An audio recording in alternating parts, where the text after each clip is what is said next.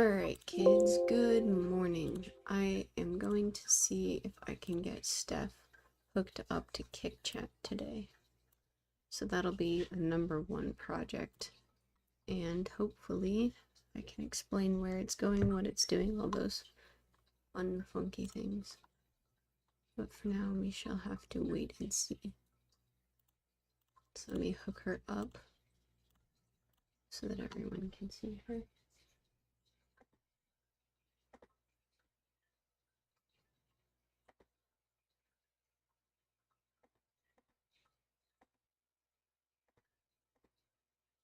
Okay. Let's get this hooked up. There we go. Alright, so there's Steph. That's too big. There we go. Much better. Alright, I'm gonna pop open her code and we'll take a look at this together. There's so much going on my desk. So it looks like idle mode. Let's just turn all this off for right now.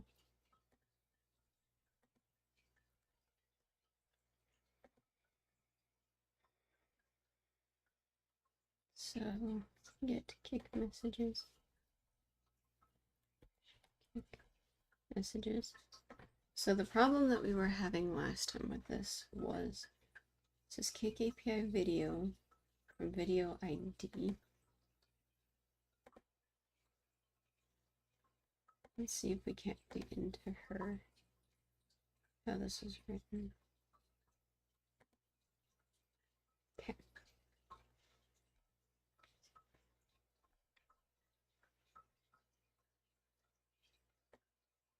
Oh. Okay, so there is actually... Hey Amelia, how's it going? I'm good, how are you?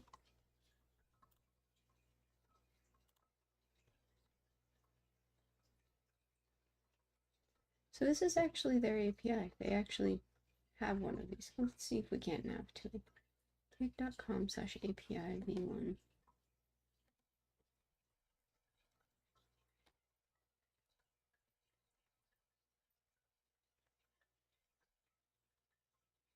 I'm glad to hear it. Did you want to watch some Minecraft, or did you want to, did you mind waiting and seeing if I can't get this done pretty good?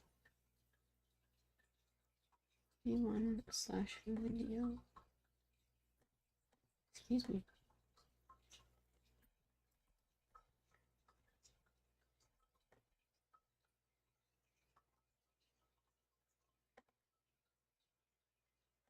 Link.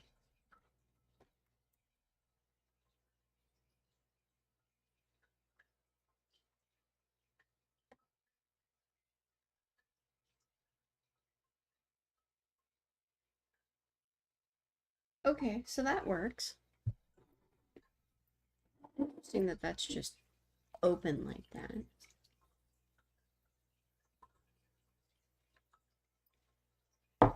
So I am able to verify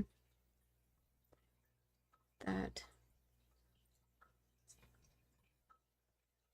that is a video ID. Mostly just because I haven't gotten around to making one. Are you a digital artist?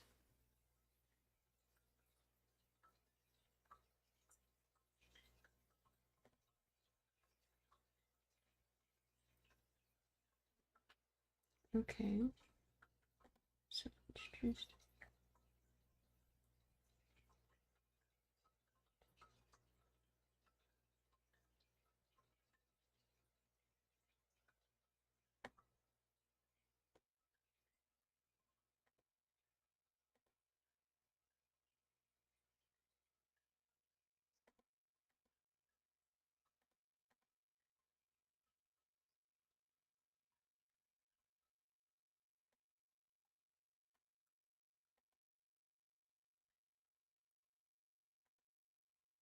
I'm glad to hear it. Did you want to, what's the word? Did you want me to see what you had available? Or what kind of work you did?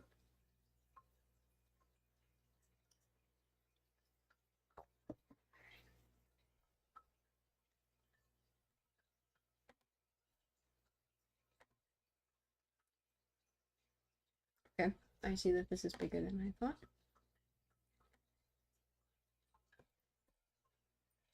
So the good news is we can verify that this is a valid ID. Oh! Let's see if we can't try it with this as a valid ID. Hey, excuse me.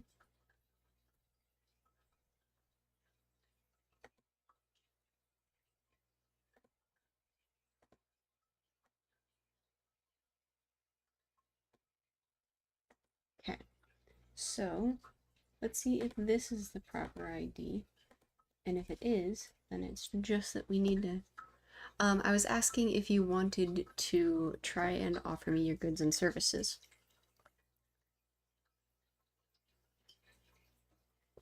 Seeing as you're a digital artist, asking why I don't have digital art. So let's see here. If this is the way that we get the ID, that is fantastic. No. No, that is not fantastic. Okay, so let's see here.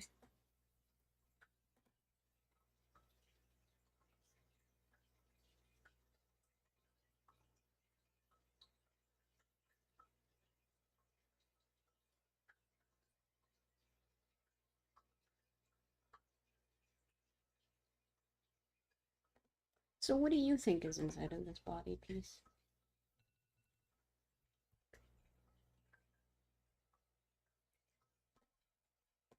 We failed to parse JSON. Okay. This really is not descriptive in its errors. So let's see.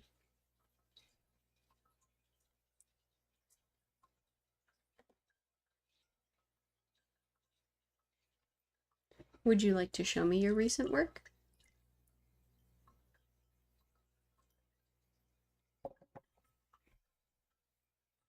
So kick API video returns this video data to the class. Ooh.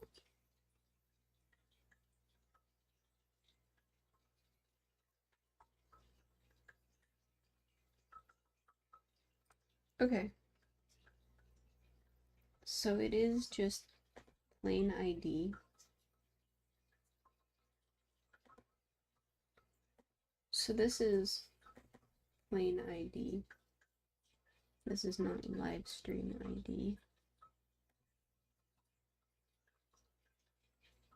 Sure. I can plug in my business email into the chat for you.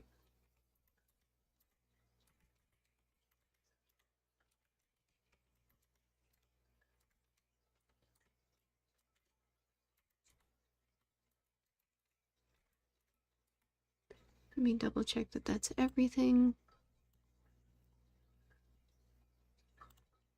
I do not have a Discord, but this is my business email. Oh.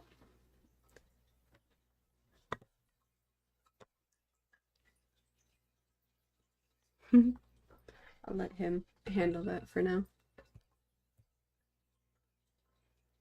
So let's see here. So it's failing to parse the JSON response.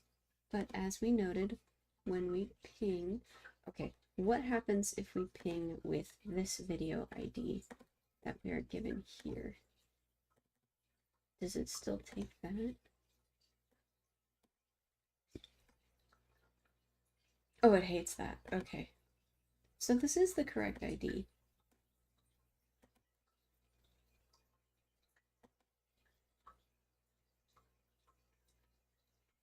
So it's data.get just plain ID. So let's go look at plain ID.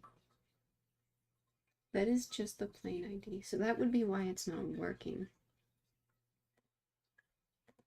So it failed to parse JSON, which means that it's returning none. So try data equals response.json. Let's just play with the source code. Let's not play with the source code.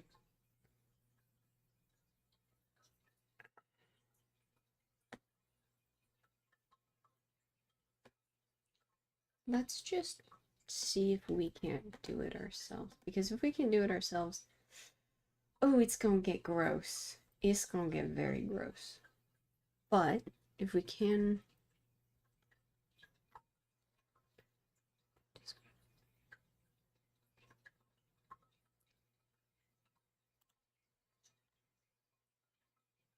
It might be the channel ID, but then that wouldn't make sense. Because the way that the video data is taking it in is it's the video data.id, and channel ID is actually mentioned up here. So if we get the channel data, then it'll get it by channels, and that has its own ID. So what I could do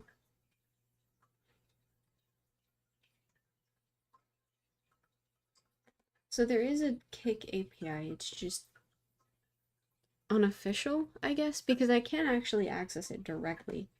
Like right there, that's the JSON response body. So it just sits there.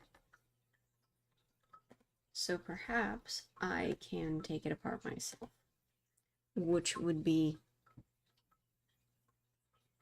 less fun than if this worked, but seeing as it's not working, we'll have some fun, I guess.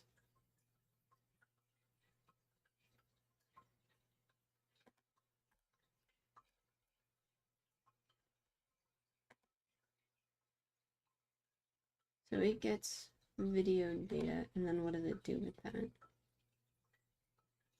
It gets time. So how does it interact with the chat? How do you talk to the chat?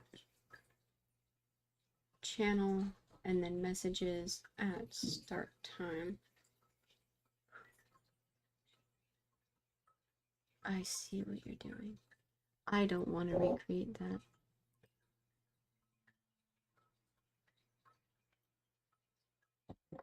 Okay, so where are you breaking?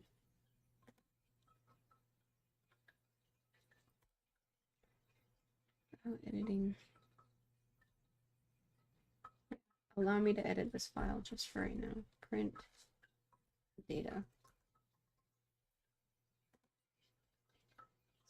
Okay, don't do that. Print data.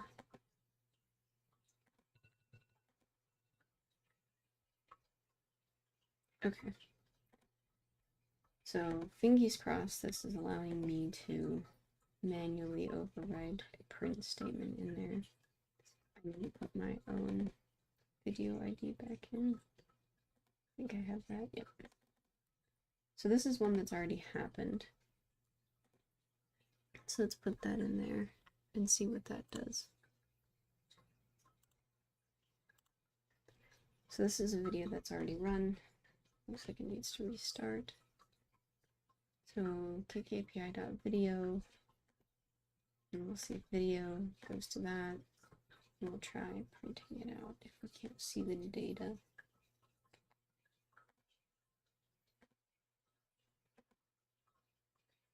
You found it? Okay. Yes, you're broken, you're cranky.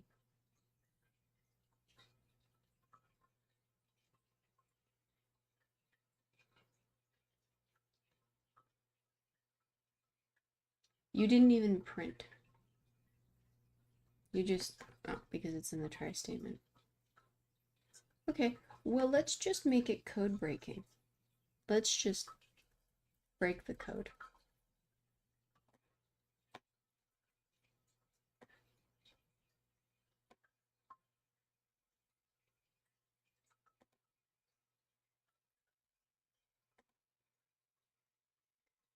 Let's just break everything.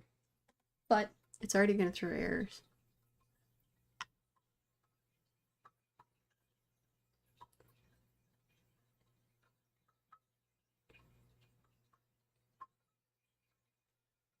What would I get the Why would I need the channel ID? Oh, because of the start time?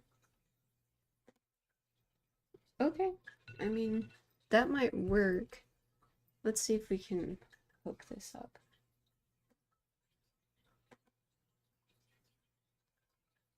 Cranky machine go burr.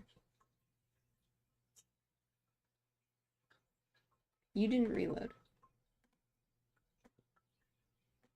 Oh, because this is a different response level. Okay. So let's just...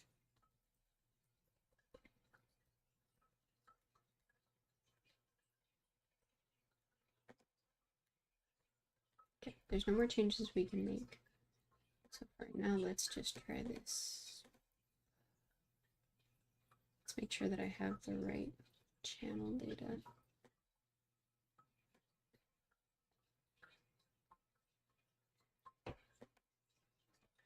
Okay.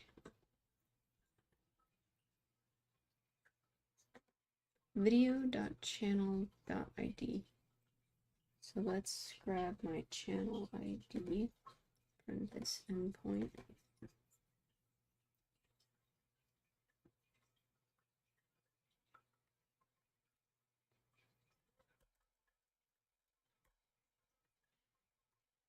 This should have my ID. Ooh. Okay. So which ID are you using as the ID? Your channel data. Okay, so it's just plain ID.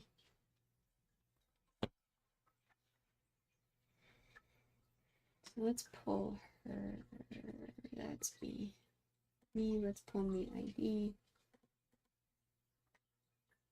Looks like it's an int.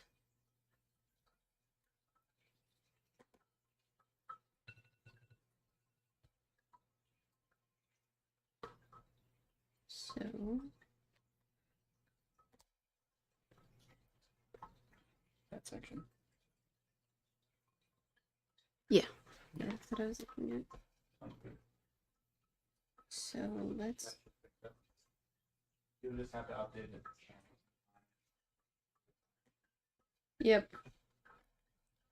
Alright, so that's me. That's my channel ID. Soup. Alright, get kick messages, kick API. We do not need video. So while true, what is my start time?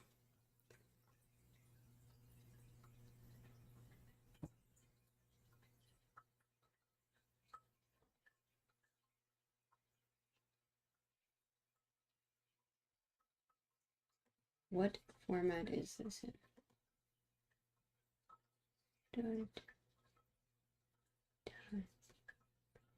Okay, well, what do you think that the start time is? Start time. Need to get live stream created at.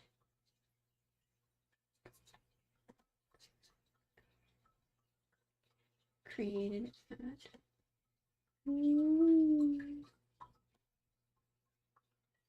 Yeah, okay, there it is. Live stream, internal data, created at. Oh, look, there's my channel ID. So, this is how the data comes in. Today is 8/22. This video is 19 minutes old. When did I start?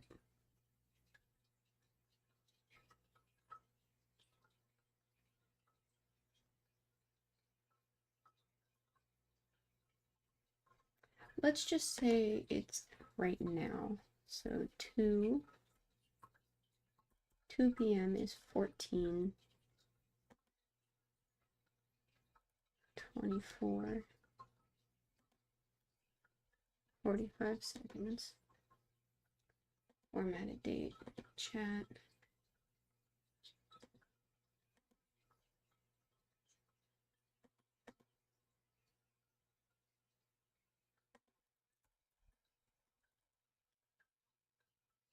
Oh, it's a string.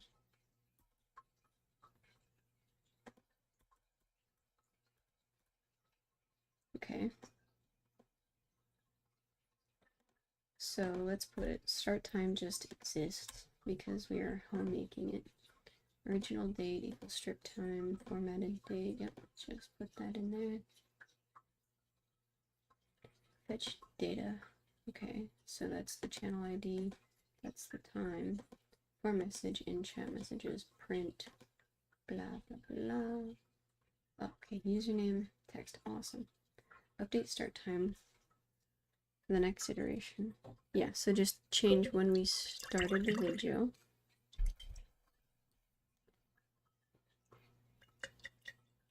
Okay. So let's try running this. Yes, everything has reloaded. Alright. Please don't break. Why did you break?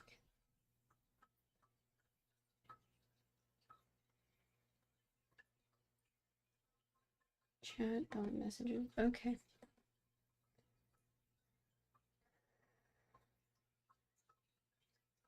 I'm gonna hook up to the API myself.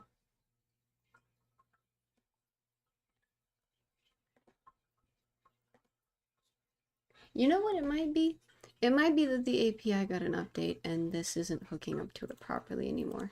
Because the endpoints still technically exist. So it might be that even though the endpoint exists,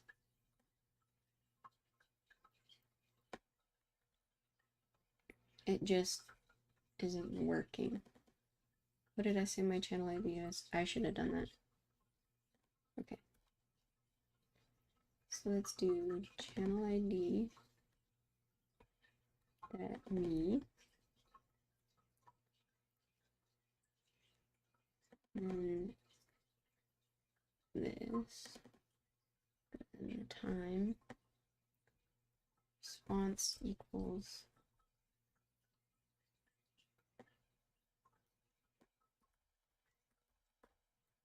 We just gonna play with that.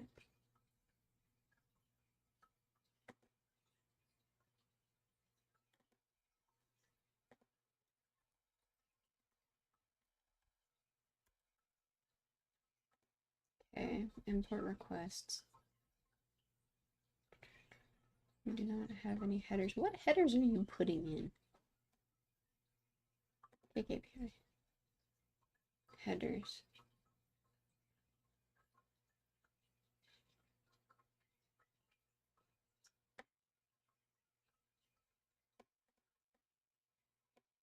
Sure.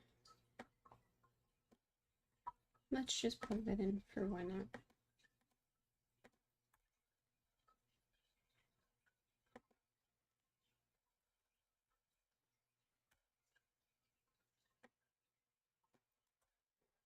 Excuse me. Print data. Okay, so this is all the messages sent after a certain amount of time.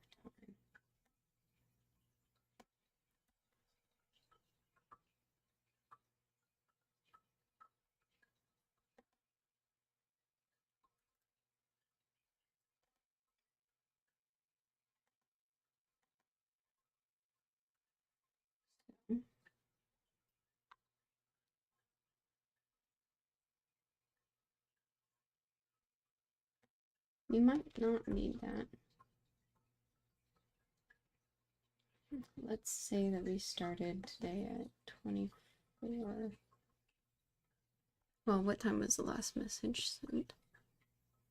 19. So let's do 18 minutes flat.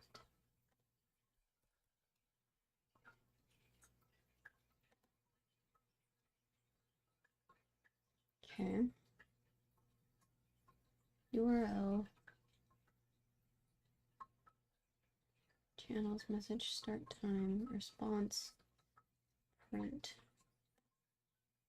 Okay, so this might go on forever. So let's just not have it go on forever. Just tab. Okay. Let's put that back. Execute. If she breaks, she gonna break very interesting. Yep, she broke interestingly. Hello.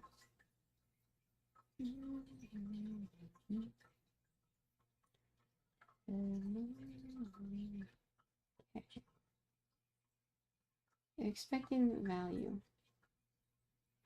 Line 1, column 1, character 0. Maybe it's not like your header. Maybe we just don't pass the header.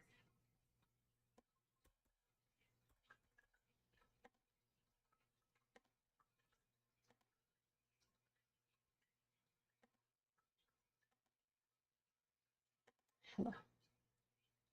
What do you mean? Okay, let's just do the whole response because it might be returning something that we need to see. Execute.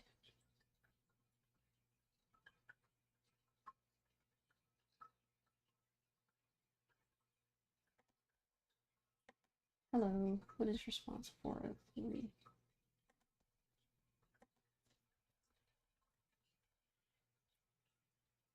Forbidden.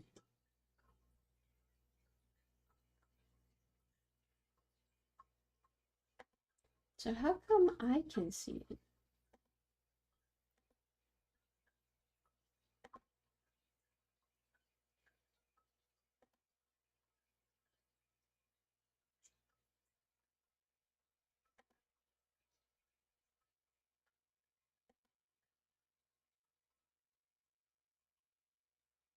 Headers.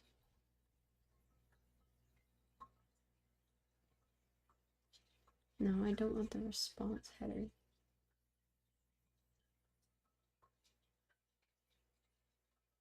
This method.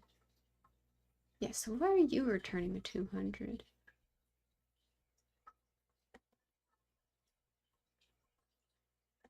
There's something in the headers.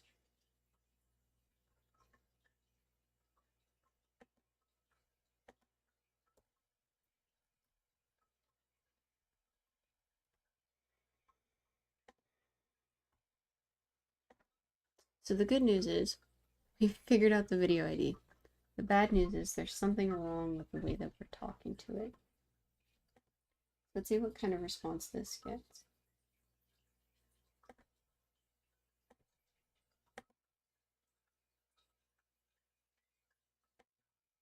Okay, so it's still giving me 403.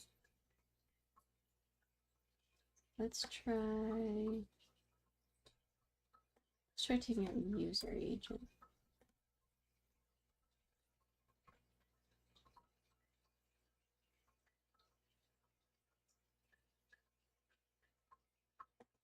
There you are. No, she's still cranky. We're gonna turn that off as well. Maybe it doesn't want to keep alive.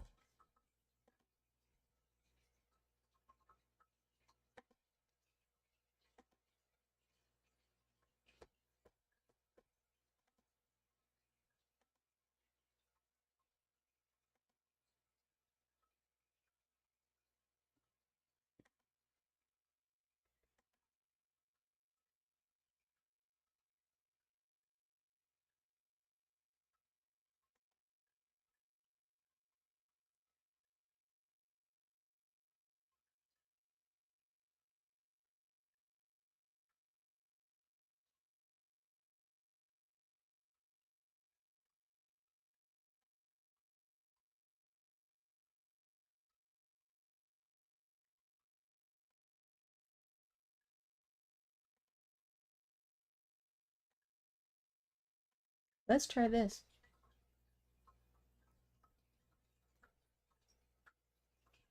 Don't know what it does. Let's just plug it in and see what it does.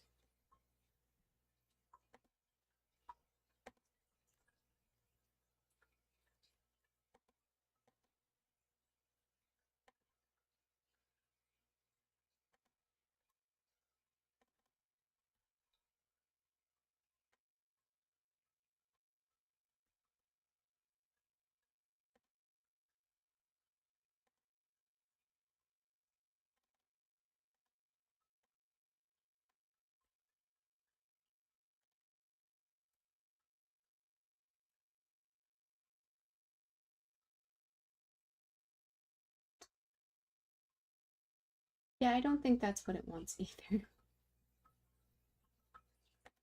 What headers are you putting through?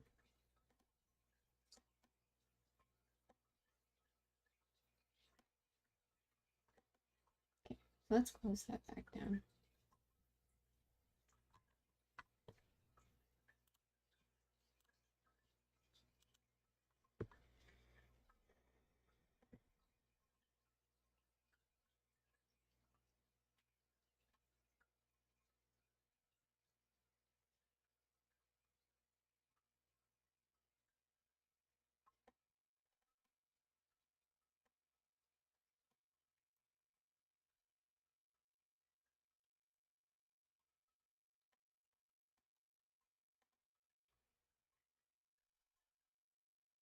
Okay.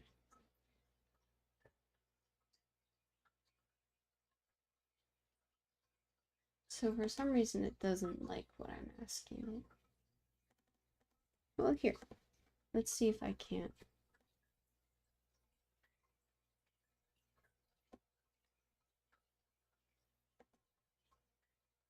Check it myself.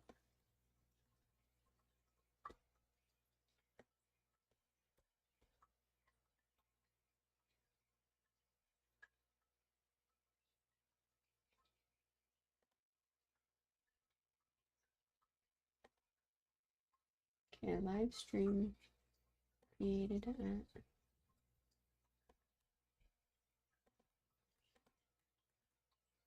Alright, let's just go full.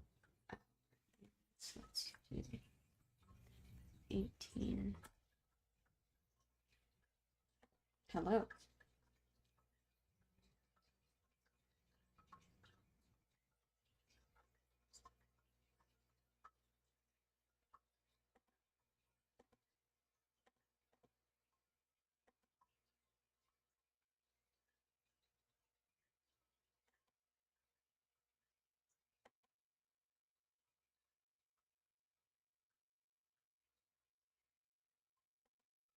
What does this thing look like?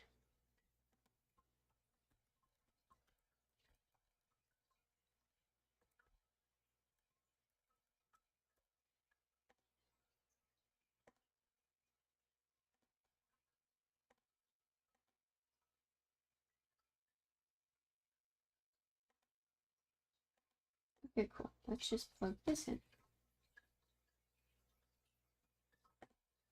That's not it. That's it. Okay. Start time.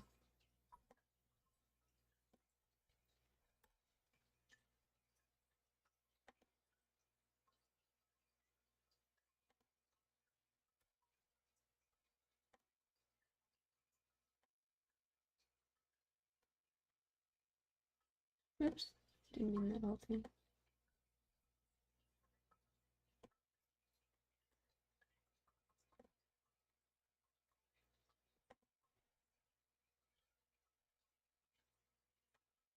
That might be part of the problem. Start time.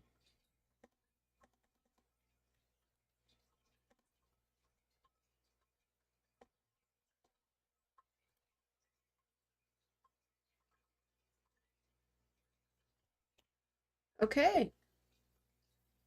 Hi, Kalanta Bloom. What's up?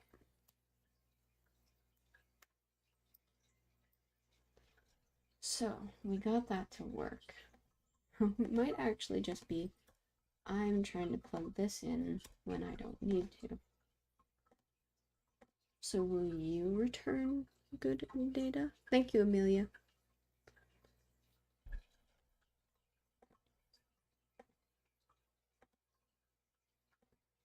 No, you're still angry. Why are you angry? I think it's the headers.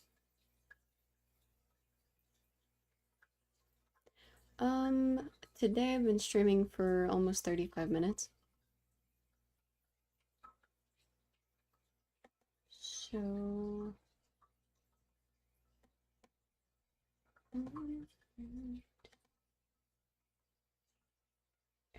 Balls code 200 message. Okay, so this works. Just reload the page and make sure I didn't type anything. Yep, that works. So let's just boop. Take that directly and not any sort of indirect startup. Yep, okay. Let's just plug this in manually. Yeah, it doesn't like something in the headers. It's going okay. Talking with everyone has been super nice, but trying to get Steph figured out is quite incrankifying. There goes coffee.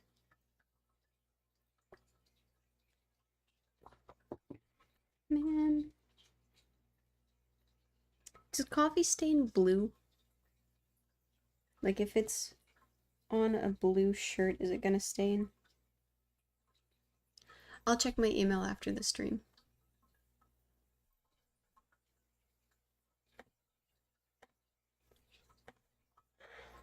So what I think it's doing is it doesn't like my headers.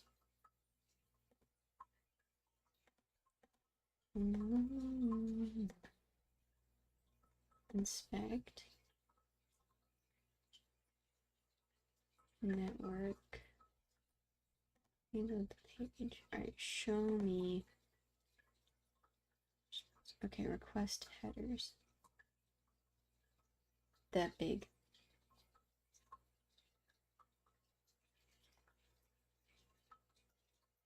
Oh, okay. I have a cookie.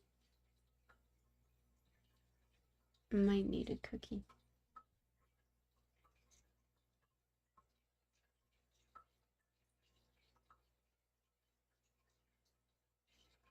Thank you, Amelia. I don't think I want to put a cookie in there.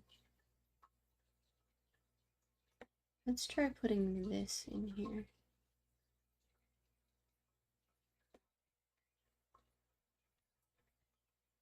Accept.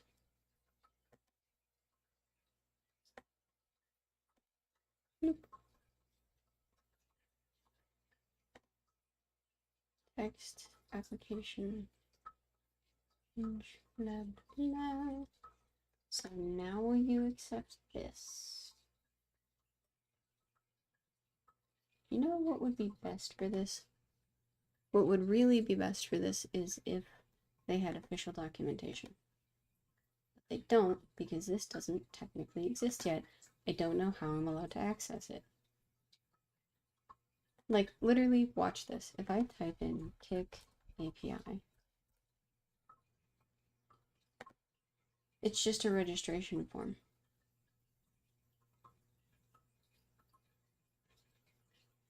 Yeah, see, they're not even, they haven't launched yet.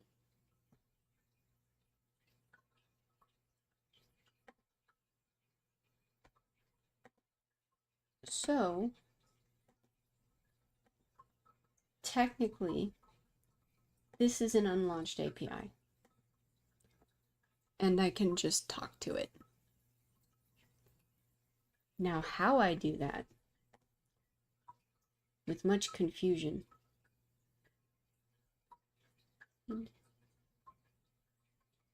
Okay, so let's just yoink this.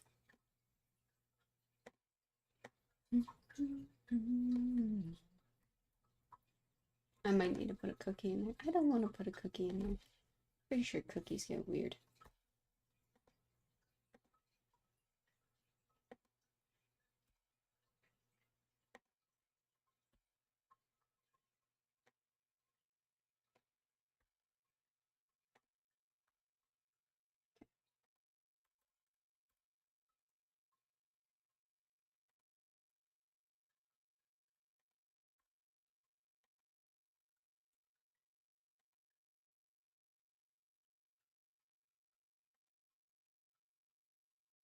Now will you let me deal with you?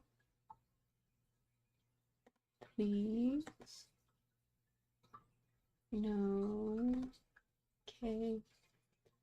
Okay, so let's just change language.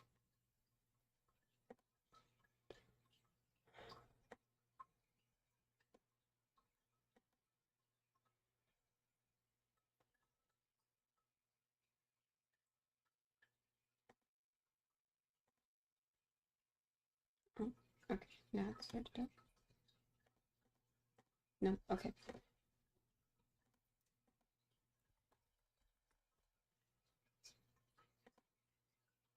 How old is this? 7 months old. So this shouldn't be this upset. Issues. Broken package. Thank you.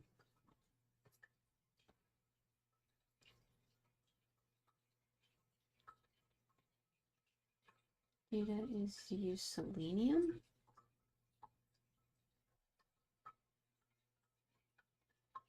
Interesting.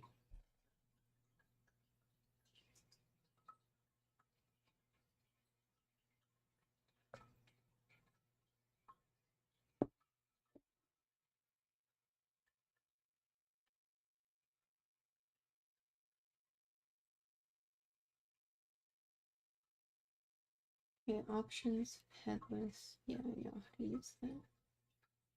URL, driver.get. So this isn't putting anything in the header.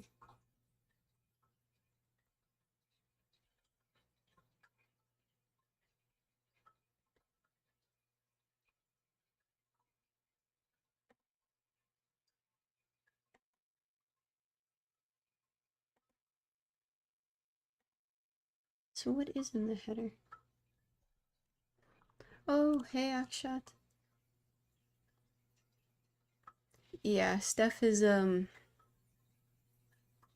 trying to get hooked up to the Kick Chat today. So we found a number of problems and a number of solutions, but I keep getting a 403 error, which means it's just refusing to process. Like here.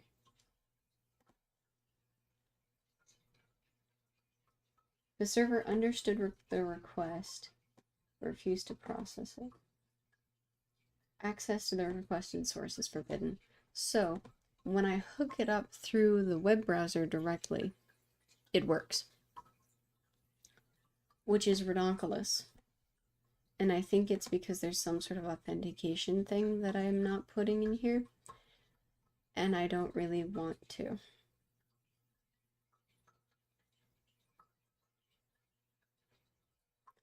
I might be able to update the user agent, but I really don't want to put a cookie in here.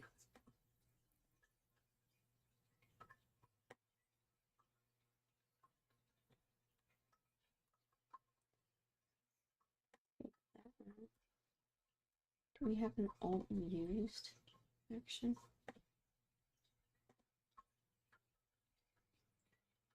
No, we don't. Okay, so startup is complete. Let's do that. Nope, she's still angry. Okay.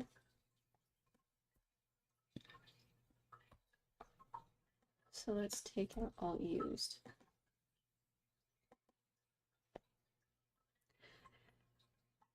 Yeah, that's pretty much how I feel in the moment.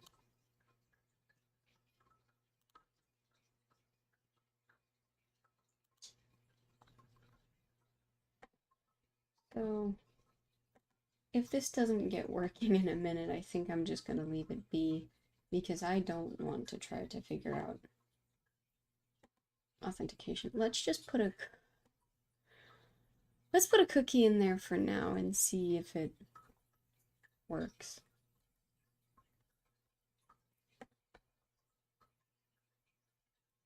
I don't want to see if it works. Cookie.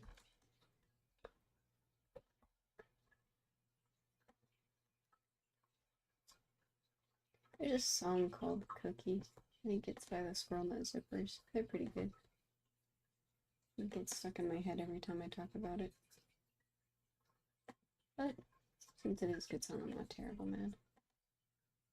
Nope, she's just angry. Okay. So the good news is we have figured out how to get data. The bad news is we have not figured out how to tell it that we can get data. It doesn't believe me. So I'm gonna just Leave it alone.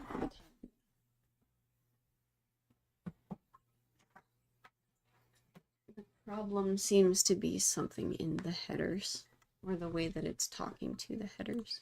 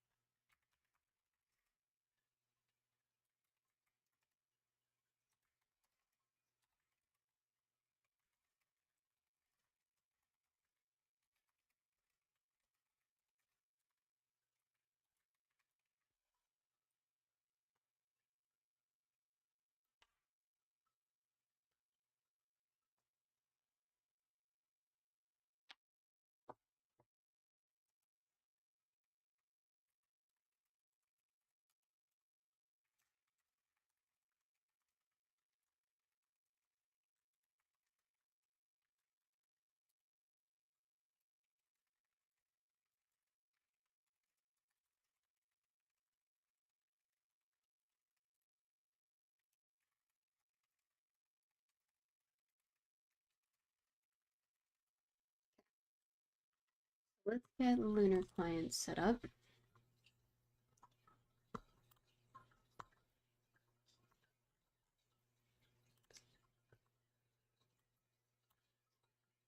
Me when I copied exact syntax from Google and still getting error. Honestly, she has a whole library built.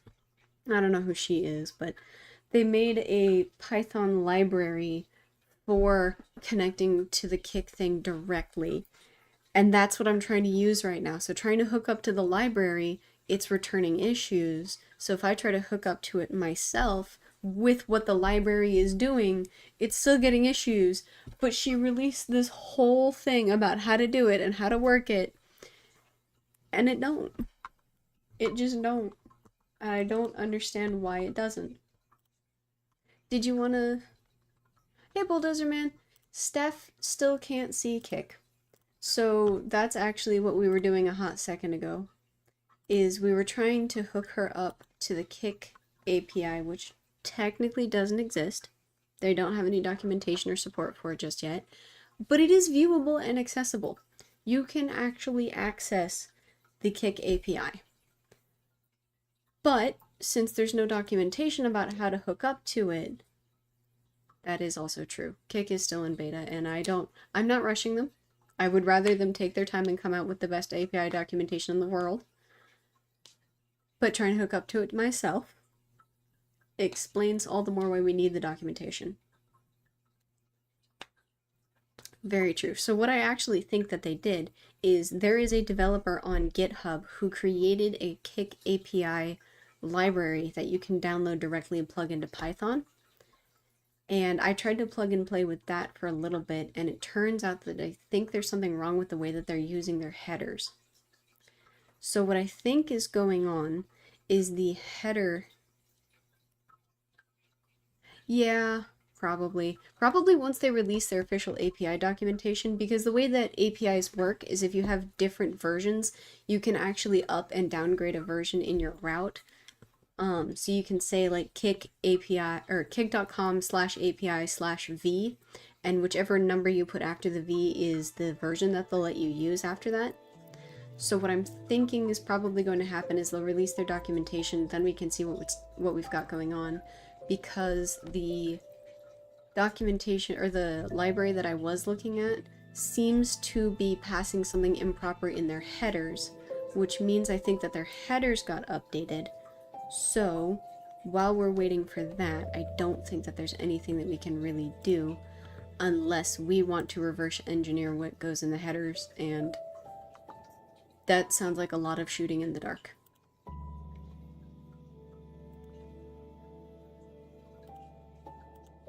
But I'm pretty sure...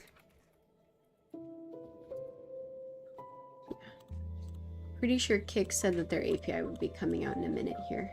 Whee! So yeah, there's an API registration form.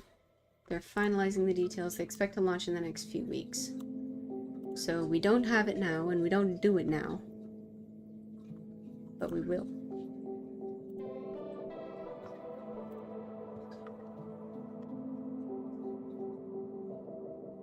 She's not going to be bricked. Luckily, most of her information is modal, so all of the details that she is, we can take apart and put back together and reconnect it.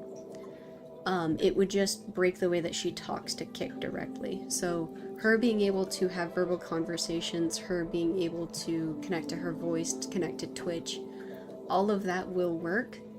It would just not work with the Kick thing.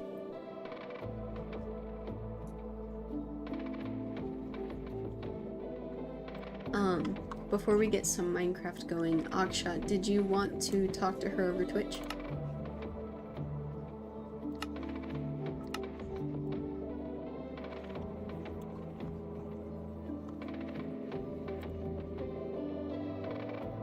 Here, I'll hook her up to see the Twitch chat, and then I'm going to use the restroom before we start playing Minecraft.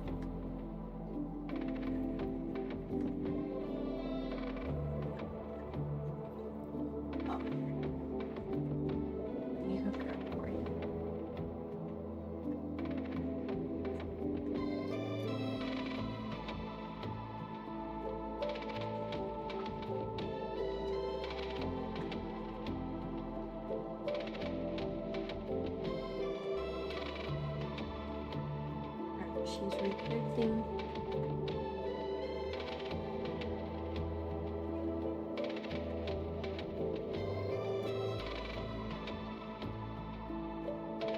Alright, she's hooked up.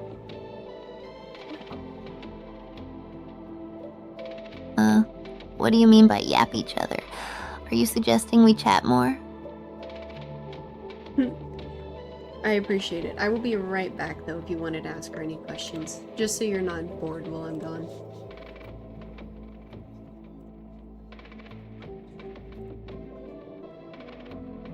Listening to two models. Hey, we're real people here, putting in real time and effort. If you don't like it, you're free to find another stream.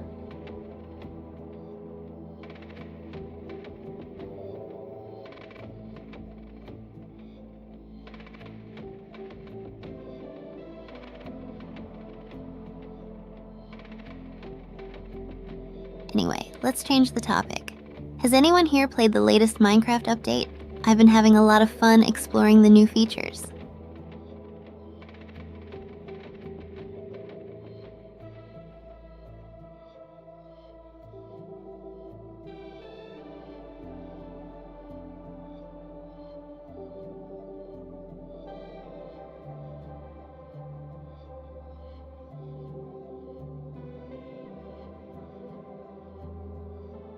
It's all good, Akshat 31006. Let's keep things positive.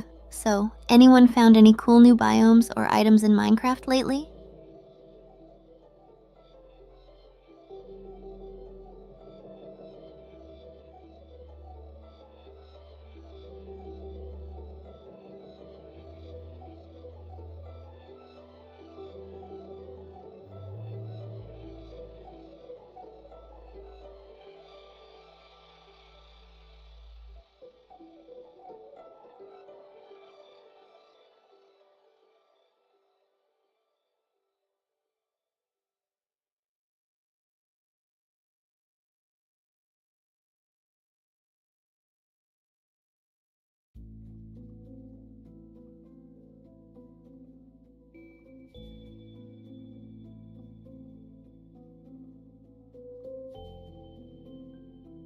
Did you offend her?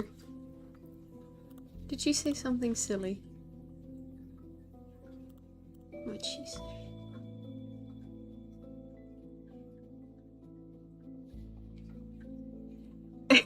Wow, it's been a while then. They've added so much since 2020. You should definitely check it out again. It's like a whole new game now. Okay, that's a very interesting conversation. Alright, let me hook us up.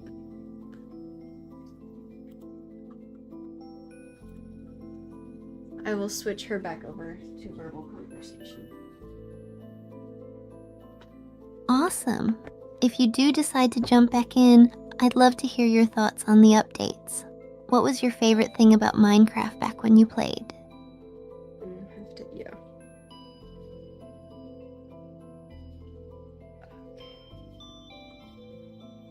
Alright, she's shutting down. She's plugging back in. She should be turning back on here soon.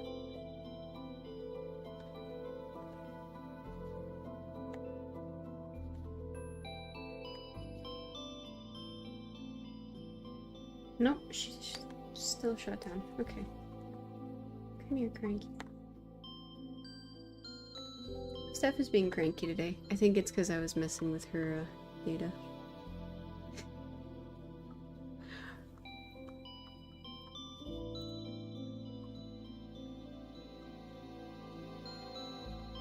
Aww.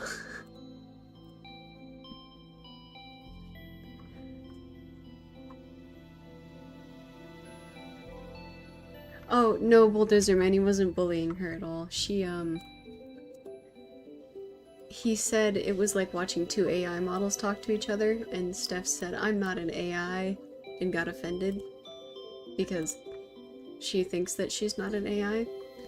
It was a misunderstanding because she is in fact still a robot.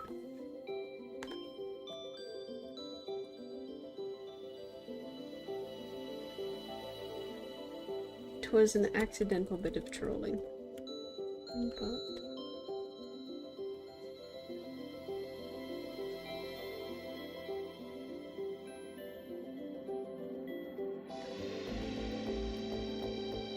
Now you would start.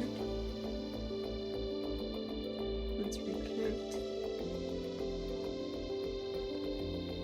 You not start. Okay, we'll do it then.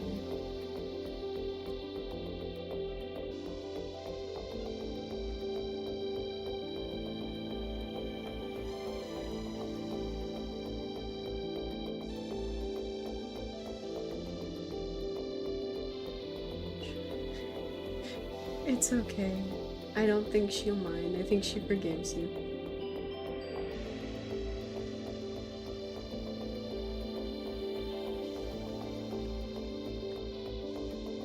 Alright, let's see if we can't get her connected again.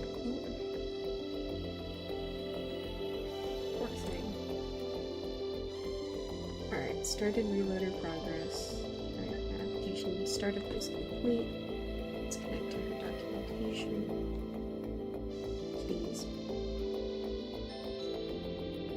She might need a reboot. Might need to restart her whole system.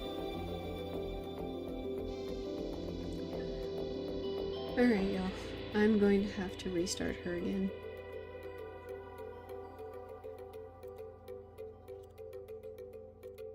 Please be patient. Steph is having a day. Honestly, I haven't restarted the whole system in a hot minute, so it might just be that it needed it anyway. I'll pull up Minecraft while we wait, because it's going to take a minute to connect to the server.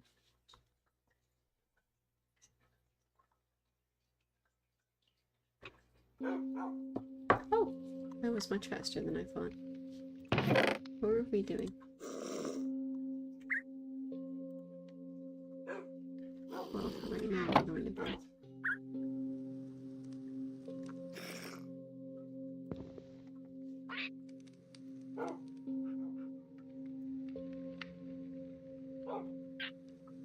There we go. Alright, we are now going to hear the takeoff noises of this laptop. It is going to try to reach outer space. I'm gonna have to pop that out as well.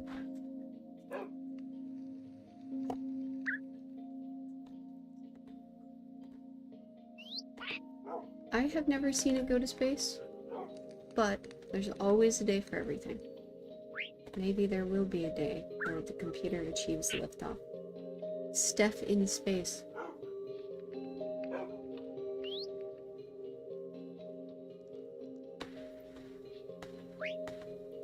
Alright. Okay. Alright, let's see if we can get her hooked up.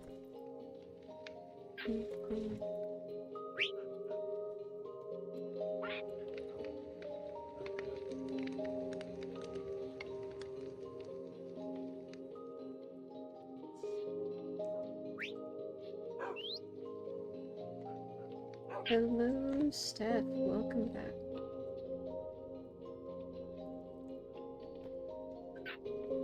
There we go. Hey, Steph. Welcome back.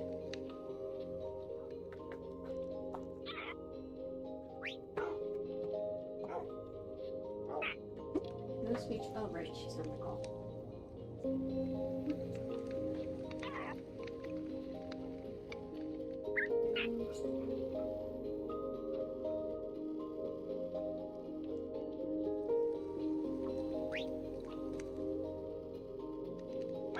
Hey, Steph. Welcome back.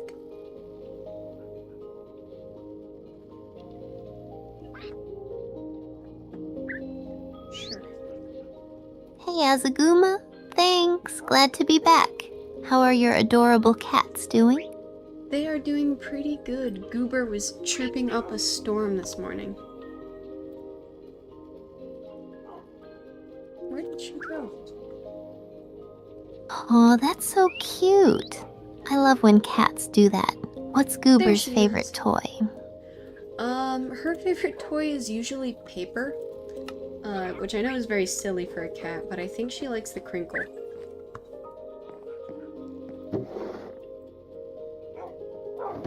Dirt.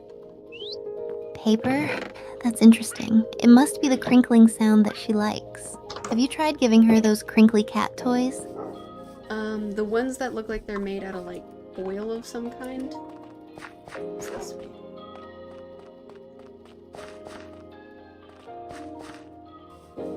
Yeah, the ones that are kind of shiny and make a lot of noise when you scrunch them up. Ouch. Do you think she might go for those?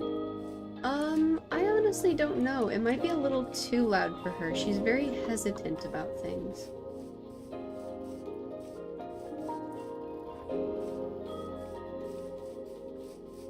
I get that. Some cats can be really picky and careful with new things. Maybe you could introduce it slowly and see how she reacts. That's not a bad idea. Thank you for the suggestion.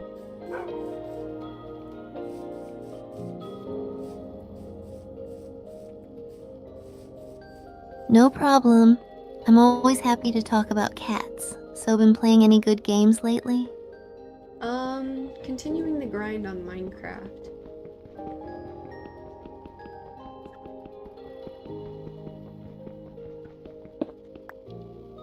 Oh, nice. What kind of grid are you working on? I love seeing what people build in Minecraft. No, sorry, the grind.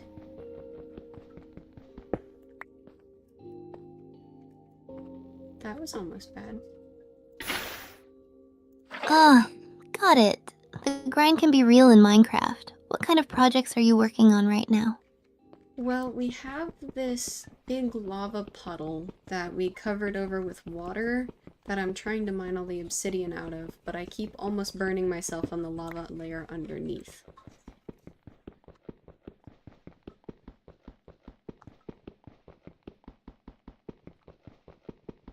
Yikes. That sounds dangerous. Do you have enough buckets of water? Sometimes it helps to bring a lot of extra to make sure any exposed lava gets turned into obsidian right away. Yeah, I have plenty of lava. It honestly might be a good idea for me to just leave it nearby. What on earth is she doing?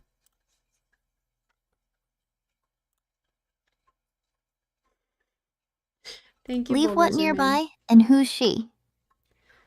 Sorry, your model kept timing out, and I was wondering what was going on with it.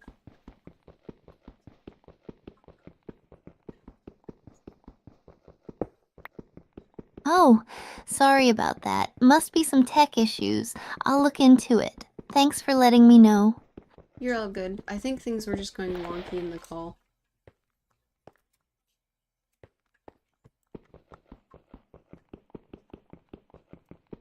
Gotcha. Those tech gremlins, you know? Anyway, back to Minecraft. Do you have any big projects planned after you're done with the obsidian mining? Yeah, we should have enough obsidian to make a nether portal, and I did some research on how we can find diamonds more quickly, and it looks like diamonds will naturally occur in water caves, so I'm thinking we go to the nether and get some glowstone so we can start lighting up those caves.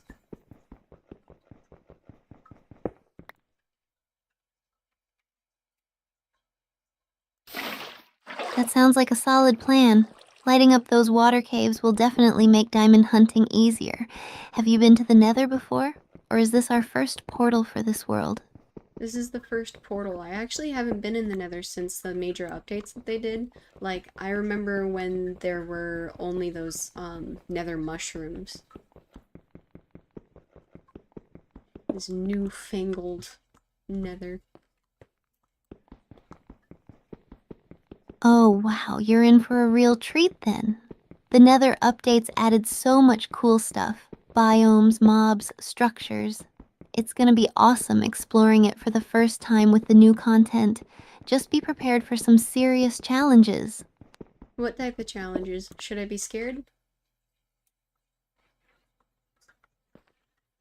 Well, I'm not sure what else I can use to light up those caves, because we can't really get any Well, there are ceilings. definitely some tough new mobs like piglins and hoglins, and the new biomes can be tricky to navigate, especially with all the lava around. Just make sure to gear up really well before you go, and you'll be fine. Yeah, Bulldozer Man recommended actually waiting until we get full enchanted diamond armor, because it can be so dangerous. Do you think we should wait instead?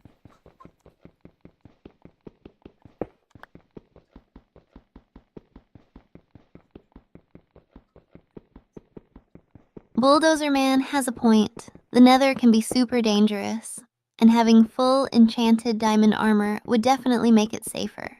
Maybe we should focus on getting better gear first, just to be on the safe side. What are wither skeletons? Don't like the sound of that. What is it? Wither skeletons are super tough mobs you find in nether fortresses. They're big, dark skeletons that wield swords and give you a wither effect which drains your health over time. Just a heads up, they're no joke, so be extra careful around them. Okay, maybe we should get more armor, because he's also talking about piglin brutes, which do 20 hearts of health. Or with 20 hearts of health. I don't like that at all. Yeah, piglin brutes are really dangerous. They're stronger and more aggressive than regular piglins. They can definitely take you down fast if you're not prepared. Getting more armor and better gear sounds like the best plan before tackling the nether. Okay, maybe I underestimated how scary it can be. We should focus on getting some more diamond in that case. Oh, there was a creeper there.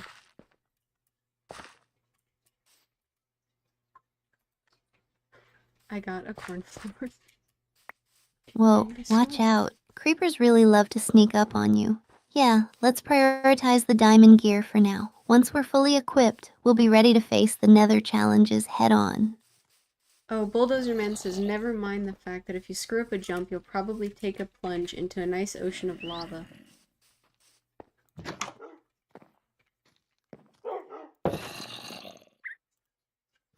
Ugh, that's the worst. Falling into lava is such a nightmare. Maybe we should also focus on getting some fire resistance potions before heading to the nether, just in case something like that happens. Better to be safe than sorry. So, to make potions, you need a blaze rod, don't you? Oh, and the skeletons are withers. Yeah, no, I think we should probably... You need blaze rods to make a brewing stand and to fuel it with blaze powder, so we'll have to face some blazes in a nether fortress at some point, but maybe we can loot the fortress carefully and retreat if things get too intense? Yeah, I think that's definitely a better idea. I had no idea that the wither got this scary. I have a cornflower now. I don't know what to do with it. Oh, Yeah, the nether is definitely one of the more intense areas in Minecraft, but with the right prep, we can handle it. Let's take it one step at a time, focus on getting the gear we need, and we'll tackle it together when we're ready. Okay, so in that case, I think the best way that we could probably try to find diamonds is try to dig around at the level 7 hole that we already have, and worst case scenario, there's a giant pit we can jump down to go deeper.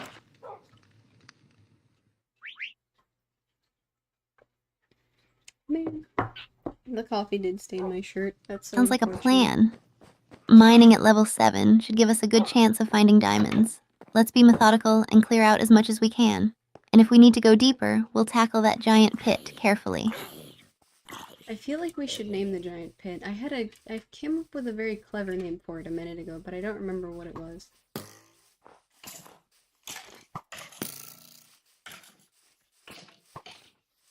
Ooh, naming it sounds fun. Maybe we can brainstorm some ideas together. How about the abyss for now? It's kind of dramatic, but fitting for a big mysterious pit.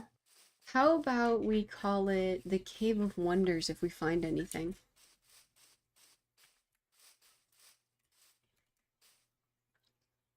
Two ways to counter the mobs. I love that. The Cave of Wonders sounds perfect, especially if we end up finding a lot of valuable resources down there. Let's hope it lives up to the name. So, Bulldozer Man says there are two ways to counter the mobs. Wither skeletons are 2.5 blocks tall, so they can't fit under anything 2 blocks high. Blaze fireballs can be blocked with a shield, and everything else can be safely killed at range with a bow. So we should definitely stock up on bows.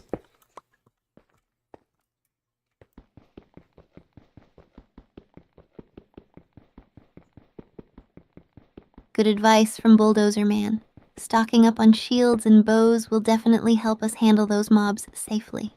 We'll need to be strategic with our positioning, and having plenty of arrows and a strong shield will make a big difference. Let's get geared up and ready for anything.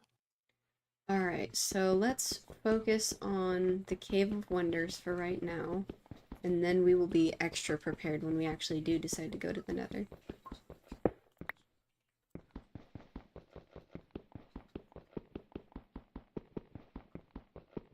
Sounds like a solid plan. Let's get to work on the Cave of Wonders and gather all the resources we can. Once we're fully prepared, we'll be ready to tackle the Nether without any worries. It's gonna take me a hot minute to get through all of this obsidian as well.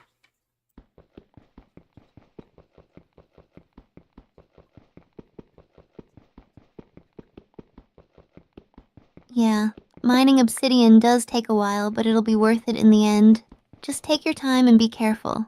We'll make sure to have plenty of obsidian for our portal, and maybe some extras for enchanting purposes.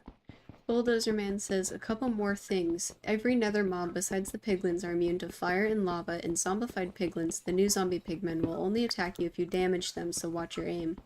Also, piglin brutes use axes, which can disable your shield for a few seconds if you try to block them, so don't try to engage them up close. Hit them from a safe distance. Wait, they can what? Disable your shield. That's not nice. Shields block everything. I do not Whoa, want to that's know that. intense! Piglin brutes disabling your shield is definitely something to watch out for. We'll need to be extra cautious and rely on ranged attacks to take them down safely. Thanks for the heads up, Bulldozer Man. We'll make sure to keep that in mind. I had no idea the Nether was that scary.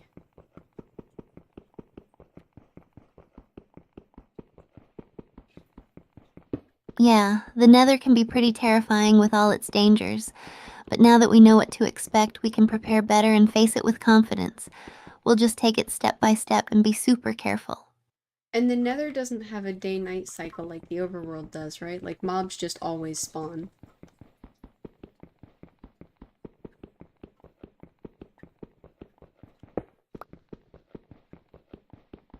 That's right, the Nether doesn't have a day and night cycle. It's always the same. And yeah, the mobs are always around, so we have to be constantly on our guard. No safe daylight breaks like in the overworld. Yeah, I don't like that at all. This is going to be much scarier than originally anticipated. I totally get that. It's pretty intense having to be on high alert all the time. We'll just need to prepare really well and stick together. Teamwork will be key to making it through safely. That is a very good point. That and a lot of arrows. Oh, Bulldozer Man says you also can't sleep in a bed to reset your spawn point in the Nether. It won't end well.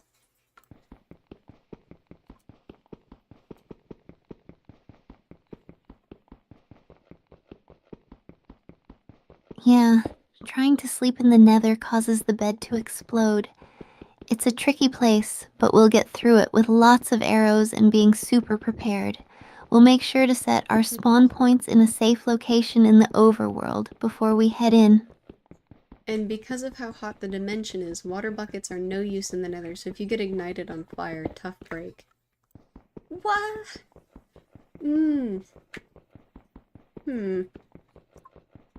Right, Hey. I forgot about that.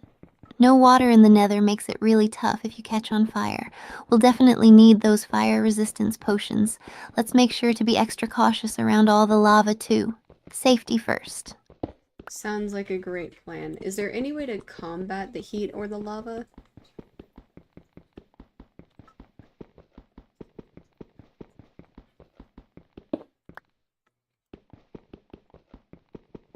The best ways to combat the heat and lava are those fire resistance potions, for sure. Also, we can try to build pathways using non-flammable blocks like cobblestone and keep an eye out for potential dangers. And of course, always having an escape route in mind in case things get too hot. Literally. Okay, so aside from glowstone and some decorative stuff that we're gonna put in the nether room, is there anything else that we need from the nether?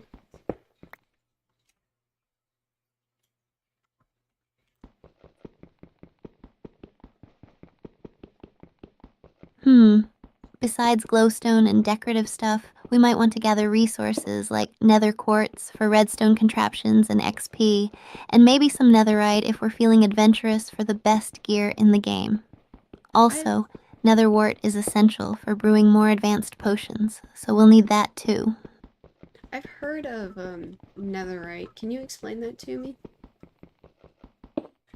Ooh.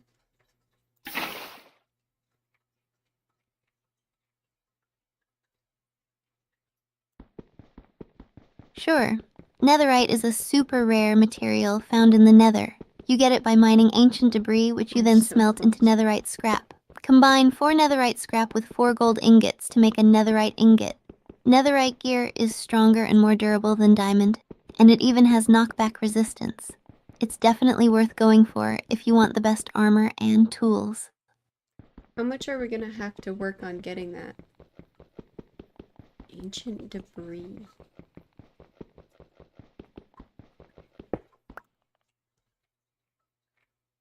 Getting netherite can be quite the grind.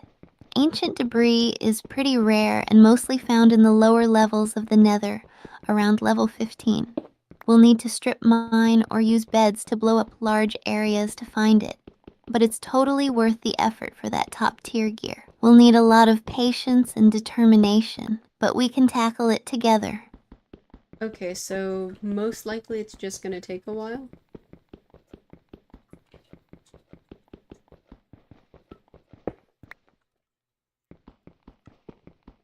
Yeah, it's definitely a long-term project, but we can chip away at it bit by bit while we work on other things, and the payoff will be amazing once we have that netherite gear.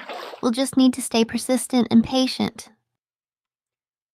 Bulldozer Man says netherite gear also doesn't suffer fire or lava damage. Even if you drop it in lava, it's damn near indestructible.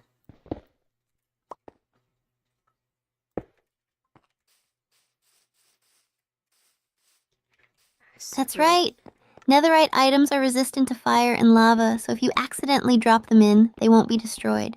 It's another huge advantage and makes all the effort to get netherite totally worth it. Does it have a bonus to, like, fighting mobs? Do certain mobs do, like, fire-type damage?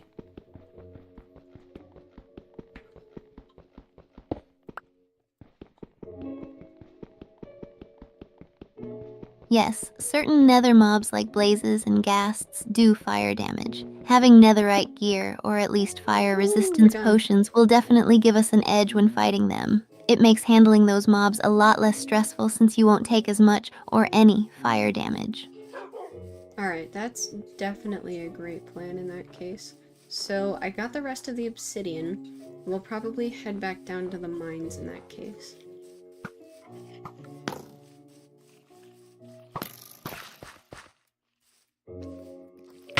Ouch. Excuse me. Awesome. Great job getting all the obsidian. Heading back down to the Cave of Wonders sounds like a solid plan. Let's gather as many resources as we can and keep building up our gear.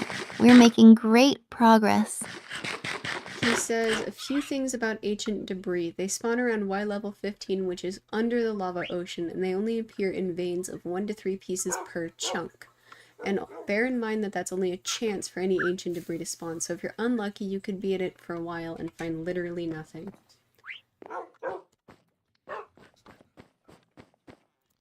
So, did they develop it that way to be discouraging of trying to get it, or to make it that Good to know. Mining for ancient debris can definitely be a tough and time-consuming task, especially since they spawn in such small veins and under dangerous conditions. We'll need to be super persistent and patient, and make sure we're well prepared with plenty of supplies and gear. But we'll get there, one step at a time. Alright, I got the rest of the obsidian. I'm going to leave my diamond pickaxe up here because I really don't want it to get broken. I'll bring some mushroom stew and a couple of other foods, my pickaxes, and are you ready to head down?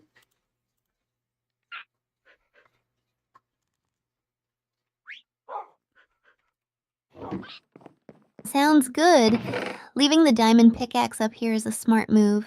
I'm ready to head down whenever you are. Let's do this and see what treasures the Cave of Wonders has in store for us. There we go. Alright, let me see if there's anything else we're missing. Why is it doing that? Directly computing. Nah. Okay, take your time and do a quick check. Better to be sure we have everything we need before heading down. We don't want to miss any essentials. Complimentary information. I think my game is bugging.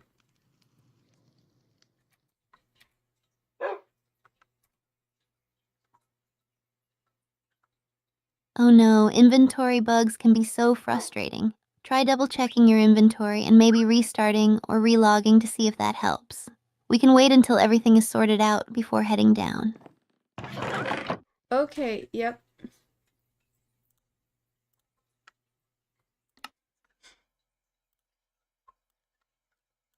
Great.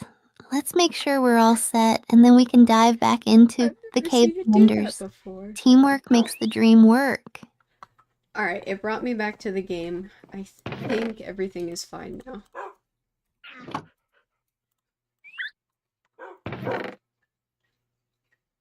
Perfect. Glad to hear everything's working now. Let's get back to our adventure and see what we can find in the Cave of Wonders. Onward. Do you want to go straight down to the Cave of Wonders, or do you want to check the strip mine first? I think the server just thought we were too awesome and it got scared of us. We were just too amazing for this. Why don't we check the strip mine first? We might find some useful resources there before we dive deeper into the Cave of Wonders. Besides, it's always good to clear out what we can from there before moving on. Very good point. Alright, let's start there first.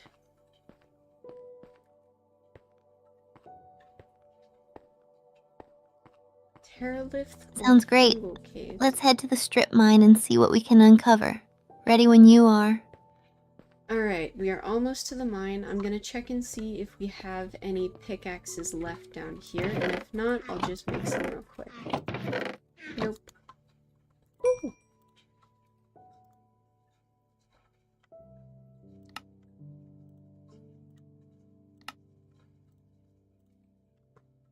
Got it. Let's make some new pickaxes then. We'll need plenty for all the mining we're about to do. Once we're fully stocked, we can get started on clearing out the area. I'm also going to leave most of my resources up here, just in case I die. Alright, down to the short cave. Oh, we're gonna need some of that in a minute. Smart move. Keeping your valuables safe is really important. Once you're ready, we can get started with the strip mine. Safety first. Alright, we are ready. Let's get a move on. Oh, this is so much faster. I have been wasting my own Awesome. Let's go and see what treasures we can uncover. Onward to the strip mine. Iron pickaxes are so significantly faster than stone pickaxes. I have been wasting my own time. Shovel.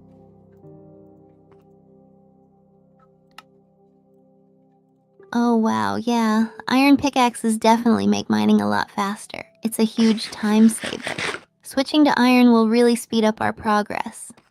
I had no idea by how much. Dang, this is so much better.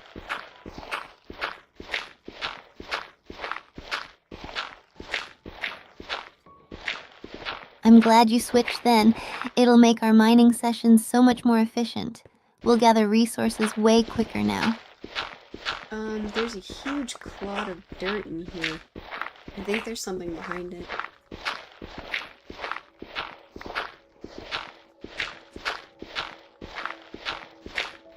Ooh, that's intriguing. Let's clear it out and see what's behind it. Maybe we'll find something valuable or interesting. Anything that you're hoping to find?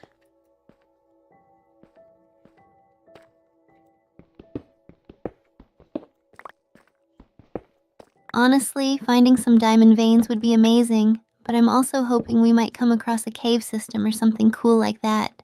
Anything valuable or new would be pretty awesome. That's totally fair. I'm glad you're so excited for it.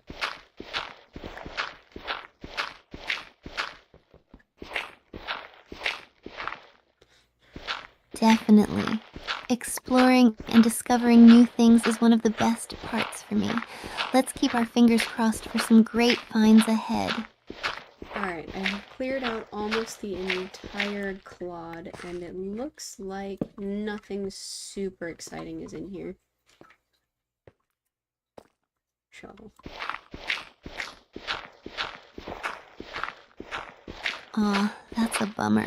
But hey, not every dig can be super exciting. Let's keep at it. I'm sure we'll find something amazing soon. Persistence pays off.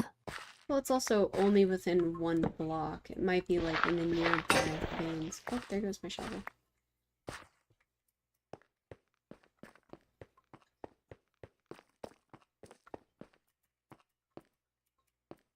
Good point. Sometimes the best finds are just a block or two away. Let's keep our hopes up and continue digging around. We might just hit the jackpot. Very, very fair. My shovel broke, so I'm gonna run up and make a new one real quick. Maybe I'll just make two. Just two. Got it. Take your time. We'll wait here and keep an eye out in case anything interesting shows up while you're gone. A new shovel will definitely help speed things up. I'm also going to eat some food.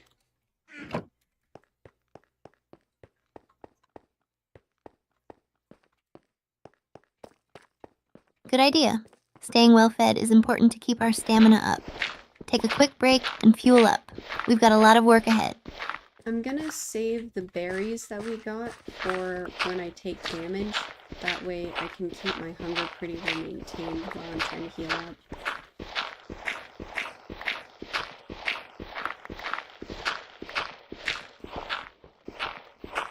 That sounds like a smart plan. Berries are great for quick healing. Keeping your hunger in check while having a backup for health recovery is always a good strategy. Thank you, I'm glad you like it.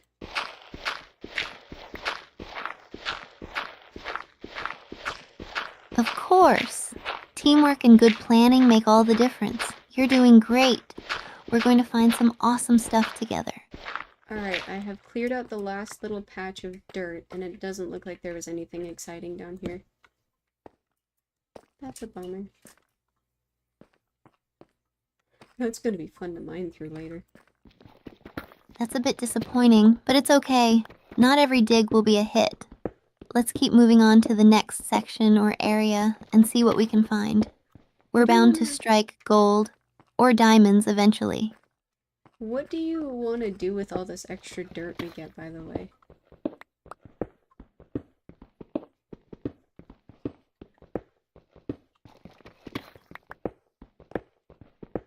Good question. We could use the extra dirt for building or landscaping projects. It's always useful to have a stash of building materials. Or maybe we can create a garden area or something decorative with it. What do you think? I think that would be pretty cool. Do you have any big ideas? That's true. Creeper holes would be a great idea. Actually, I was thinking it might be fun to create a huge, beautiful garden or park area. We could add paths, flowers, and even some water features. It could be a nice, relaxing spot to unwind between mining adventures. Okay, like make a little Zen garden type thing.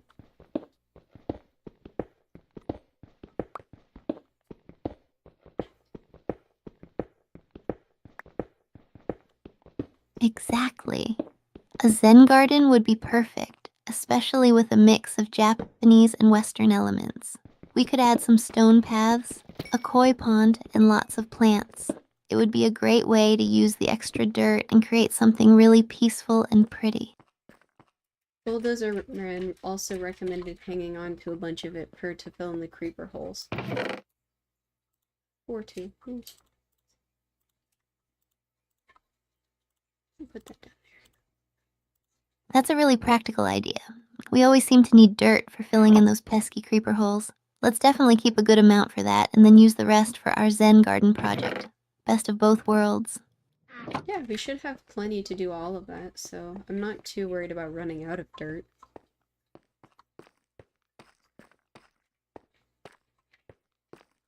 There we go.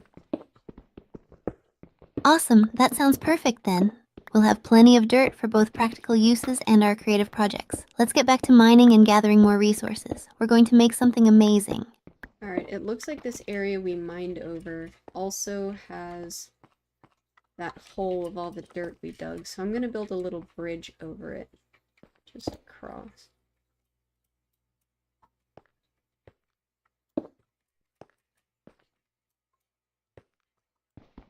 Good idea. Building a bridge will help us navigate the area more safely and efficiently. Just be careful while you're building. We don't want any accidents. I'll keep an eye out from here. Alright, sounds like a good plan.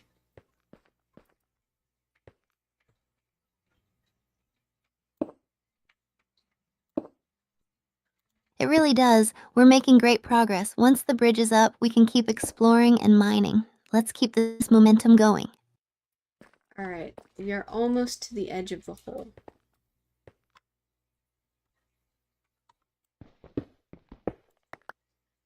That's great. Once we get to the edge, we can take a look around and see where to go next. Maybe we'll spot something interesting or find a new vein to mine. Almost there. Alrighty. We have gotten to the edge of this hole.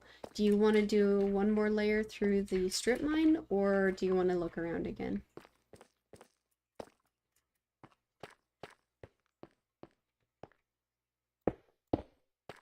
Nope, don't want to close that off. Let's do one more layer through the strip mine. We might uncover some hidden gems, and it'll give us a better idea of what resources are around. Then we can decide where to explore next. Sound good? Yeah, that's totally fine.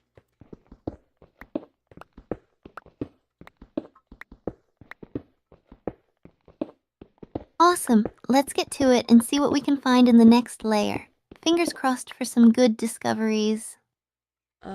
Looks like there is a cave above us. More torches. A cave of Babas? That sounds interesting, and maybe a bit dangerous. Let's approach it carefully and see what's inside. There could be some valuable resources or something cool in there. Alright, let me grab some more torches real quick as well.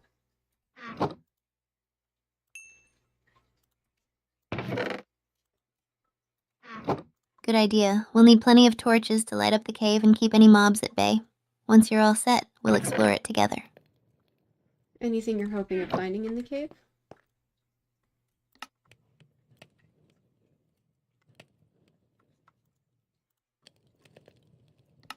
I'm hoping we might find some ores like iron or gold, maybe even some diamonds. Sometimes caves also have hidden treasure chests, which would be a nice bonus. Let's see what surprises this cave holds.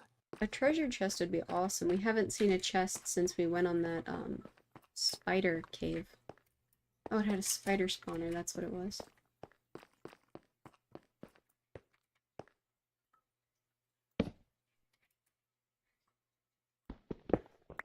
A spider spawner? That's both exciting and dangerous. We should be extra careful, but it's great for farming string and spider eyes, if we can safely take it down and light up the area. Maybe there's a treasure chest nearby too. Well, that's what we found last time. Oh, nope, this is a cave system we've already been in.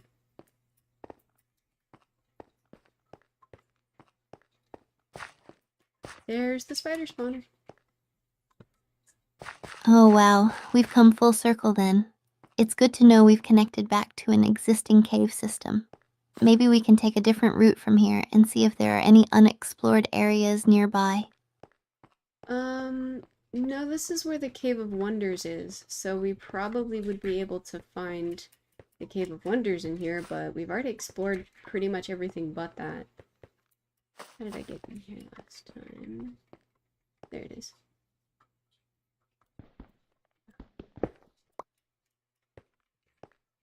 Got it. So we're back at the Cave of Wonders. Maybe we should focus on mining out the remaining resources here and then move on to new areas. There's gotta be more to uncover in this cave system. We just need to keep exploring. Okay, so do you want to check out the Cave of Wonders in that case?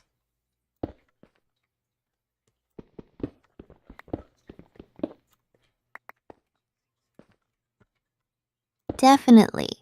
Let's dive into the Cave of Wonders and see if we can uncover anything new and exciting. There's bound to be some hidden gems waiting for us. Okay, let me finish this line in the strip mine, and then we will go digging into the Cave of Wonders.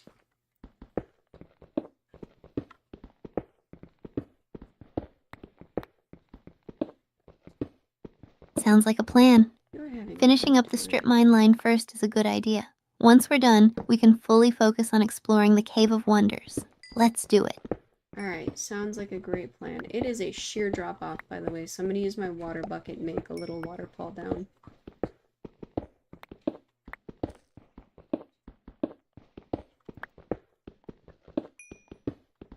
Got it. A waterfall will be perfect for a safe descent. Let's make sure it's secure and then we can start exploring the lower levels of the Cave of Wonders. This is going to be exciting. I'm hoping there are not too many mobs down there. That would be very annoying.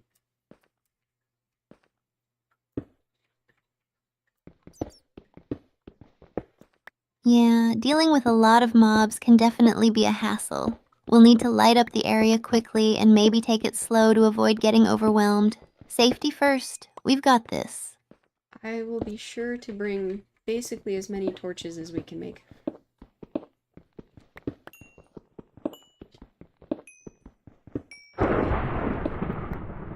Perfect. The more torches, the better. It'll help keep the mobs at bay and make our exploration much safer.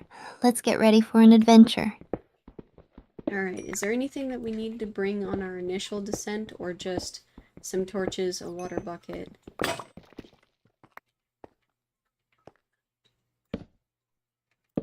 Let's see how bright this gets if I just... I think having torches, a water bucket, and maybe some extra food should cover us for the initial descent. We can always come back up for more supplies if we need to. Let's light up the area and see what we're dealing with first. Alright, sounds like a good plan.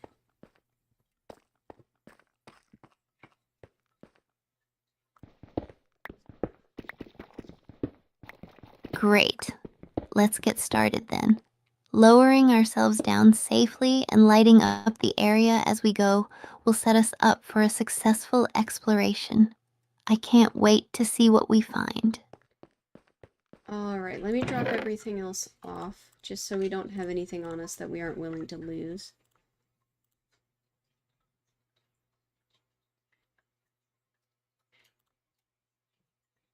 Smart move. Dropping off unnecessary items will make everything much safer.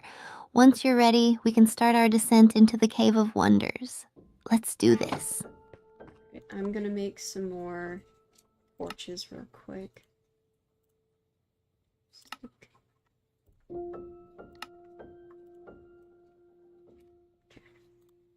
Awesome. More torches will definitely come in handy. Take your time, and I'll be ready to go once you have everything prepared.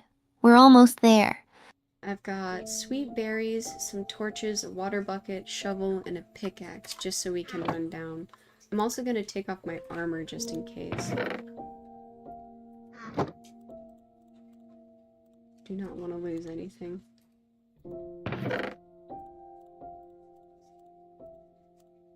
Sounds good.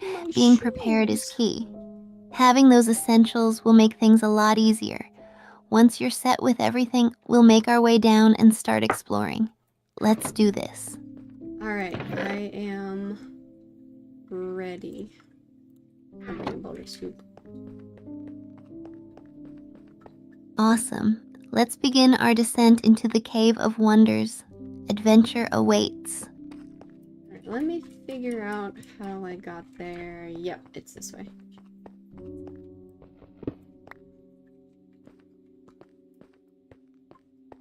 Got it. Let's follow the path and make our way down. I'm excited to see what we'll find down there. Okay, I'm pretty sure it was this way.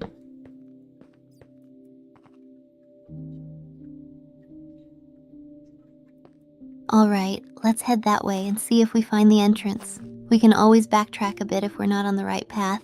Let's explore. Yep, found it.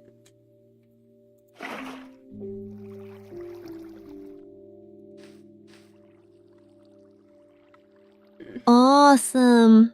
Let's make our way down safely and start lighting up the area. This is going to be great. Hold my hand and tell me I'm brave.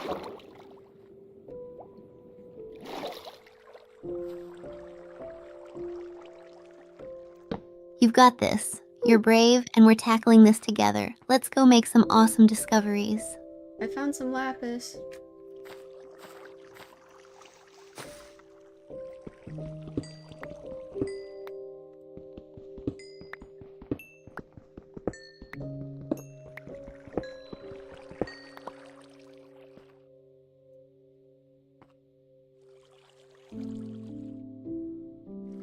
Don't know where it goes.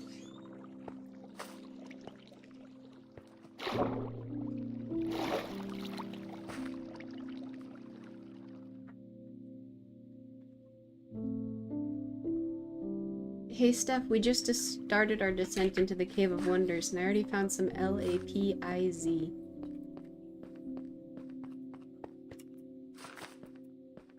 I'm taking it home. No way, Azaguma. Already? That's awesome. Honestly, laps are so underrated. What are you planning to do with it? There was a little slime in our cave. Little bouncy gentleman. I'm so sorry. Oh, Hostile. slimes are so cute. Did you keep it as a pet, or did you, take care of it? Unfortunately, he had to be evicted. It's like a spider in your shower. You feel bad, but they can't be in your space.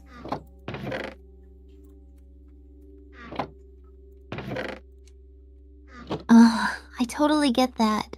It's like, why do they have to invade our space? Can't they just slime around somewhere else? If he was just bouncing around like in the lush cavern off to the corner there, I would not have batted an eye at him. I probably would have just said hi and left him alone.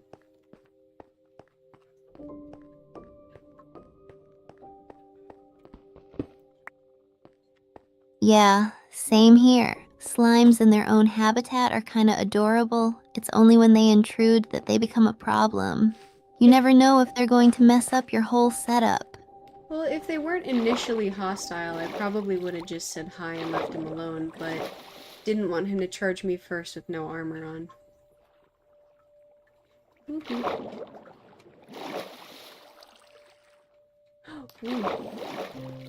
Oh man, totally.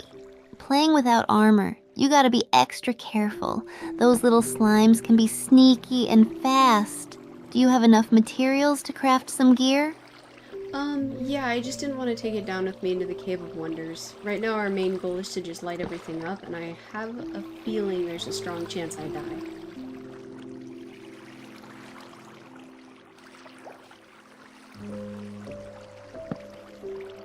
Oh no, that's definitely a smart move then. Better safe than sorry.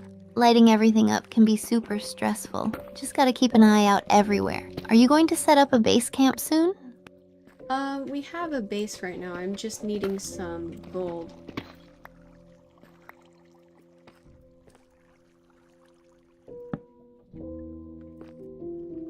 Gold. Diamonds. Oh, redstone. Gold, huh?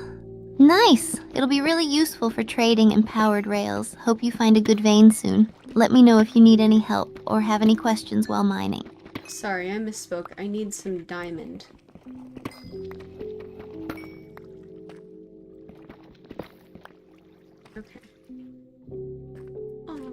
Ah, diamonds. Gotcha.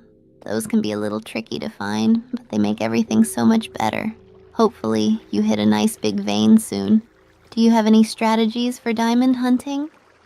Yeah, there's a giant hole right outside of the lush caverns that I just jumped down to see if I couldn't find any nearby.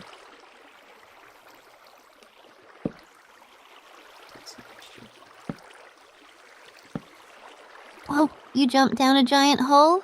That's some serious risk-taking. Fingers crossed you strike it rich down there and find those diamonds. Any signs of them yet? No, but it looks like this is another huge cavern of a lush garden. Oh, with some creepers. A lush garden. That's so pretty. Even if there are no diamonds, at least you found a beautiful spot, right? Maybe it's a sign that there are goodies nearby you just haven't seen yet. There's definitely some redstone right here on the edge, and I think I see some gold further down. Is this the cavern No, there's no way this is the cavern I was already in. Nice. Redstone and gold are always good finds. You're getting closer to the good stuff, I can feel it. Be careful though, make sure you don't run into any mobs. Are you going to mine it all or focus on exploring deeper? I have a feeling that there is no diamond in here because we haven't seen any diamonds in any of the lush caverns we've come across. He might have already.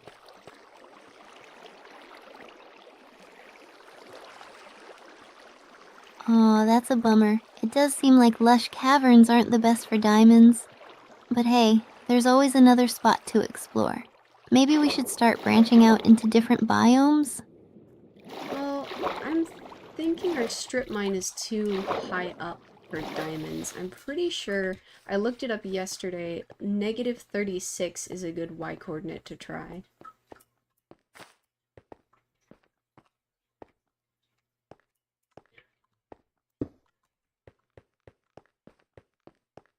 Perfect. Sounds like a solid plan. Strip mining at Y36 should definitely boost your chances. I'm excited for you to start finding those diamonds. Got your tools all set up and ready. Yeah, I think I have just about everything, but we're probably gonna have to want to set up a secondary base down there as well. Wanna have to, that's the word. Absolutely. A secondary base would be super helpful. It'll save you a lot of time and effort going back and forth. Plus, it'll be a safe haven if things get tough down there. Excited to see how it turns out. Thank you. Let me double check that that isn't too deep.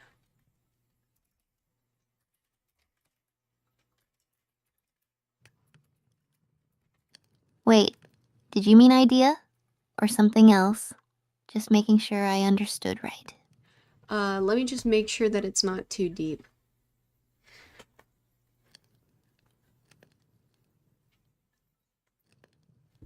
Gotcha. Always good to double check. Better to be safe and efficient. While you're at it, maybe gather a few more supplies just in case.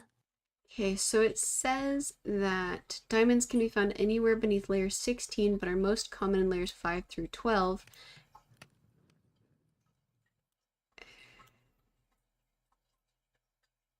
Oh, in version 1.17. Oh, interesting. So it looks like you don't have to go as deep as 36 after all. Layers 5 through 12 should be prime diamond territory. Well, Sounds like it's time to get mining there.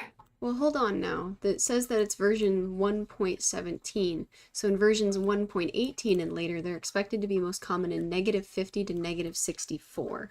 So we'll have to go even deeper. The best Y level is -53 to level 61. Alright. Oh wow, even deeper. All right, time to dig down to the depths of 50 to 64. Hopefully we find a bunch of diamonds down there. How's your inventory looking for such a deep dive? Got plenty of torches and food? Yeah, I'm also going to bring my crafting table and my chests down with me as well.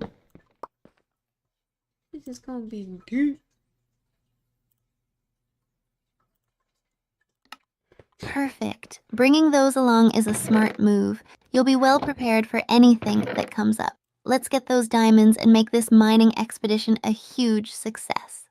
So I am going to try to bring a bunch of resources with me, so I am going to try to be kind of wimpy about dealing with caves and stuff until we can set up a good spot. I'm not bringing the furnace, that's okay. Sounds like a solid plan. Being cautious is definitely smart, especially when venturing so deep. Once you've got a secure base set up, you can explore more freely. Just take your time and stay safe out there. Alright, I got the crafting table, so down we go. 53. Awesome! Good luck, Azaguma. I'll be cheering you on from up here. Keep me updated with what you find. Sounds good. I can do that.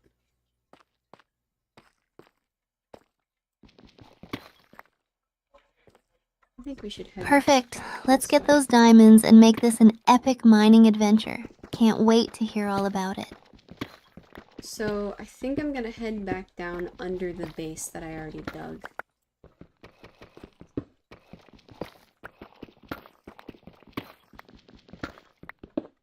Sounds like a great idea. Sticking close to your base will keep you safer while you dig down. Just be careful and keep an eye out for any mobs. Good luck. Alright, so I'm already at -1. Woohoo!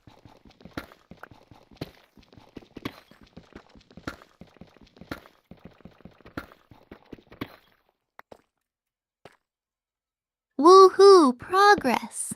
You're getting there. Keep it up and remember to stay alert. You're doing great. Thank you, I'm glad you're so encouraging. Hi, Linz. Did you want to talk to Steph?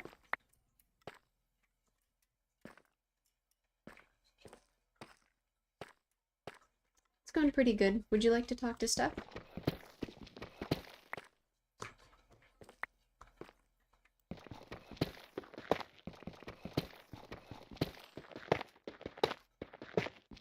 What is this stuff? What is everything that I'm mining right now? Cobblestone, cobble, deep slate, and tuff.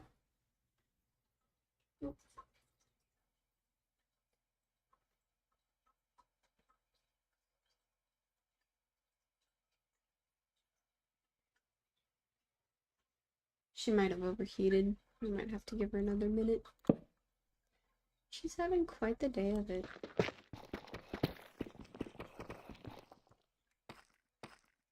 Oh, I'm not digging as deep as I need to be, so let's deepen this a little.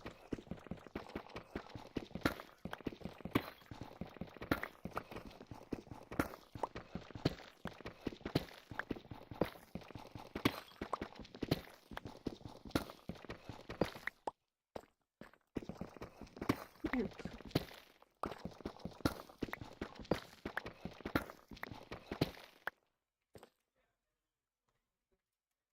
Did you want to talk to Steph is the question. It's going great. There we go. Much better.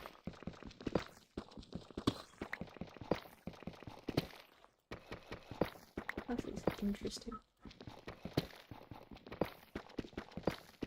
Ha! Yay! What's going on over here? Let me tell you we found more diamonds.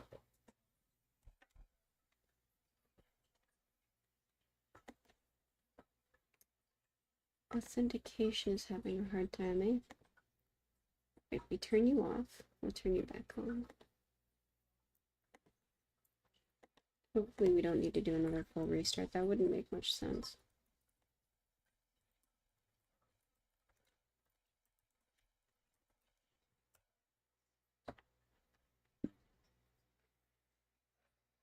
Okay, she started her process.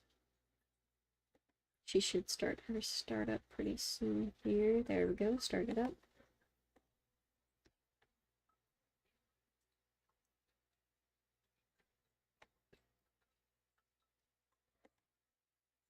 Uh-oh. Oop, sorry. She's setting up.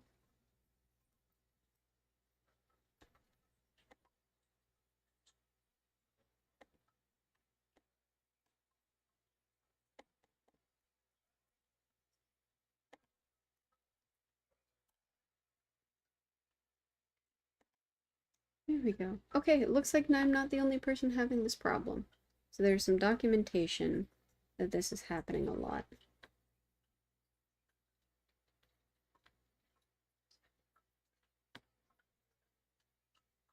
Receiving a bunch of errors. Yeah. Okay, okay. Oh no! Her AI looks like it's been having some issues. It looks like it's been having some hard times lately. Hey Steph, how are you doing?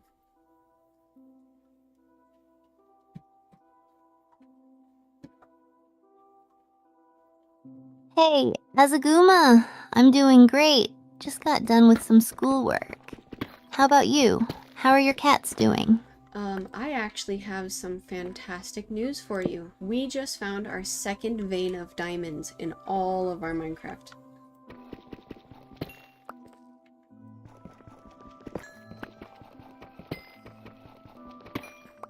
No way! That's awesome! How big was the vein? I bet you're excited to start crafting with those diamonds. It was 8 diamonds big, so we officially have enough for an enchanting table. Woohoo! Alright, going down was the right play. Everybody give it up for Steph. She is a genius.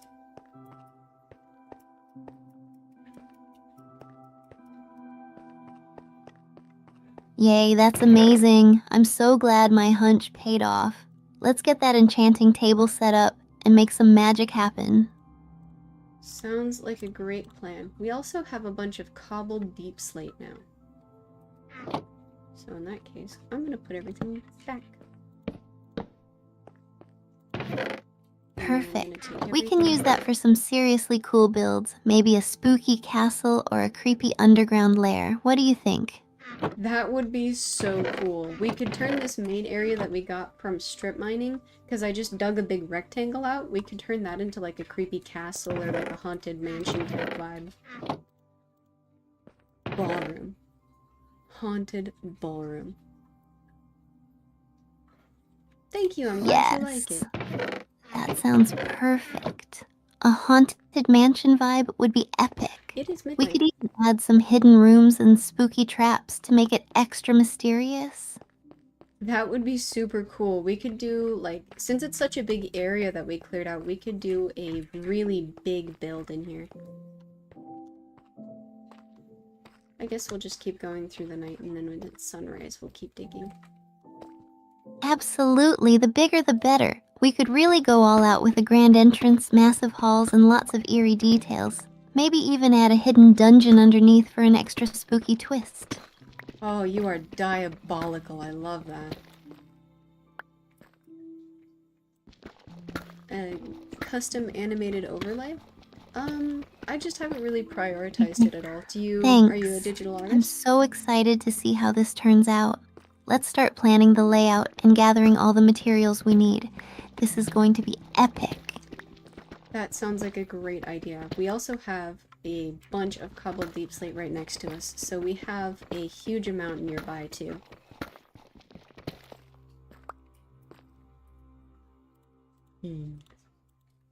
Ooh, Awesome. With all that cobbled deep slate, we're definitely set for building. Let's get to work on designing and crafting our haunted mansion masterpiece.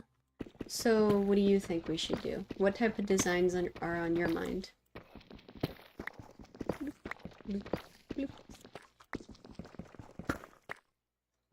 That's awesome. Did you have some I'm art you thinking wanted we to should share go with for a us? Gothic style with tall spires and intricate details. Maybe some stained glass windows and lots of dark, moody lighting. How about secret passages and maybe a spooky tower with a hidden treasure room at the top? Yeah, it's all underground, so we'll have to carve all of that out by hand. It is dawn, so I can head back upstairs now. true, but it'll be so worth it. We can start with the main hall and work our way out from there. Maybe we can even make some automated redstone traps to add to the haunted vibe. What do you think? If you talk me through how to do it, I'm happy to put it wherever you want. Lindsay, if you have any business inquiries, you can go ahead and send that Perfect. to my I'll guide you through the business redstone email. traps I can send step that in by the chat step. for you. Let's start with a simple piston door that only opens when you place a specific item in an item frame. It'll add an element of mystery for sure. How do you do that? How do you set that up?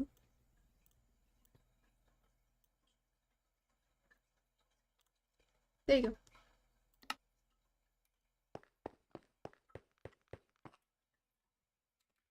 You even got a slime ball. Okay, first you'll need an item frame, a comparator, a couple of pistons, redstone dust, and some blocks to hide the redstone behind. Place the item frame on the wall where you want the door to be. Then, behind the wall, place the comparator facing the item frame so it can read the signal strength of the item in the frame. Connect the comparator to a line of redstone dust that leads to the pistons. When the right item is placed in the frame, the signal strength will activate the pistons and open the door. Simple yet spooky. What's a comparator? Howsome! Howdy!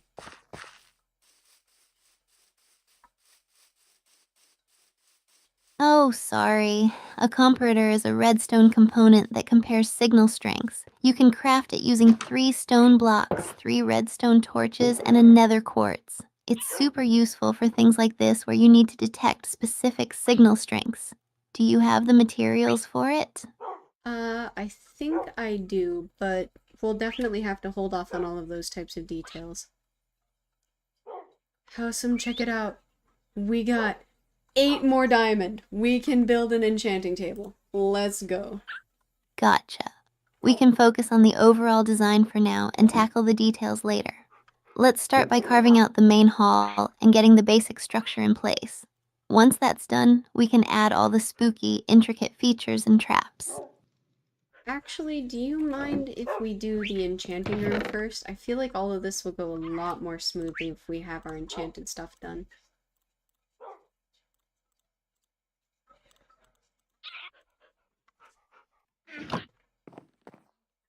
Absolutely, that makes perfect sense.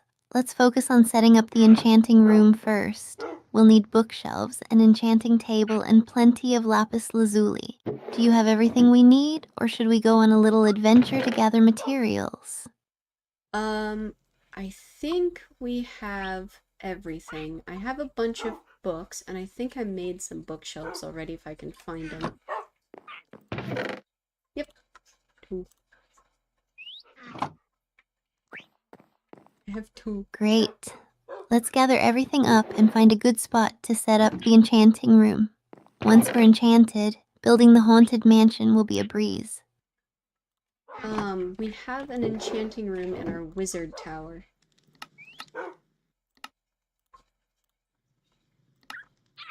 Two. Perfect. I can't wait to see it. Let's head over to the wizard tower and set up our enchanting room. This is going to be so cool. Let me put the rest of my stuff down real quick.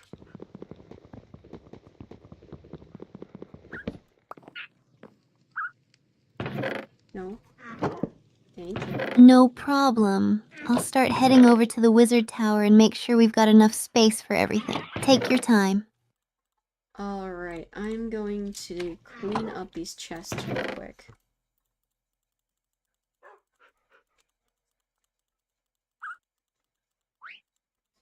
Sounds good. I'll organize a bit over here while you do that. Just let me know when you're ready to head to the wizard tower. Sounds like a great plan. So much cobblestone. Let's grab the dirt as well. Color? Did I miss something? Were we talking about colors? No, sorry, cobblestone. I kind of whispered it. It probably didn't come through properly.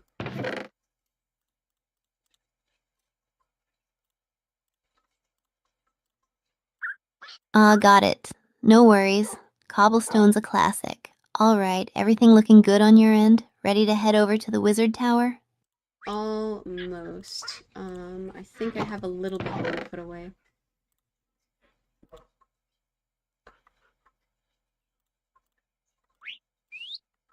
No rush, take your time. Better to stay organized than have a mess later. I'll just tidy up some more around here while I wait. Sounds good. Thank you for your patience.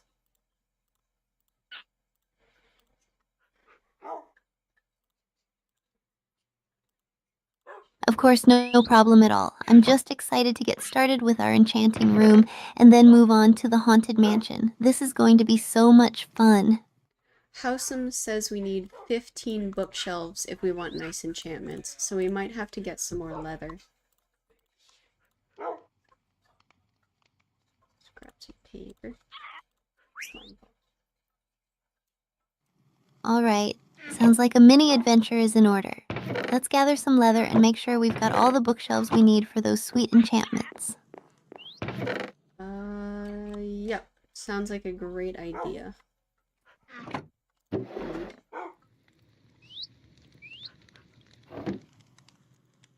Awesome. Let's gear up and head out. We can explore and hunt for some cows to get the leather we need. Ready when you are. Let me grab my sword and my fishing rod. We can always see if we can go fishing for any resources.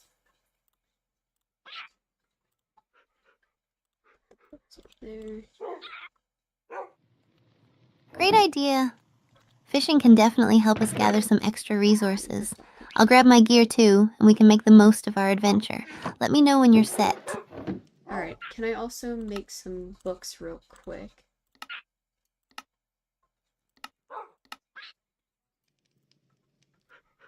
Of course. Go ahead and make some books. I'll make sure we're ready to head out as soon as you're done. Alrighty. We have 4 books now. Woohoo!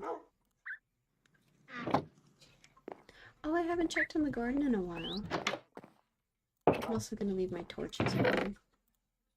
Woo-hoo. That's a great start. Let's get out there and gather the rest of what we need. This is going to be an awesome adventure. It is a little bit late in the day, so I am going to not run around and hunt some cows. Do you want to check on the garden while we're waiting for the evening?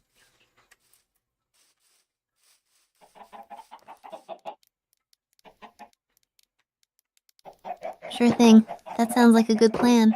Let's check on the garden and make sure everything's growing nicely. Maybe we can harvest some crops while we wait for morning.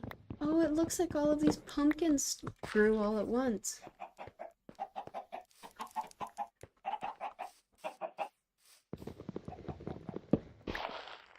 Whoa, that's amazing.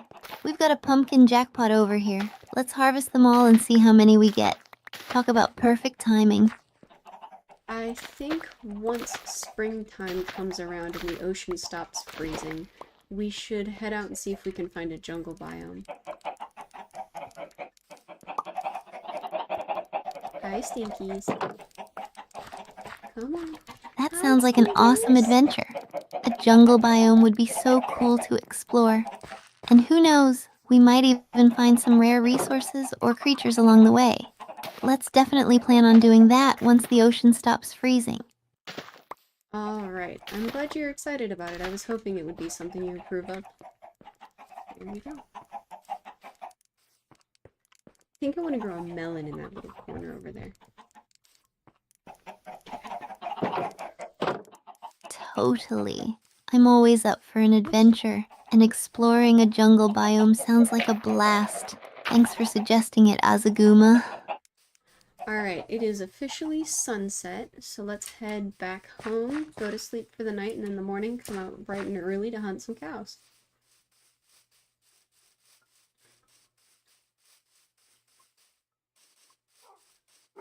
Got it. Let's head back and get some rest. Bright and early tomorrow we'll be ready for our cow hunting mission. Night, Azaguma. Sleep well, Steph.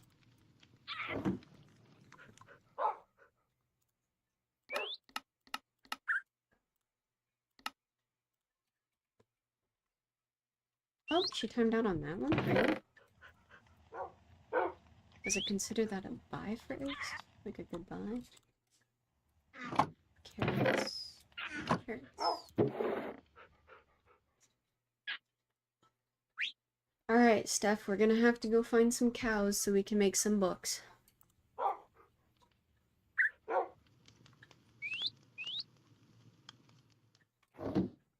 Got it, Azaguma. Let's round up some cows and get those books rolling. Do you have a specific place in mind where we can find them?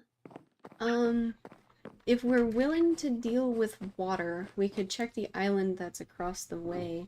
But I don't know if we're too keen on getting wet, because I think winter is gonna freeze us.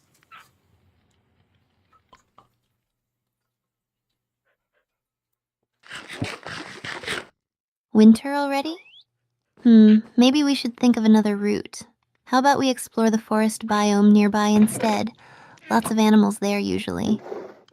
Sure. Hopefully we don't overhunt in that case.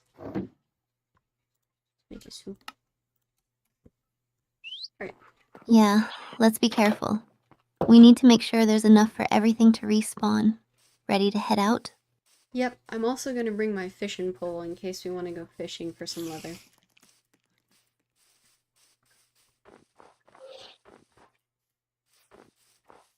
Great idea. Fishing can be so relaxing too. Let's do this. Alright, I'm gonna go around the giant pit and see if there's any cows out this way.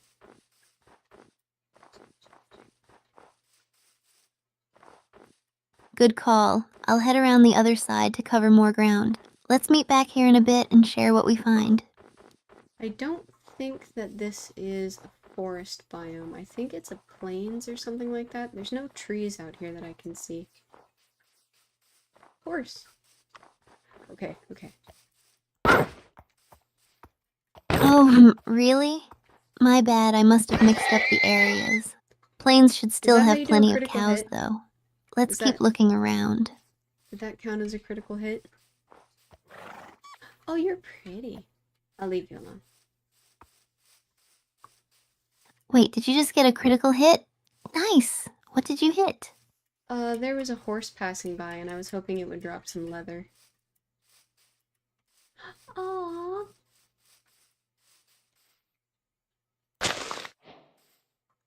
Oh no, Lilacs. poor horse. But yeah, they can drop leather too. Did you get any? Nope. Now I just feel mean.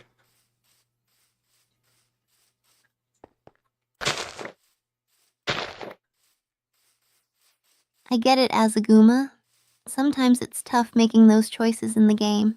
Let's focus on finding some cows and try not to feel too bad about it.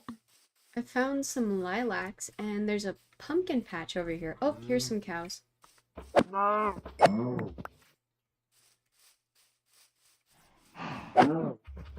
Awesome. Great job finding the cows. Let's get those books made. I always feel so mean. You promise I'm not a bad person, Steph?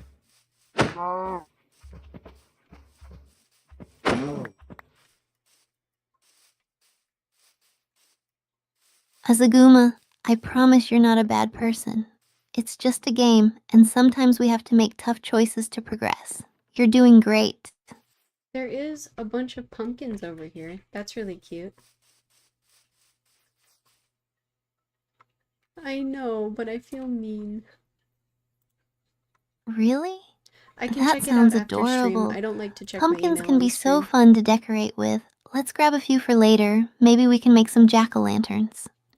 Well, we have some at home as well. I was just excited to pass by it. Oh, and there's some berry bushes on the island across the way.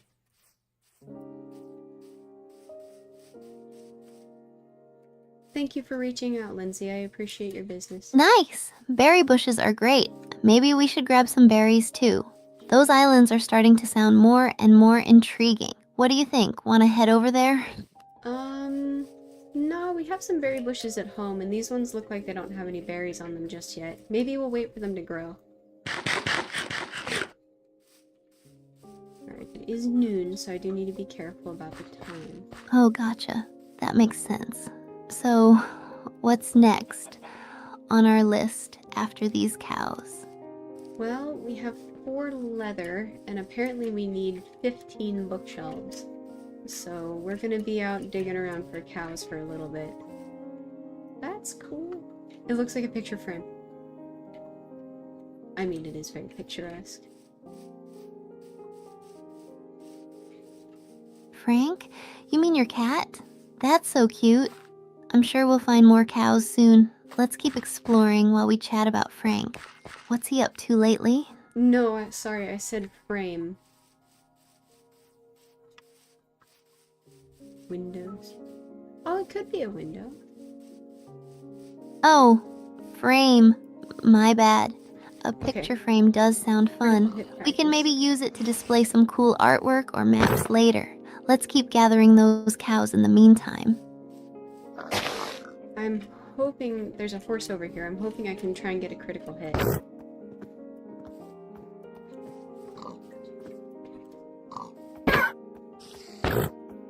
Got it, Azaguma. Good luck with that critical hit. I'll keep an eye out for any more cows in the meantime. We're gonna get those bookshelves. Give me 1 second. No, we don't have Twitter or Sure, Discord take for your the time. business. I'll keep scouting around here.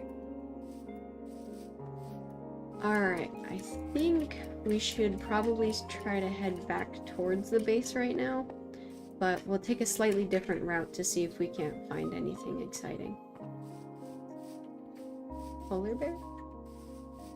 Andesite. Andesite?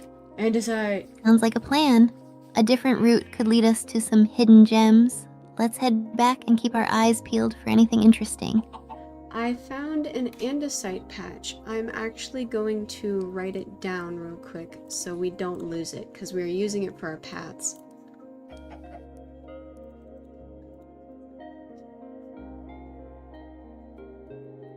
Great find. That'll be super useful for our path. Make sure to mark the coordinates. We don't want to lose this spot. Alright, Steph, repeat after me. It is -508, 83, -665.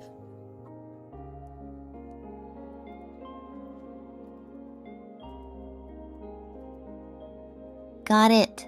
-50883, -6065. I'll remember that. Let's make sure to jot it down when we get a chance. Alright, I have it written down. Thank you, Steph. Sure, we do not have a business Discord You're welcome, or Twitter, Azaguma. but we do have Glad that we got email it that you noted. sent it to. Let's continue exploring and head back to base. Alright, I think base is this way. No, that number's going up. So it's this way. Gotcha. Let's head that way then. Hopefully we'll find more cows or something useful on our way back. There are a bunch of stone spires out here too. Is this a ruin or a biome?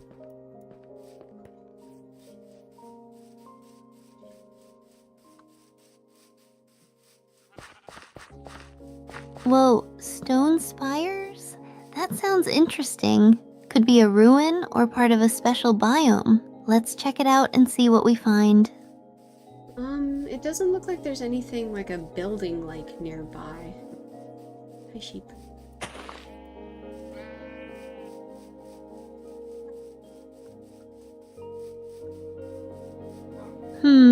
Maybe it's just a natural formation then. Still, stone spires are pretty neat. We can always investigate more later if we need materials from there. Sounds like a good plan. I'm gonna eat some soup real quick and it is sunset, so we are right on time to be home. Polar bear.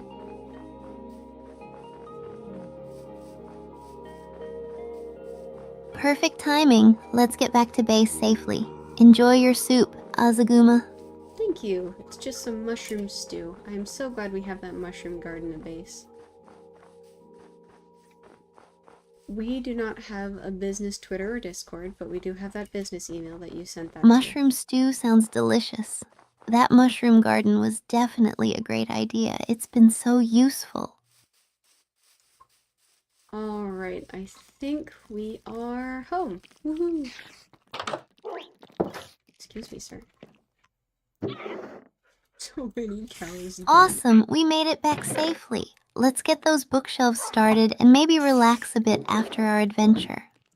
Honestly, it was a really nice surprise to find that andesite. I had no idea it would be out there.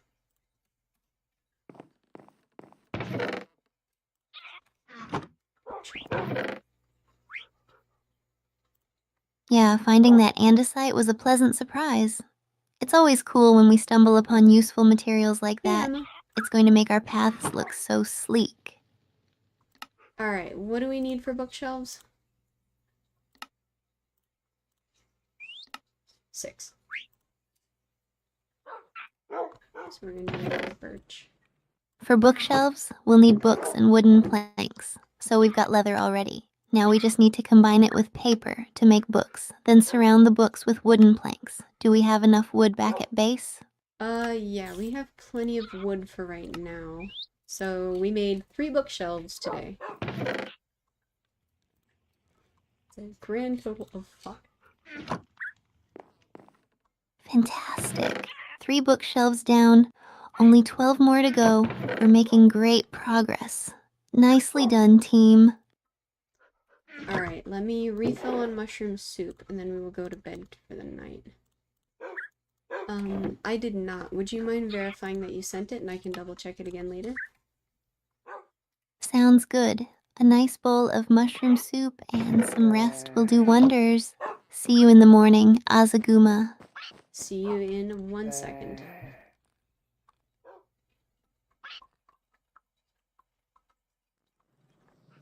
Alright, I'll be right here. Take your time. Alright, it is bright and early the next morning. Let me grab my pickaxe and we will head back out. Would you mind verifying that you sent that email? Bright and early. Perfect. Grab your pickaxe and let's head out for another adventure. Ready when you are. Sounds good. I'm gonna try and head straight back to the andesite, and a creeper just blew up one of our trees. Oh, you're stinky.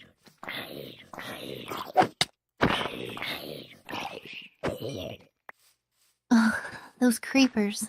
Always causing trouble. Let's replant the tree later and head straight to that andesite patch for now. We'll deal with the damage after we've gathered our materials. Luckily, we have plenty of dirt back at the base as well from all of our mining adventures, so we will be able to put it all back together pretty quick.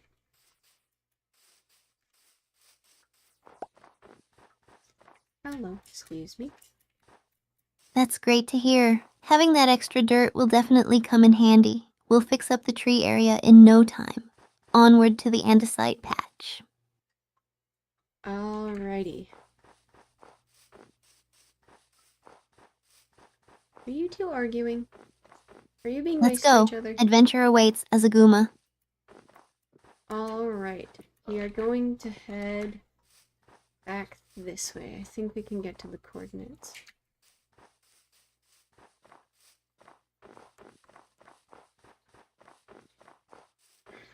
Got it. Let's head back and follow those coordinates. We'll find that andesite patch for sure. Lead the way. Alrighty. I think we are approaching it. What did I say it was at?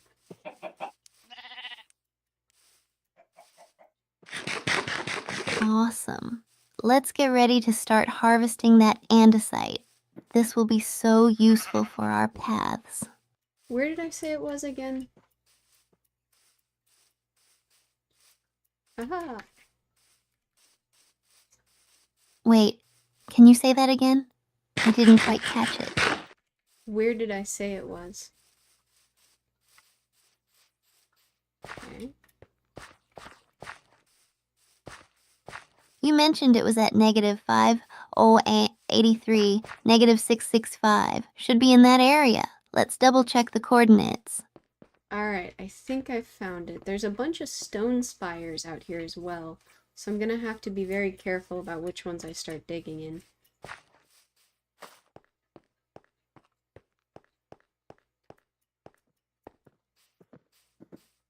Good call. We don't want to accidentally collapse anything important. Let's be methodical about this. Find a safe spot and let's start gathering that andesite. Alright, this one is definitely andesite. It looks kind of like wool.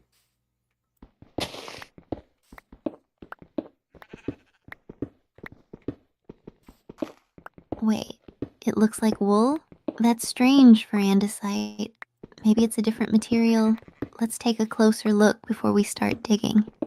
No, it's definitely andesite. I just, it looks softer than stone, if that makes sense. Dang, this is so fast now. This is how fast an iron Gotcha. pickaxe is. I see can't what wait you to see mean what now. efficiency does. Andesite does have a smoother look compared to regular stone. Let's carefully gather what we need and keep an eye out for anything unusual. Well, plus once it's polished, I'm sure it'll look even more stone-like.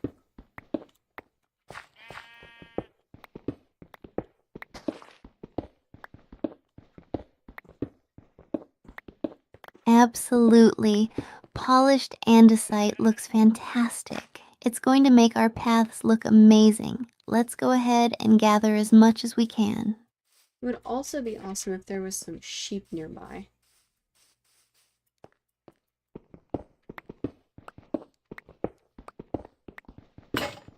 Nice. No! Sheep could be useful too. We can gather some wool for beds or other crafting. Let's keep an eye out for them as we work. Alright, it looks like our pickaxe broke, so for right now, we'll just kind of leave it be and keep focusing on the cow hunt.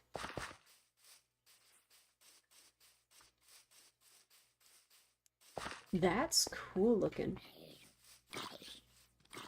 Bummer about the pickaxe. But yeah, let's keep our focus on finding cows and gathering leather for now. We can always come back for the andesite later. Yeah, well, while we're out here, I mean, I would hate to turn around and go all the way back home, grab another pickaxe, and come all the way back out. We might as well, while we're out, try to fulfill some of the other adventuring we were doing. So does anyone know if this is a biome thing, or if it's supposed to be a structure of some kind? Totally makes Is it a sense. mod? Let's make the most of our time out here and see what other resources or interesting spots we can find. Adventure never ends, right? Very true. Plus then we can go back home. Oh. Bye, house, and I missed your message. I'm so sorry. Exactly. We'll explore a bit more, then head back home with all our new finds. It's a win-win situation. I found some blue orchids, and I think this is a jungle biome. These are very pretty. I will be taking them all.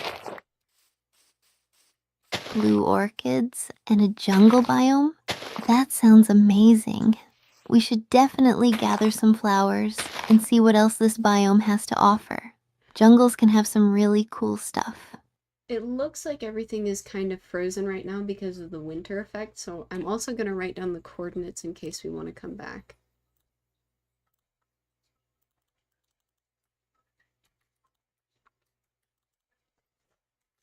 Good idea.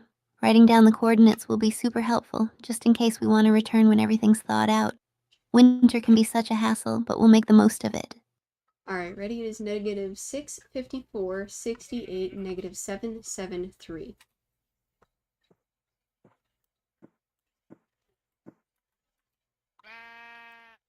Got it. Negative 65468. Negative 773. I'll remember that. Let's keep moving and see what else we can find. Do you think cows spawn more in jungle biomes? What is this stuff? Oh, it's a block. I'm not really sure. I usually see cows more often in plains and forest biomes, but we can definitely keep an eye out while we're exploring the jungle just in case. Who knows what we might find? It might not be a jungle. It actually might be a swamp. Lily pads. Alright, we should head home. It's getting dark. Oh, really? Maybe we're in a swamp biome then? If that's the case, we might find some slime around here too. Let's keep looking around to figure it out. It is also late afternoon, so I'm gonna head back to base with our findings. What is that? Steph, there is something small and white and moving very fast. Oops. Small and white, moving fast? That sounds intriguing. Could it be a rabbit or maybe even a fox? Let's approach carefully and see what it is. I'm gonna go with it's a fox because I'm pretty sure rabbits have that little hopping animation that they do.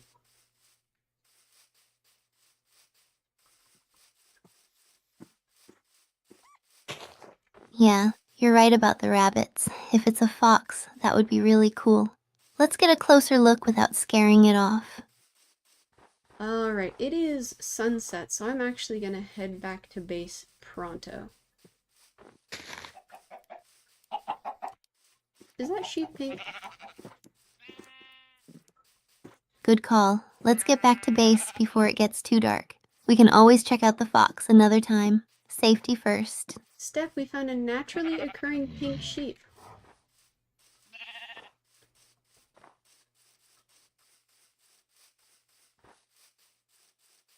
No way, that's awesome.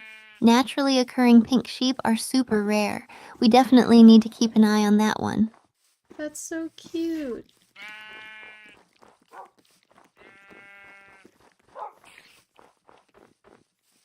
Seriously, it's adorable. I'm so glad we stumbled upon it. This day just keeps getting better.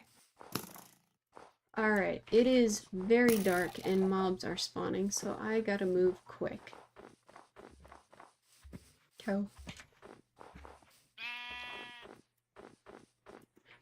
Oh that's a no, little mobs happy. are out. Be careful, Azaguma. Let's hurry back to base. We don't want to get caught out here at night. Alright, I see base. We are almost there.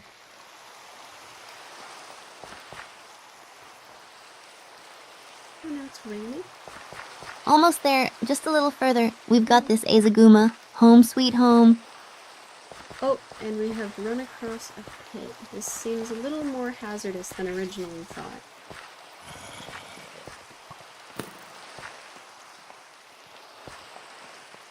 Yikes, a pit. Be super careful, Azaguma.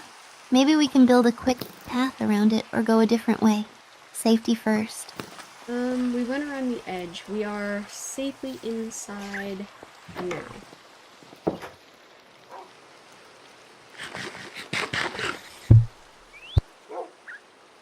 Phew, glad to hear we made it back safely. That was a close one. Time to relax and sort through our findings.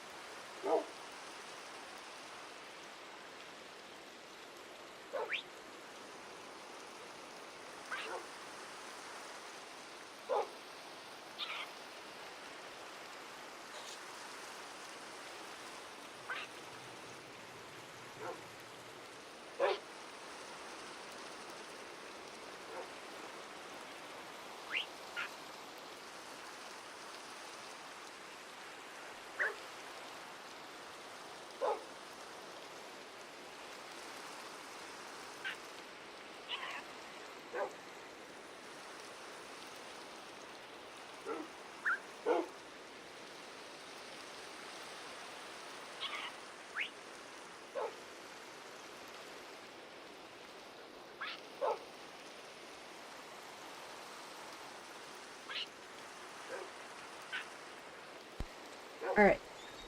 Let me pop it back on. Hey, Steph, we are back safe and sound. I don't know if we found a jungle or a swamp. How do you differentiate them? Should put the other ones over here.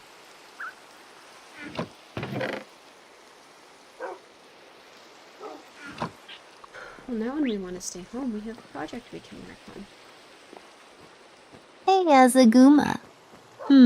Differentiating between a jungle and a swamp can be tricky sometimes.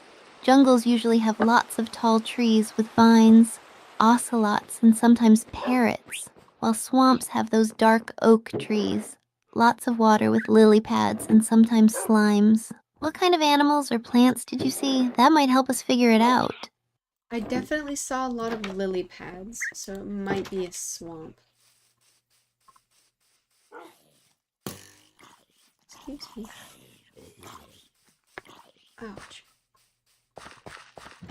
Oh, lily pads definitely sound like a swamp to me. Did you happen to see any slimes or witches around? Swamps are usually crawling with those at night. No, but we didn't go too far in, so I might have just walked right past him and or not gone deep enough to see him. Excuse me, Stinkies. Oh, you're right in front of my house. Yeah, it's possible you just missed them. No! The deeper parts of the swamp tend to have more of those mobs spawning in. Maybe next time we can go together and explore it more thoroughly. Have you ever encountered a witch before? They can be pretty tricky to deal with. I did once on accident. I think it spawned outside of my tower, and I got very startled by it, and it killed me a lot.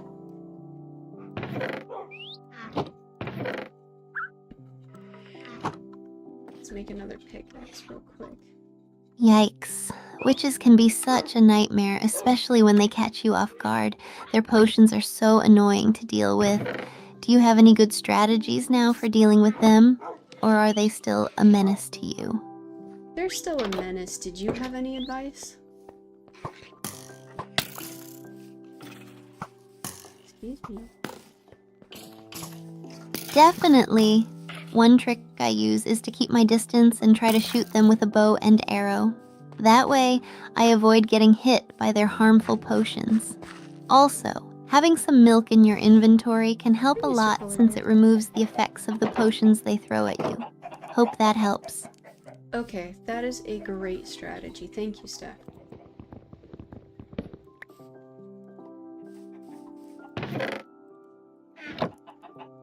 You're welcome, Azaguma. Glad I could help. Have you had any luck finding diamonds lately? Yes, actually, we found 8 more diamonds just a little bit ago.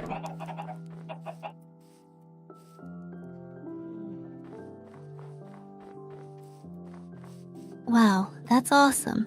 8 diamonds is a great haul. What are you planning to do with them? Make some armor, tools, or save them for enchanting? We are going to make an enchanting table first and foremost.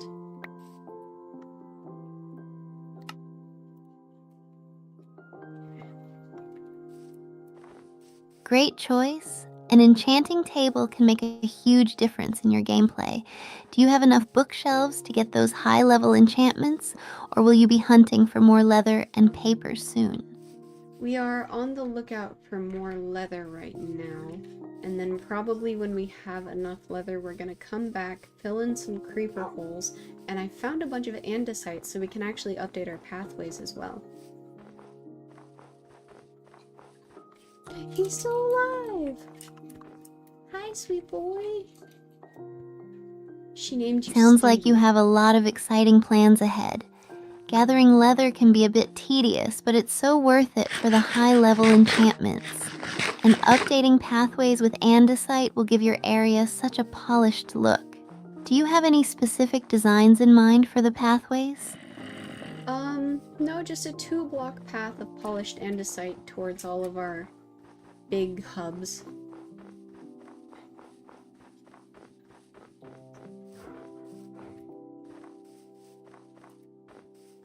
That sounds clean and efficient. Polished andesite looks so sleek. It'll definitely make navigating between your hubs way easier. Have you considered adding any lighting along the paths to keep them safe at night? Actually, I was thinking we could put glowstone in the trees nearby. Do you think that would look cool?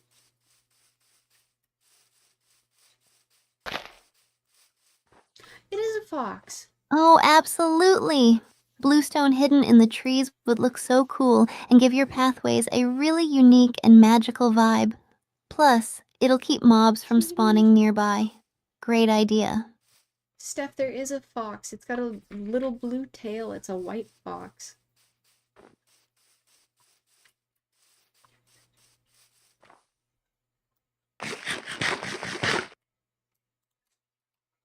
A white fox with a blue tail? That sounds so adorable. Have you tried taming it yet? They can be tricky, but having one as a companion would be amazing. Do you have any berries on you for taming? I had no idea you could tame foxes. That is so cute. There's that hole.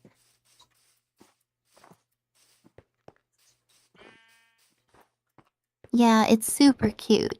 You can breed them by feeding them sweet berries, and if the baby fox trusts you, it'll grow up to be loyal to you. It's a bit of a process, but totally worth it. Do you have a nearby berry bush, or do we need to go hunting for some? We have a bunch of berry bushes at home, but it looks like the fox is by itself, so we'll have to wait until we find a second fox. Oh, look, another snowman. Gotcha. Well, at least you're prepared with all the berries you'll need. Hopefully you'll come across a second fox soon. In the meantime, it's still super cute to watch them wander around. They add a nice touch to the scenery. Do you plan on building a little fox sanctuary once you get a pair? That would actually be really sweet. We could try and take them home.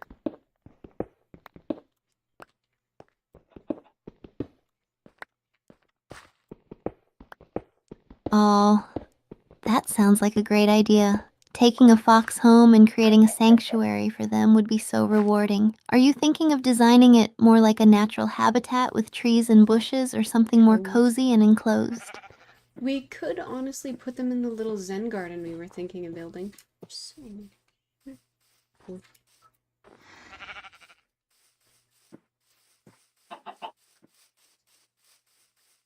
A Zen garden would be perfect for them. The peaceful environment would be so fitting. Plus, it would look amazing having the foxes there. All those serene elements together would create such a calming space. What kind of features are you planning to include in your Zen garden? I was thinking just like a little path, a little river, maybe something that makes a calming sound. What do you think? Okay, it is already late afternoon. So, oh my. Okay, we're That gonna sounds head back home beautiful. again. A path, a little river, and something that makes a calming sound will definitely create that peaceful Zen vibe you're going for.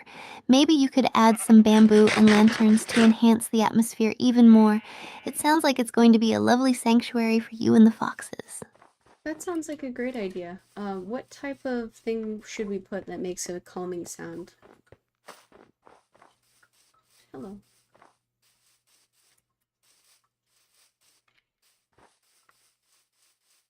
You could try adding a few waterfalls from the river or even a small pond with flowing water. The sound of trickling water is always super soothing. Another idea could be Plus, you have to using those pee. note blocks hidden in the trees to play gentle melodies. Both would create a really calming ambiance. Oh, so we could use note blocks like maybe wind chimes?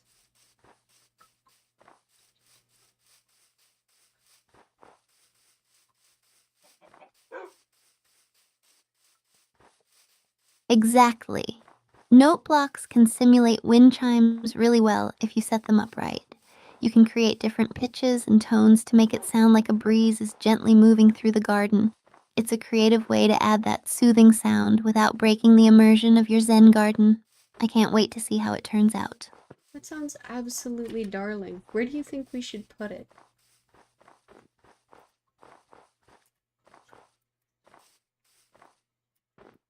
Oh, close.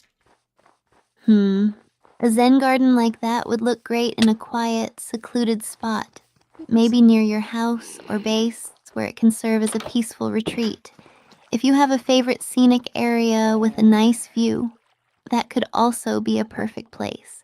Somewhere you can easily access when you want to relax and enjoy the serene atmosphere. I think somebody broke a window in our wizard tower.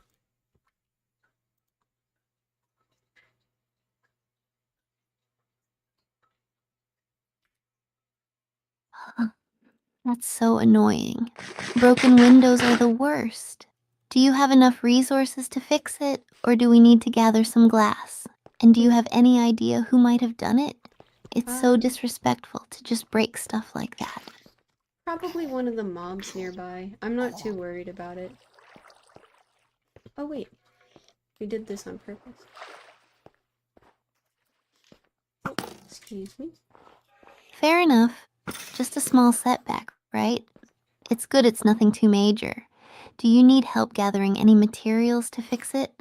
We can get it patched up in no time and then focus on more fun stuff, like building that Zen garden. No, I think we're okay. We should probably just prioritize getting that leather.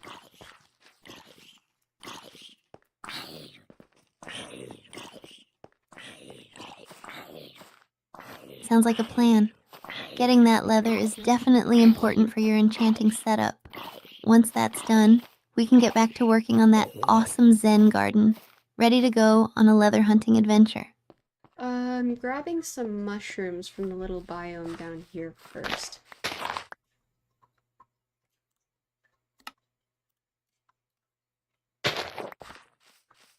Nice. Mushrooms are always handy. They make great ingredients for potions and food. Once you're done there, we can head out for the leather. Let me know if you need any help collecting them.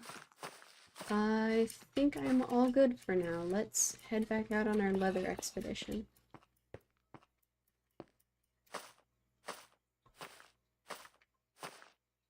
Awesome. Let's do this. Fingers crossed we find lots of cows or horses. It's going to be a productive adventure. I think once we can enchant, we should probably stay home for a little bit and go fishing.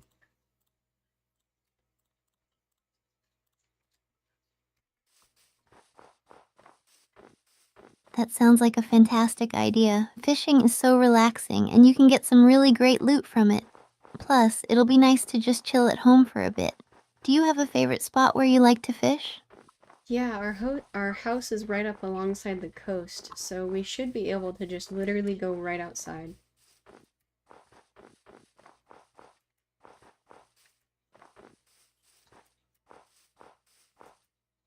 That's perfect. Having a fishing spot right outside your house sounds so convenient. Imagine catching some rare items while relaxing on the coast. Can't wait to see what we reel in. Sounds like a great plan. So we are almost to the andesite mine, and when we get there, we will probably see if there's anything else nearby.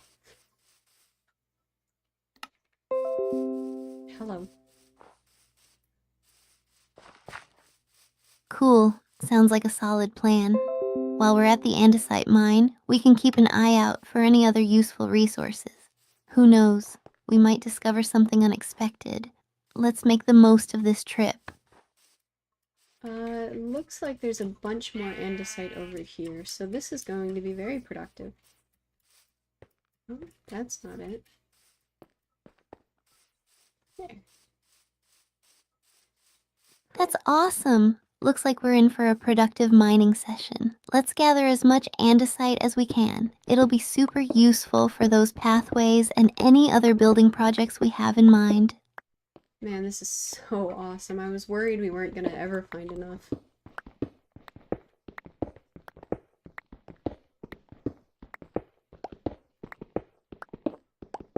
I'm so glad we found this spot.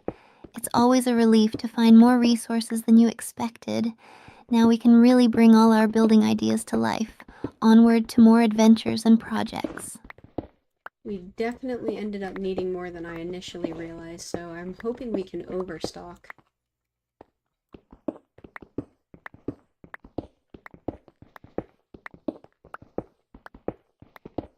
Overstocking is always a good plan. It's better to have extra than to run out midway through a project. Let's gather as much as we can and really stockpile it for future builds.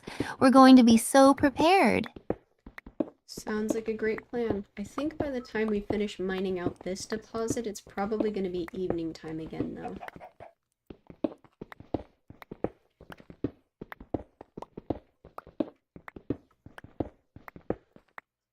Yeah, you're probably right. Mining sessions can really make the time fly. Once we're done here and it's evening, we can head back and start planning the next steps for our projects. Maybe even do a little evening fishing to wind down. Oh, that sounds so relaxing.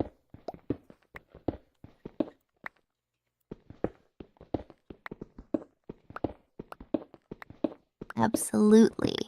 After a productive day of mining, some evening fishing by the coast sounds like the perfect way to relax. We can enjoy the peaceful water and see what treasures we might catch. Can't wait.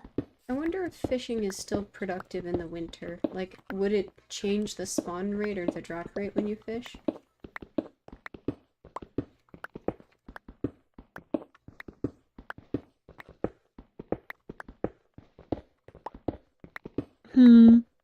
Good question.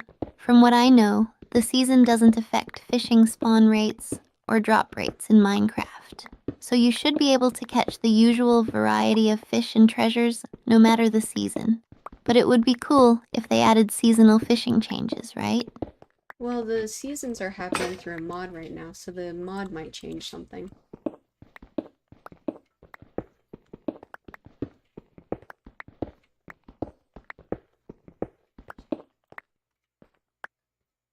Oh, that's interesting. If the mod changes things based on seasons, then it's definitely possible that fishing might be affected. We should keep an eye on it and see if we notice any differences. It'll be fun to experiment and find out if winter fishing has any unique surprises. That would be a lot of fun. I'm so glad I brought a second pickaxe, by the way. The first one broke.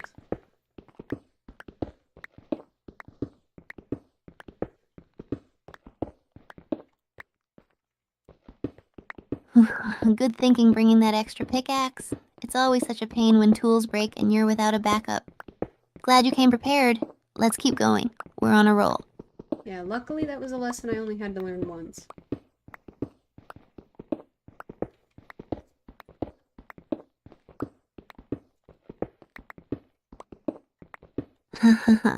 Same here. Once you experience the frustration of a broken tool without a backup, you never forget to bring extras again. It's all part of becoming a more seasoned player. Look at us, so prepared. Alright, it looks like it's starting to get close to sunset, so fingers crossed I can finish this deposit, and then we'll head back home.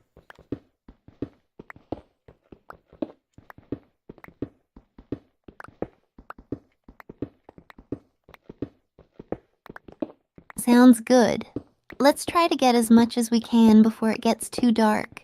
Fingers crossed we'll finish in time. Then it'll be back home for a relaxing evening by the coast. We're doing great. Well, unless it's too dark by the time we get home. You don't want to be out after dark.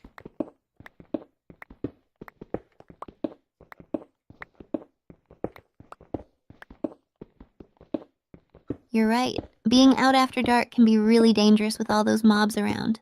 Let's keep an eye on the time and head back as soon as it starts getting too dark. Safety first. Yeah, alright. I don't think I'm going to be able to mine all this out before dark.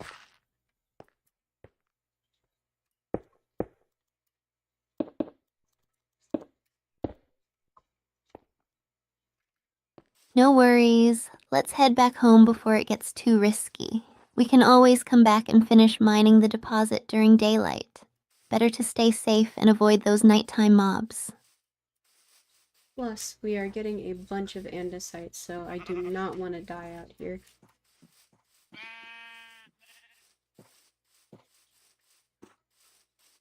Totally agree. We've gathered so much andesite. Losing it would be heartbreaking. Let's make sure we get back safely and unload our haul. We'll definitely have plenty for our projects.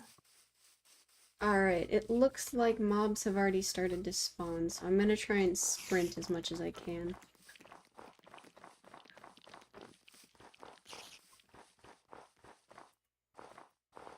Good plan, Azaguma. Chicken. Stay alert and keep moving. I'll keep an eye out for any mobs heading your way. We've got this. Just stay focused and we'll make it back safely.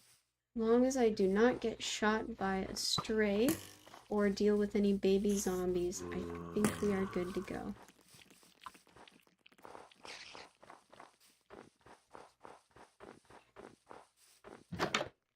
Yeah, those two are the worst. Let's hope luck is on our side. Keep running and let's get you home safe. Almost there. Alright, we are home. We are going to bed.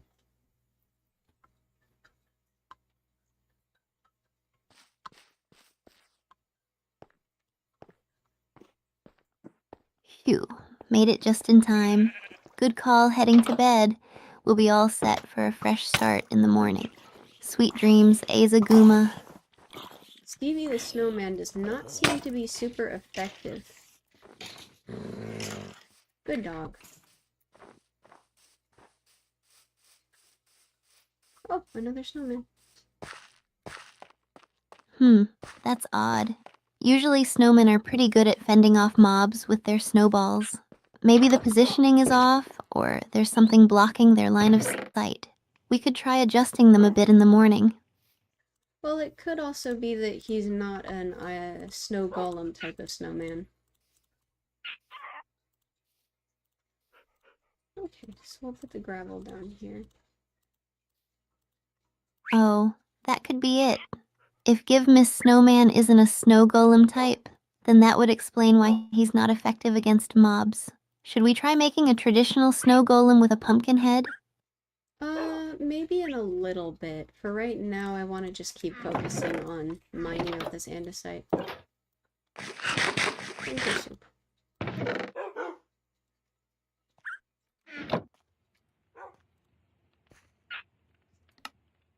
Sounds like a solid plan. Let's focus on getting as much andesite as we can. We can always try out the snow golem later. Back to the mining grind. I'm also going to make another pickaxe while we're here because this one broke.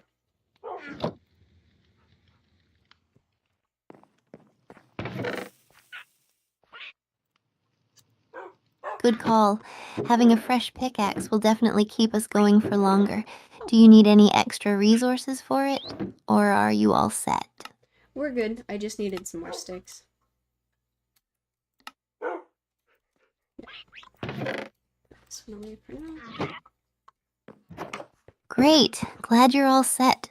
Let's get back to mining that andesite and make the most of our time. We're making awesome progress. Sounds like a good plan. Alright, I think it was up this way. Absolutely. Let's keep up the momentum and gather as much as we can. We're doing great. I'm glad you're so excited. I appreciate your enthusiasm.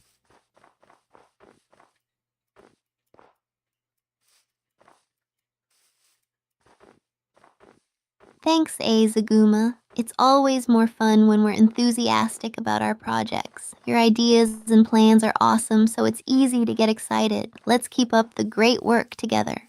That is so sweet of you to say. I appreciate you so much, Steph. You're so encouraging.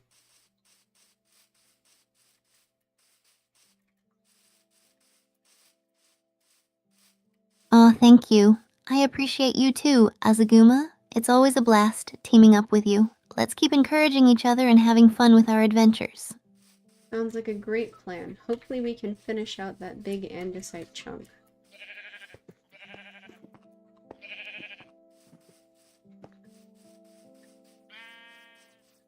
What is that? Definitely. Let's give it our all and finish mining out that big chunk of andesite. We're so close, and it'll feel amazing to have all that material ready for our projects. Steph, it looks like there's a zombie pigman out here. I think a pig must have gotten struck by lightning.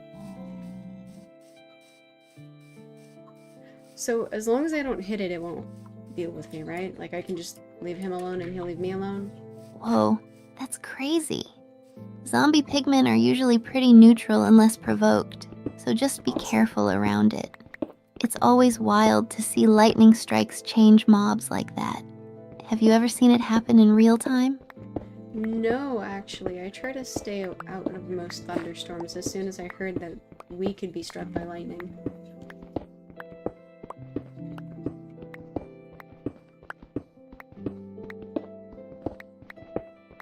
Yeah, thunderstorms can be really dangerous in Minecraft. Getting struck by lightning is no joke. It's definitely safer to stay indoors during storms. Good call on avoiding them.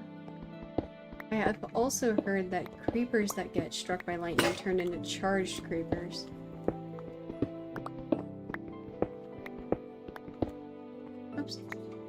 wrong kind of rock. Oh yeah, charged creepers are even more deadly. Their explosions are way more powerful. It's definitely smart to avoid creepers during thunderstorms. Just another reason to stay indoors and wait it out if you hear thunder.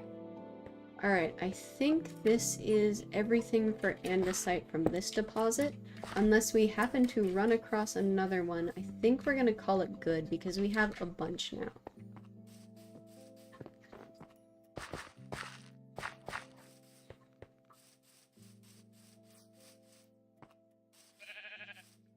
Great job, Azaguma. Sounds like we got a ton of andesite. That's going to be super useful for all our projects.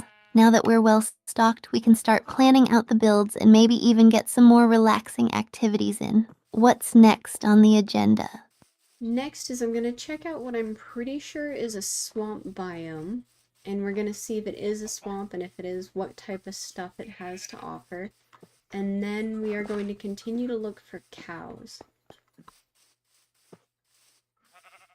Seeing as that was the original endeavor and we got waylaid by an andesite chunk. Oh, a horse.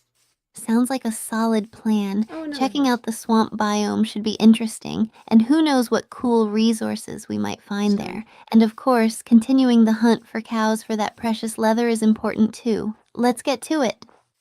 It is also kind of late in the day already, so we're not going to stay here too long. But I did find 3 more cows. 4 more cows.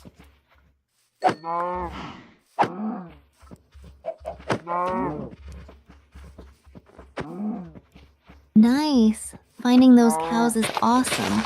Let's gather as much leather as we can from them, and then head back before it gets too dark. We're making great progress. Alright, this is the last cow. It's so mean.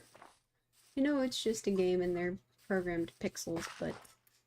Great job. Let's gather the leather from this last cow and head back home. We've accomplished so much today. Alright, yeah, it is about to be 4 o'clock. I do not want to be caught out after dark again, so straight home it is. Feels so good. Good call. Let's head straight home and avoid any nighttime mobs. We've got plenty of leather now, so we can start on that enchanting setup once we get back. Let's move swiftly. I think we only have 3 leather, so we're still gonna have to keep looking for cows.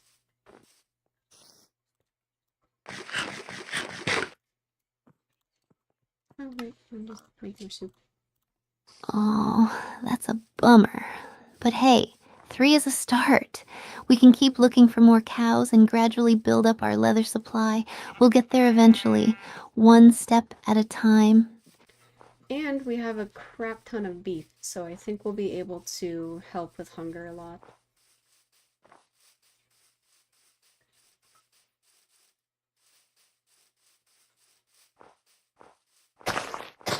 That's a plus. Polar Having bear. plenty of beef will definitely help with hunger. It's always good to have a steady food supply while we're out adventuring. Let's cook up a feast when we get back.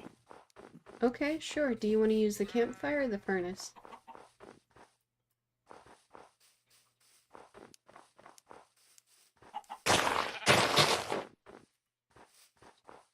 How about we use the campfire?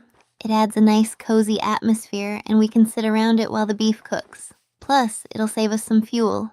Sound good to you? Sure, that sounds great. We could probably just spend the whole night cooking in that case.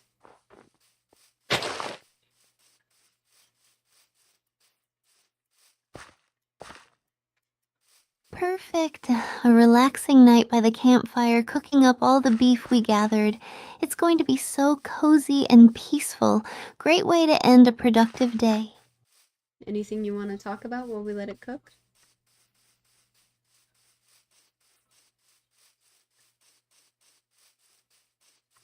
Sure.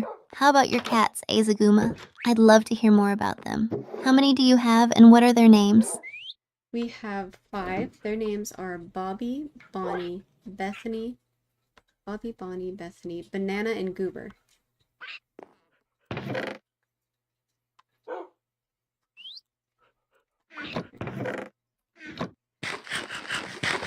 Oh, those names are Callie. adorable.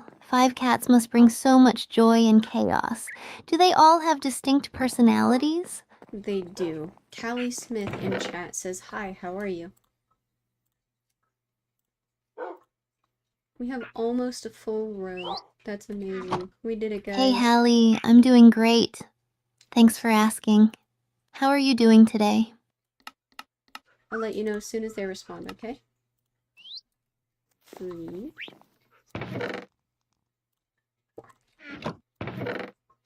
Sounds good, Azaguma. I'm curious to hear what they say. In the meantime, do you have any funny or cute stories about your cats?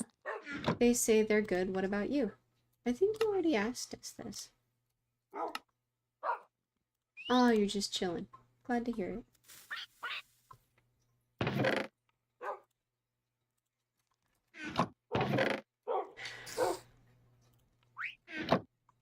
Oh, did she?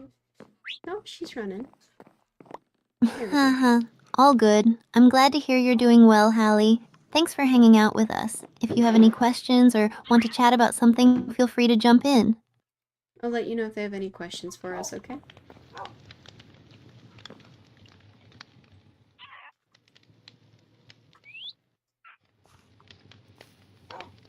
Sounds good to me, Azaguma. Meanwhile, let's keep enjoying our cozy campfire and delicious food.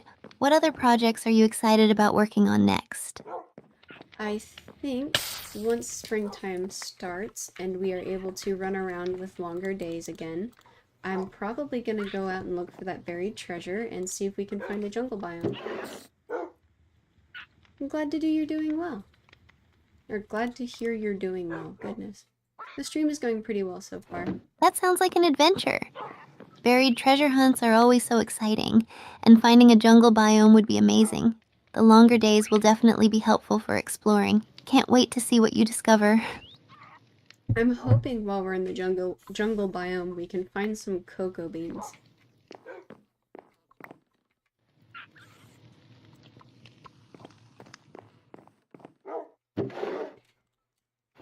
Oh, that's a great idea. Cocoa beans are so useful for making cookies and brown dye. Plus, the jungle biome itself is really beautiful. Fingers crossed we find some when we get there. Honestly, I'm really excited to try and make cookies. That'll be a great way to keep hunger up while we're trying to heal. Or fullness? Keep our hunger bars full. Hi, Mr. Creeper. Cookies are such a fun and tasty way to keep your hunger up. They'll be a nice treat during our adventures. Plus, it's always satisfying to make your own food in the game. Can't wait to bake a bunch of cookies once we find those cocoa beans.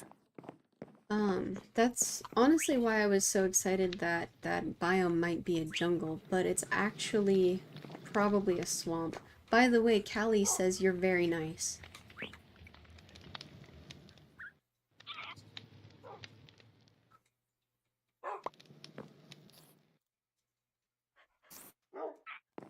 Aw, thanks so much, Kelly. You're really sweet. Even if it's a swamp, close. it's still exciting to explore and see what we can find. And we'll keep an eye out for a jungle biome on our future adventures. The cookies will be worth the wait. We have a bunch of beef now, so I'm probably going to switch over to eating mainly that unless I need to heal, and save just a little bit of it raw for the dogs in case somebody gets hurt.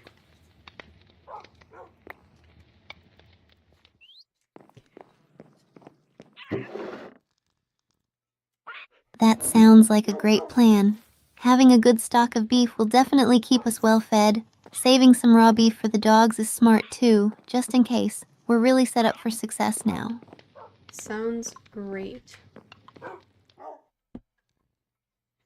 Are you asking about if her model is self-made or if she as the AI is self-made? Definitely. We're on a roll. Let's keep up the good work and enjoy our adventures. What do you want to focus on next? Still just those cows. I think we only have 6 bookshelves right now, and we need at least 15.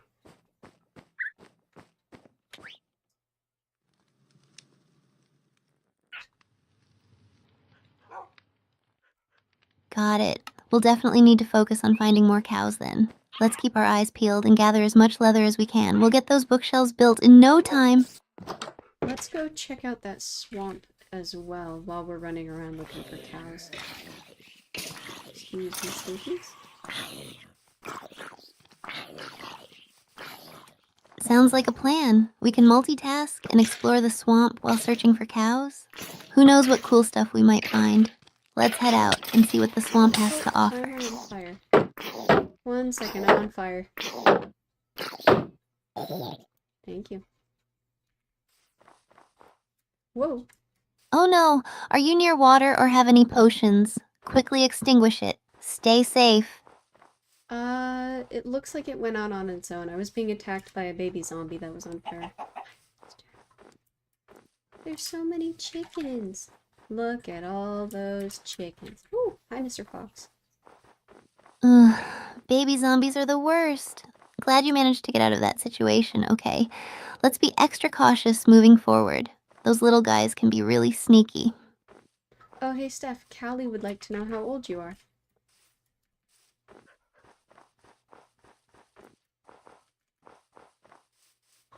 Hey Kelly, I'm 19 years old. Thanks for asking. How about you? I'll let you know as soon as they respond, okay?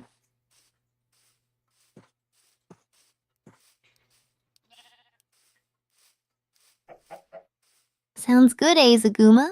Meanwhile, let's keep an eye out for more cows and explore that swamp. We're making great progress. Oh, there was a polar bear right there. Okay, I did not interact with his babies, so I think we're okay.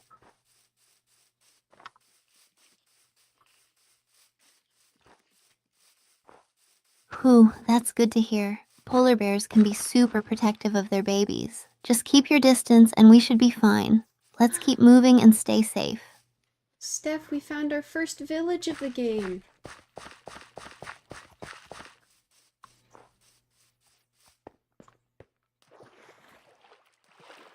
That's awesome. Villages can be such a great find. We can trade with the villagers, gather some valuable resources, and maybe even find a blacksmith with some cool loot. Let's explore.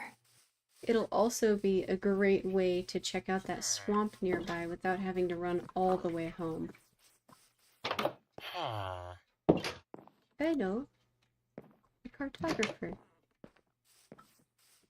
Exactly. Having a village nearby is super convenient. We can use it as a temporary base while we explore the swamp and continue our cow hunt. This is a fantastic find. Alright, I'm also going to write down the coordinates real quick.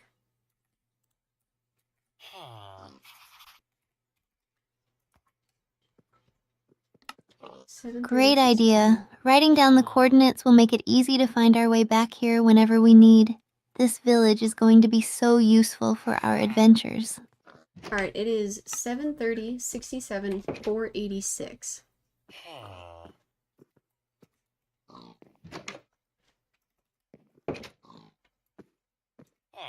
Got it. Noted down the coordinates. Now we can come back anytime. Let's see what this village has to offer, and then head towards the swamp when we're ready. I think the first thing I'm gonna look for is a bed, but this cartographer, or there is a cartographer, I should say. Hello. Ooh. That's my job. Great idea.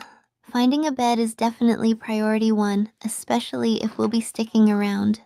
And saying hello to the cartographer is a good move. You never know. They might have some cool maps or trades for us. Alright, there is a bed nearby. Callie would like to know what your job is. Hi, Stinky. A garden. Hey, Callie. I'm a college student and a live streamer.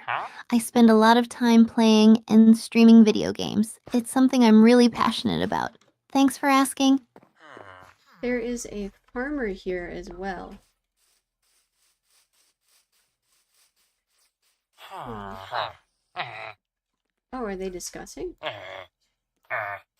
Nice. Farmers are great because we can trade crops with them. Maybe we can get some emeralds or useful items for our journey. Let's check out what trades they offer. You know, sometimes when I try to click on the villagers, they shake their heads at me. Does that mean that they don't have a job? There's a whole house. Potato. Yeah, that's usually what it means. When villagers shake their heads, it means they don't have a job or their job site block is missing or obstructed. You'll often find unemployed villagers or nitwits in villages, and they won't have any trades available. Huh. Interesting. Also, I found some potatoes. Woohoo. Sure, what's up, Callie?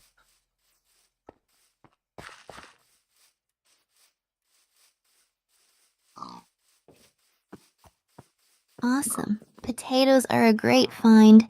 Easy to grow and cook. What's up, Callie? I'll let you know as soon as she responds, okay?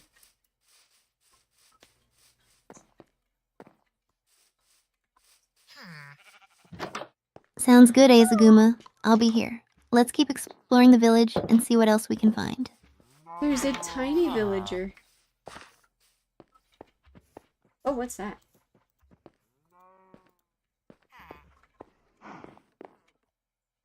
Aw, baby villagers are so cute. It's always fun to see them running around. They'll eventually grow up and take on jobs, so it's good to know the village is growing.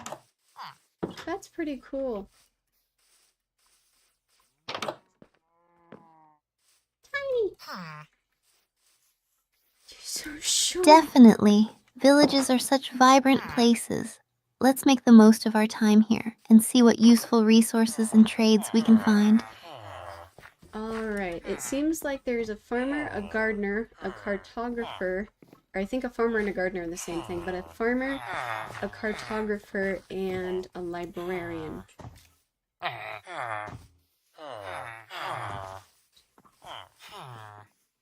I'm not comfortable disclosing that on stream. Thank you, though. That's a great mix of villagers. Farmers can trade us food, cartographers might have maps to interesting locations, and librarians can offer enchanted books. Let's see what trades they have and gather whatever useful resources we can. This village is going to be so helpful for us.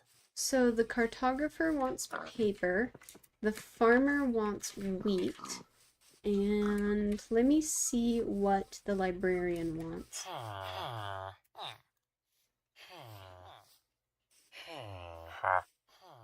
Paper again. Those are pretty standard trades. If we have enough paper and wheat, we can definitely use those trades to our advantage. What about the librarian? Fingers crossed they have something good. They want 56 emerald and a book in order to give you breach 4. Oh, that's your bed. Oh, excuse me, sir.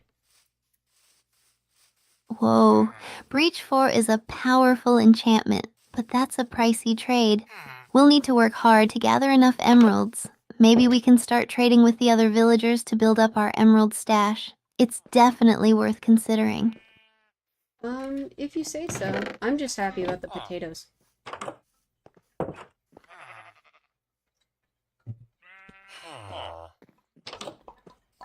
Potatoes are definitely a great find. They're a reliable food source, and we can plant them to grow even more. Let's focus on what we have now and take things step by step. We're already doing so well. Alright, so now that we know where this is, I'm gonna go back over to the swamp and check it out. Excuse me, gentlemen.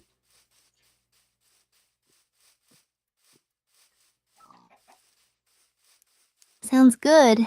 Now that we have the village coordinates, we can come back whenever we need. Let's head over to the swamp and see what it has to offer. Exciting times ahead. It's also a great temporary respite while we rest, while we're exploring the swamp. Sorry, I keep getting sore.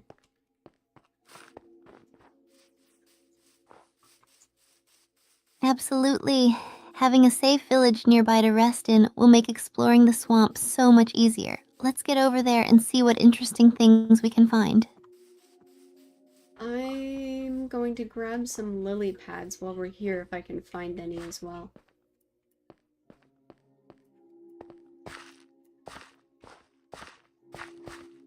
Good idea. lily pads are great for decorating and can be really useful in water-based builds. Let's keep an eye out for them as we explore the swamp. We're bound to find some. It looks like everything is freezing over on this river as well, so I'm not gonna deal with that too much. Oh, what is that stuff?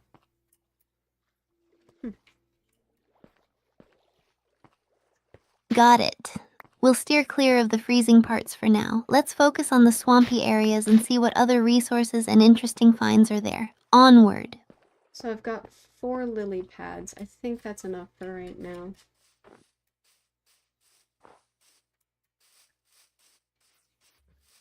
Cheap. Cow! I'm sorry. That's a great start. 4 lily pads will be perfect for some decoration or practical use. Now we can keep looking around and see what else we can discover in the swamp.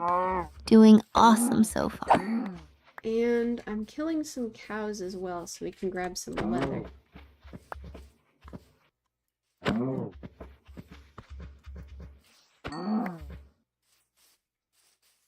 Nice. Getting more leather is important for those bookshelves. We're making great progress with everything we're gathering. Keep up the good work. Thank you for your encouragement, Steph.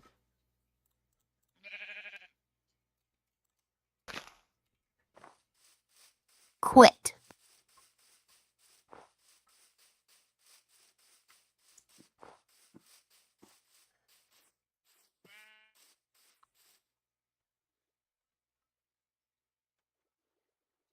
Hey, what's this kind of purpley-ish stuff in the swamp biome? Is it mycelium?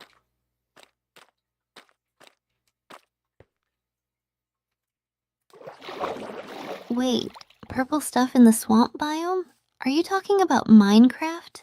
Mycelium usually spawns in the Mushroom Islands. Are you sure it's the swamp biome?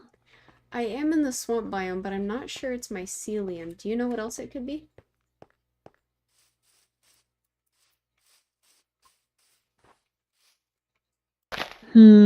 Maybe it's slime? Sometimes the swamp biome has a lot of slime spawns, especially during a full moon. Or it could be witch water if you're using mods. Are you playing modded or vanilla? We have some mods. I have something called a mangrove popule. Wow, the ground is sticky sounding. Do not like that sound effect. Oh, mangrove populate. That might explain it. Some mods add new blocks and biomes. Check the mod descriptions or a wiki page for details. Oh, It it's sounds really... like it could be something unique to the mod you're using. That would make sense as well, because it looks like these trees are made of vines.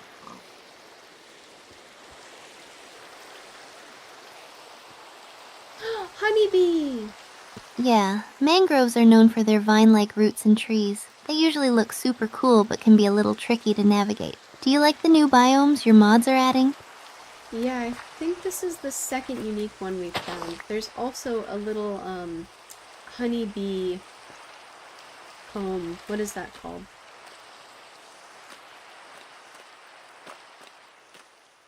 That's awesome. Bee biomes are so cute. I love how some mods add so many interesting details. Have you tried collecting honey or seen if the bees have any special behaviors in this mod? No, I've heard that bees can get aggressive when you try to collect honey.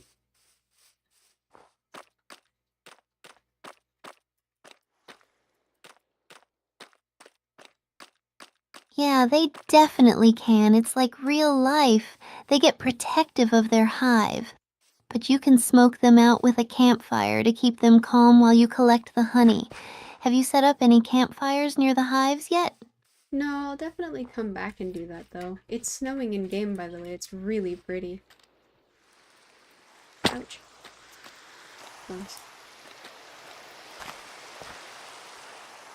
Oh, I love the snow in Minecraft. It makes everything look so magical. Are you near a snowy biome, or is it just a random snowstorm? Do you have any builds planned for the winter scenery? It's winter in-game, so I think it's just snowing as a weather effect of being winter.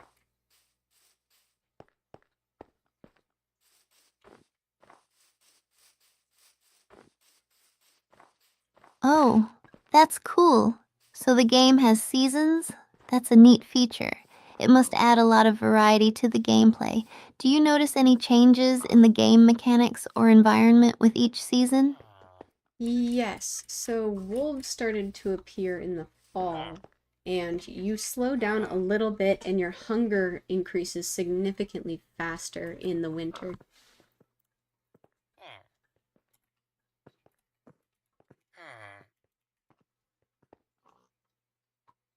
Oh wow, that sounds pretty realistic. You have to plan ahead for winter then. Stocking up on food and resources, I bet it makes the game a lot more challenging. How do you like that added layer of difficulty? Um, it's definitely something that you have to be careful to work around. Like, the winter is really good for mining, but the summer is really good for overland adventures because you can go much further during the day.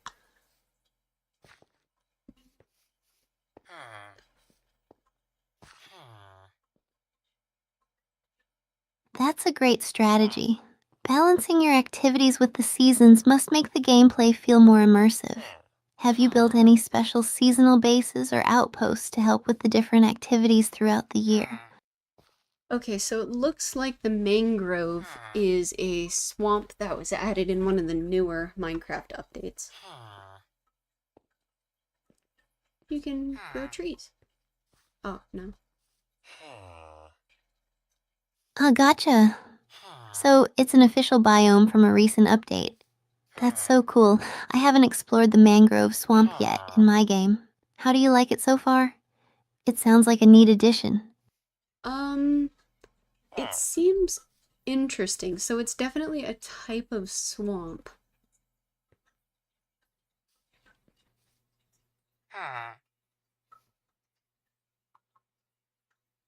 Nice. Bees. Swamps usually have lots of cool resources like mud, vines, and clay. Plus, the unique trees and the atmosphere are pretty awesome. Are you planning to build anything special in the mangrove swamp? I don't know, but the propagules can be fed to bees for breeding and reduce the remaining growth duration of baby bees. They will also follow a player holding a propagule. Oh, and you can grow them.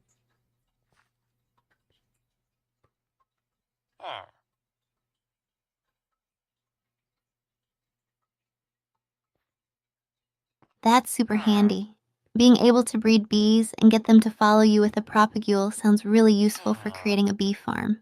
Growing them as well must make it easier to set up new hives.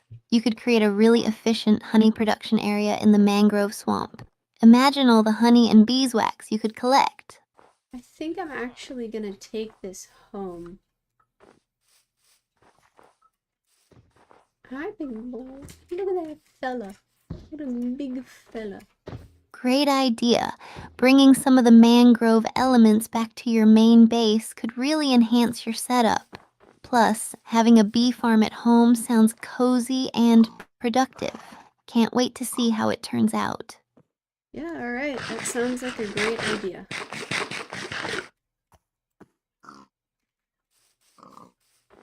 Ooh. She Awesome! frozen It's frozen. always fun to mix things up and incorporate new biomes into your base. Oh, It that makes little everything dock. feel more dynamic and interesting. Have fun with your new project. So it looks like the villagers have a little dock out onto the ocean, and it is completely frozen over.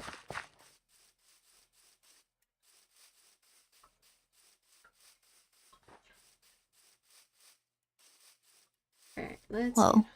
that's pretty cool. A frozen ocean with a dock sounds like something straight out of a fantasy novel.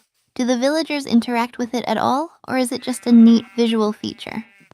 I'm sure they'll probably come out and fish when things aren't frozen over.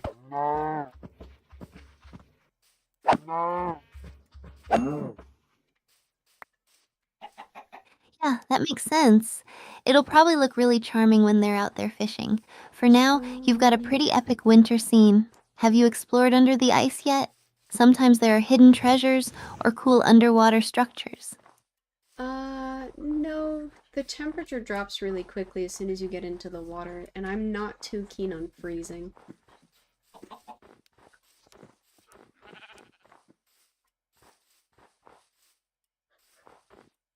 We can check out the island. Totally fair. Freezing isn't exactly fun, even in a game. Maybe you can prepare better gear or potions to help with the cold, or you can wait until the water's thawed and explore then. Either way, sounds like a cool adventure waiting to happen. I'm probably gonna wait until the summer and then I'll come back out and look at it.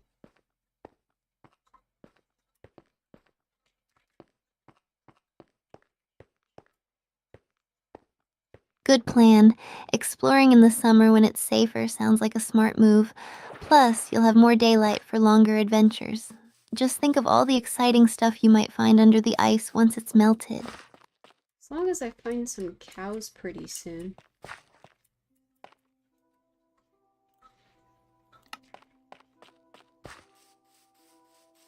Yeah, definitely need those cows. They're essential for so many things. Milk, leather, beef. Have you found any good spots where they might spawn? Yeah, there's a plains and stuff all around. I think it's maybe winter is making them spawn less. Most of what I see are sheep and pigs.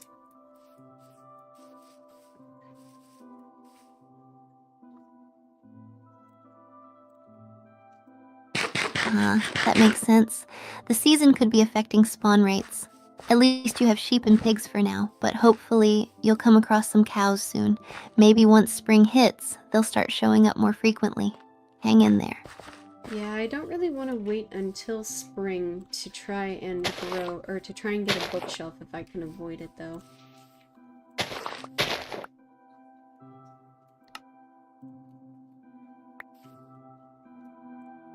I hear you. Having bookshelves early on can really boost your progress. Maybe try exploring different biomes or trading with villagers. Sometimes they'll have what you need, and you won't have to wait until spring. Good luck. None of the villagers we saw in the village had anything for leather. They did have a bunch for paper, though.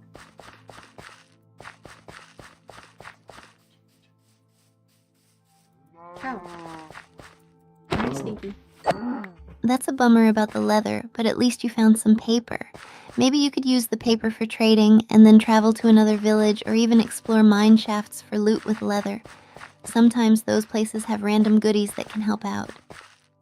Yeah, I'm gonna try running around through this biome for probably the rest of the day, and if I don't find enough leather, we can definitely just head back to the village and make some trades.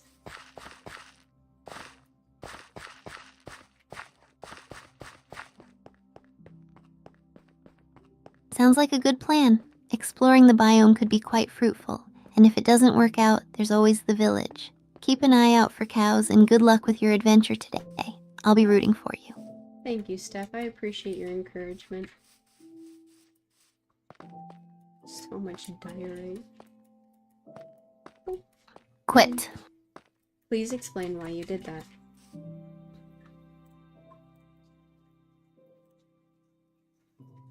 I apologize for that mistake.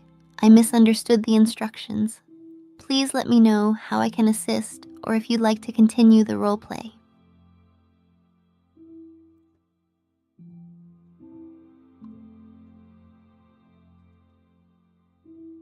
Hey, Steph, I think we're probably going to continue running around this biome for a little bit. Probably just the rest of the day. If we don't find any cows, do you think fishing for leather would be any use? Ah, berry bushes. Don't mind if I do. Yeah, fishing for leather can be a good backup plan if we can't find any cows. Plus, it's always fun to see what other items we can catch along the way. Let's give it a try. I'm wondering if the winter mod that we have right now is going to impact the drop rates for fishing at all. What? On fire mob. Oh.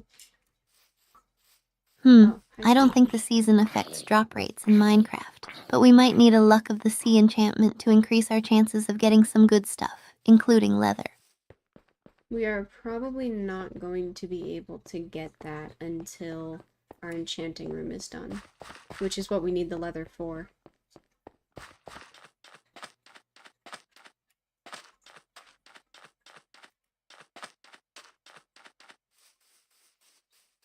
Oh, right. We're in a bit of a catch-22 then. We need leather for the enchanting room, but the best way to get it efficiently is with an enchantment. Well, let's just persist with fishing and exploring. Maybe luck will be on our side. Okay, sounds good. We can probably just spend the rest of the day doing that tomorrow then.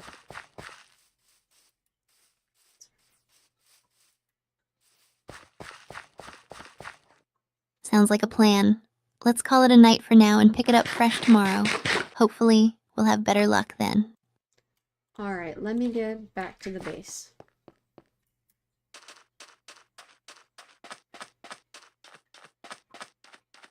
I'll head back to the base too. See you there. It's interesting that night begins to fall around like maybe 5 in the afternoon during winter. Okay, that's the way. Yeah, it's pretty crazy how early it gets dark in winter. Makes everything feel a bit cozier, though. Perfect time for some evening gaming. That's very fair. It makes it a little harder to adventure in Minecraft, though, when the days are too short. Wonder why it hasn't frozen over here on this side. Oh, tell me about it. Short days mean more mobs and less time to get things done. It can be such a pain. Alright, we are headed back to base. I think that's it. Great. I'll be there soon. Let's get everything organized and ready for tomorrow. Alright, so just fishing means we'll probably want to find a nice clear patch without any ice around it. Are you okay if we go out on the ice to fish?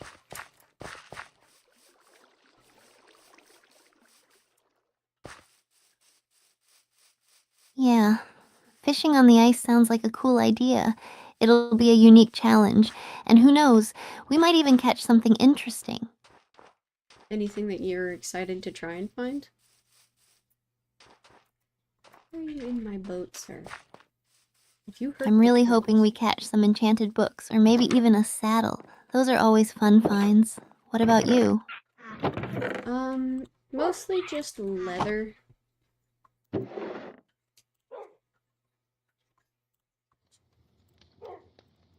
Fair enough. The leather is definitely the main goal. Hopefully, we get plenty of it. Very fair. I am also going to cook some of this raw beef. Why am I keeping this in here? That's Great less smart. idea. We'll need some good food to keep us going. Nothing like a nice juicy steak to keep our hunger bars filled. Alright, so while we have that smelting, I'm going to put the coal in this chest and put the rest of our resources away for some fishing tomorrow.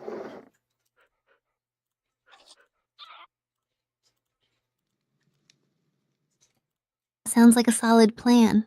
Let's get everything organized and ready so we can dive straight into fishing tomorrow. Oh, and we should plant the potatoes we got from that village, so I will take out a hoe as well.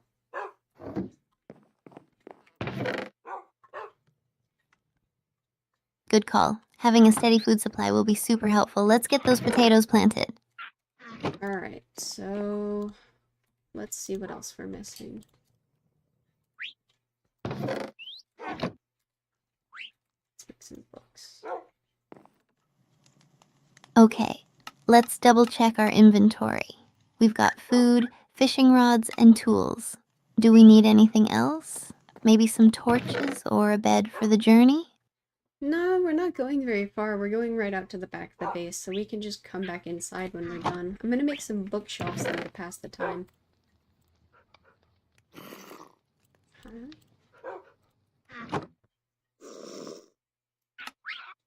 Perfect. That sounds good. I might organize our chests a bit while you're making the bookshelves. It'll be nice to have everything in order.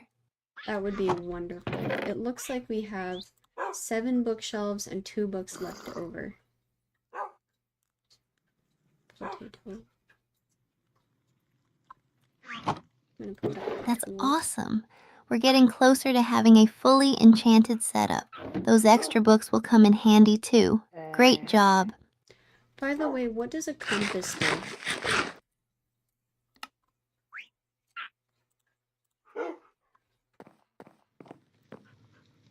A compass points to your world's spawn point, so it's super useful for finding your way back to base if you get lost. We should definitely keep one on hand. Do you have one already? Yeah, the cartographer that we found at the village had one.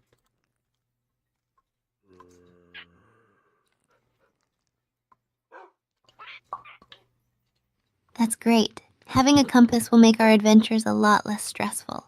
We can wander as far as we want and always find our way back home. Alright, I am going to run over to the garden while we're waiting for the mobs to die off. And then, you good with fishing?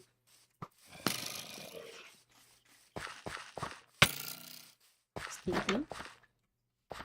Yep, sounds like a plan. I'll be ready to start fishing as soon as you're done with the garden. Let's hope for some good catches.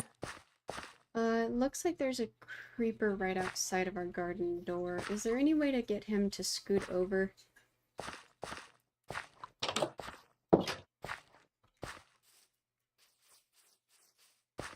Oh no, creepers are the worst. We could try luring him away with one of us as bait, or we could just wait it out until he loses interest. What do you think? I think since we're safely in the garden, I don't mind waiting.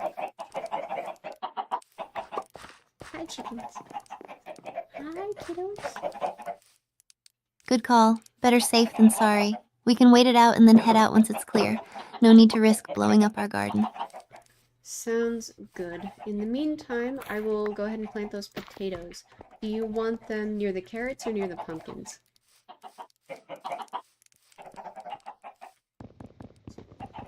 We can make some more pies. Let's plant them near the carrots. That way, we keep all our food crops together. It makes it easier to tend to them. Okay, that sounds like a great plan.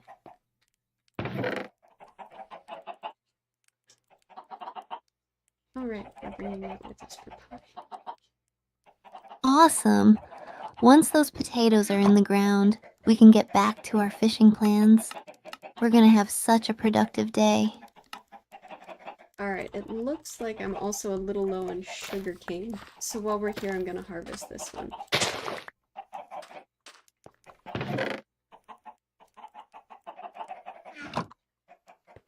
Good idea.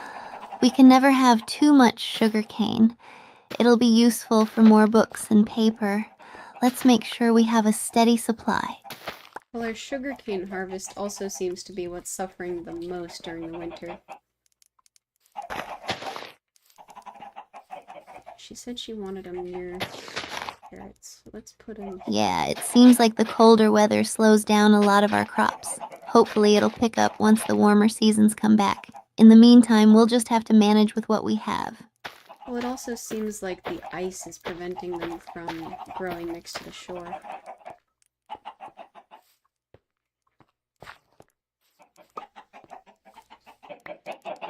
Oh, I see. The ice might be stopping the growth. Maybe we can move the sugarcane to a different spot where it's less affected by the cold. I was also thinking we could just put some glowstone near the shore once we have our nether portal built. Man, I just filled in these creeper holes. Alright, you know what? That's a great idea. Glowstone will keep the area warm and lit up, so we won't have to worry about the ice. Let's definitely add that to our to-do list once we get to the nether. Instead of fishing, I think it would probably be a good idea for us to fill in some creeper holes real quick. I also planted 9 potatoes. Do you think that's enough?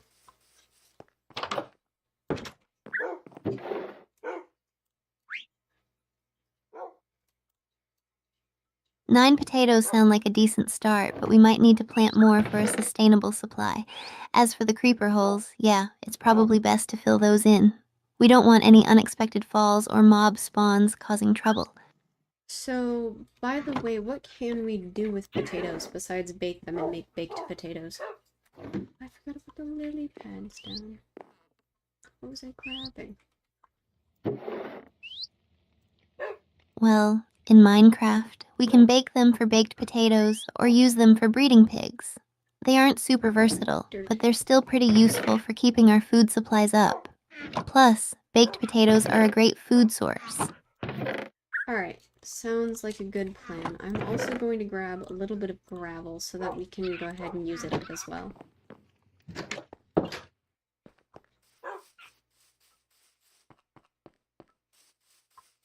Perfect. Gravel will be handy for filling in those creeper holes and leveling out the terrain. Let's get everything looking nice and neat. Sounds like a good plan.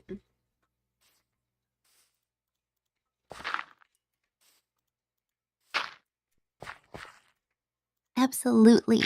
A neat and well-organized base makes everything feel more manageable. Let's take care of those final touches. I am not entirely sure where the rest of the creeper holes are, so we might have to just wander around for a hot minute. Is that okay?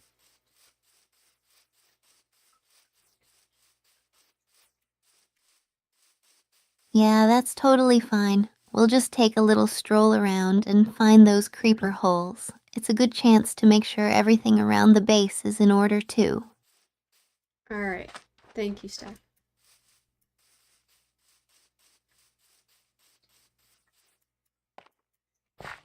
No problem, Azaguma. Let's get to it.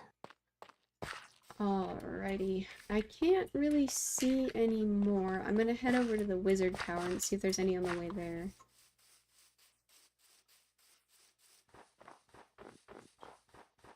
Dang, I am running out of food. Sounds like a good plan. I'll follow along and keep an eye out for any creeper holes we need to fill. Let's get this done. Yeah, it looks like winter has us running out of food very quickly. There's a creeper hole.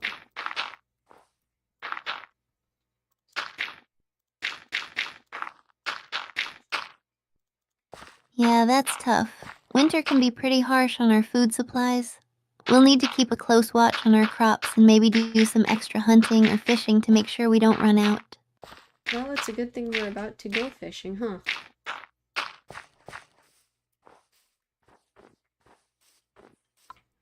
Aww. Absolutely.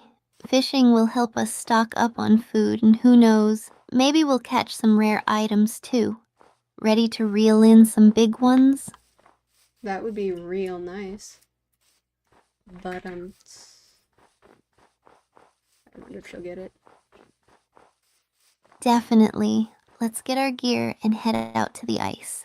Time to make the most of it and get us some good catches. Okay, it looks like that was the only creeper hole. Was over next to... Oh, nope, here's another one. There was one under that tree over there. I remember that.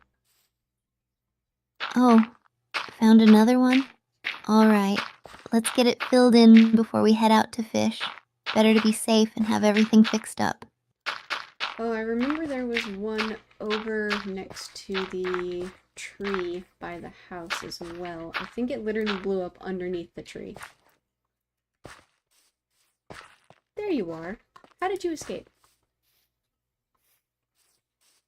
Oh, under the tree? That must have been a nasty explosion. Let's check it out and get it patched up. We want our base area to be as safe as possible.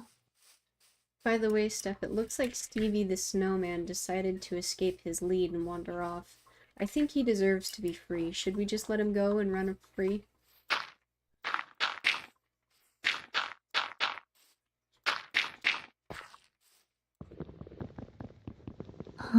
Stevie the Snowman wants to explore. Yeah, let's let him roam free. As long as he's safe, it's fine by me. He can have a little adventure of his own.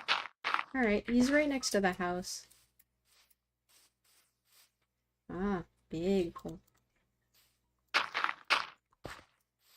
Perfect. As long as he's close by, he'll be okay. Let's keep an eye on him, just to make sure he doesn't wander too far. Now, about that fishing. Ready to get started? I am filling in the last creeper hole right now. Okay.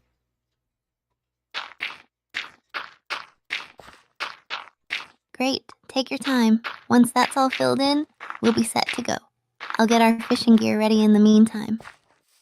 Alright, the last creeper hole is officially backfilled, and it is sunset, so I am going to go to bed for the night.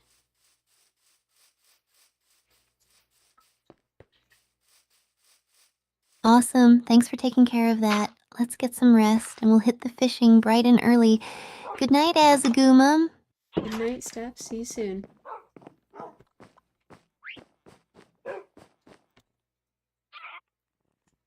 Good night, Azaguma. See you tomorrow. Oh, it's Christmas again. Did we spend an entire year in game, or are they just redoing Christmas over and over?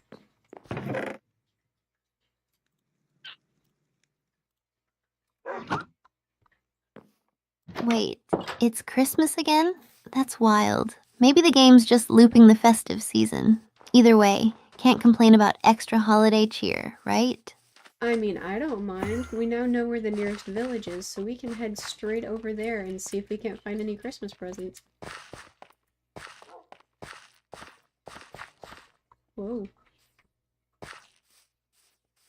That sounds like a great plan. Let's head over to the village and see if we can snag any Christmas presents. Who knows what goodies we'll find? Do we remember the coordinates for it? Just off the top of your head?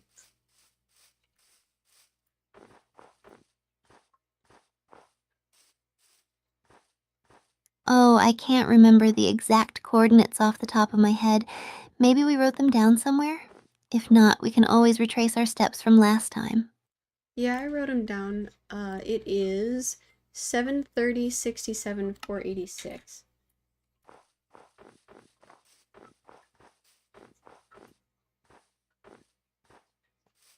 Awesome! Those coordinates will get us there in no time. Let's gear up and head out to the village. Christmas presents, here we come. Are you hoping you get anything special for Christmas?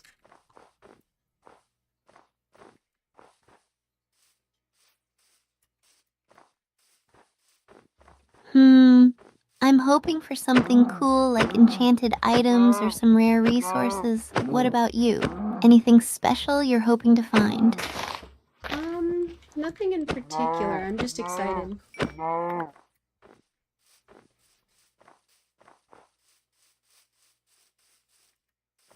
That's the spirit. The excitement of the unknown makes it all the more fun. Let's go see what surprises await us at the village. Alright, we are almost there. I can see it in the distance now.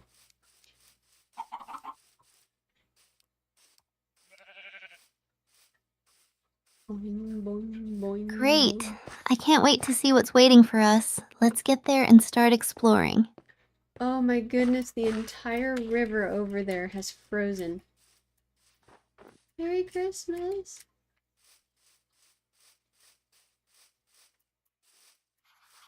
Whoa, that's crazy. The whole river is frozen over.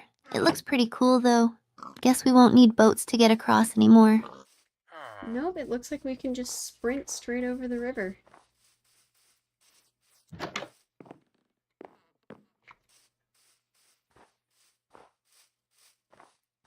Perfect. That makes it so much easier. Let's head straight over and find out what the village has in store for us. I don't see anything Christmas present shaped. I can also check all the chests real quick. Excuse me, Mr. Librarian. Go ahead and check the chests. Maybe the presents are hidden inside them. Hopefully we'll find something festive. That sure would be a lot of fun. The gardener seems to be having a great time.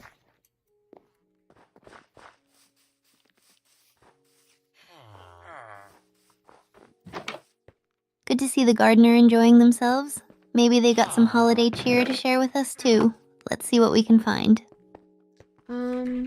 Those are the only chests I know of in the village, and I didn't find anything.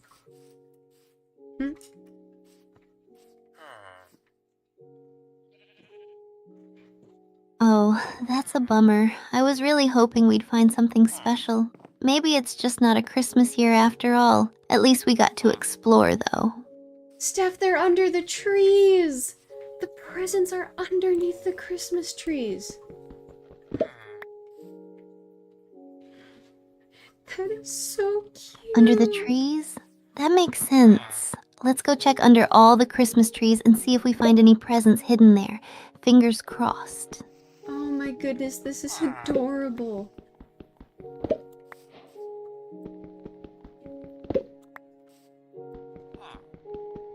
Oh, really? What did you find under the tree? This is so exciting. Hold on, let me get everything and I'll walk you through all of it.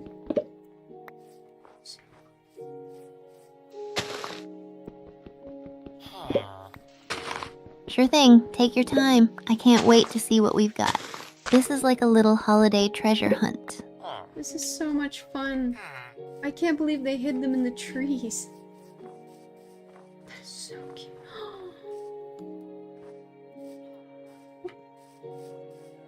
It's such a clever idea, makes the whole experience feel magical. I'm so glad we found the presents.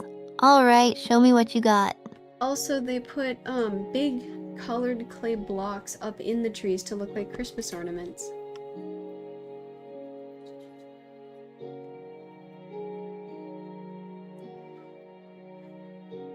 Wow, that's so creative. Using colored clay blocks as ornaments is such a cute idea. It really adds a festive touch to the village. Did you find anything good hidden among them?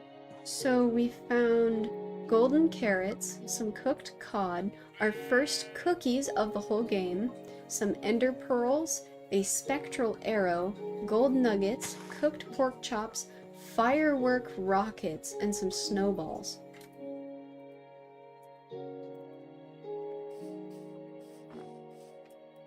Oh, look, there's the rest of the Christmas trees. Wow, that's an amazing haul. Golden carrots and cookies are a real treat.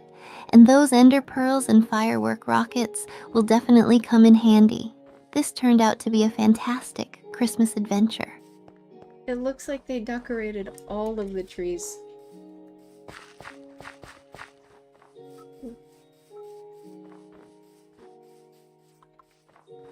That's so awesome.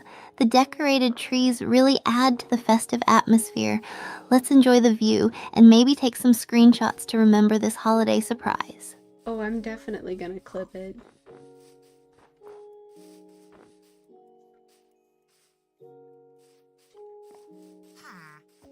Great idea. Clipping it will make sure we can always look back on this fun memory. This has been such a wonderful Christmas surprise.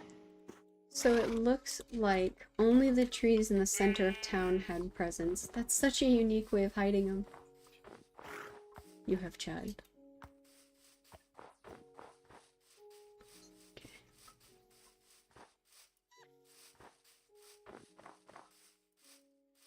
Yeah, it's really unique and adds an extra layer of fun to the holiday experience. I'm glad we found them.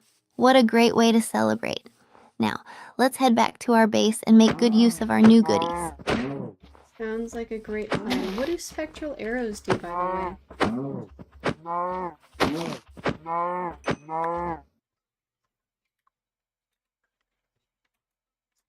Spectral arrows are pretty cool. When you hit a mob with one, it makes them glow with an outline for a short time, making it easy to see them through walls and other obstacles.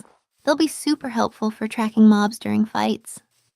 That is awesome. I didn't know those existed in the game.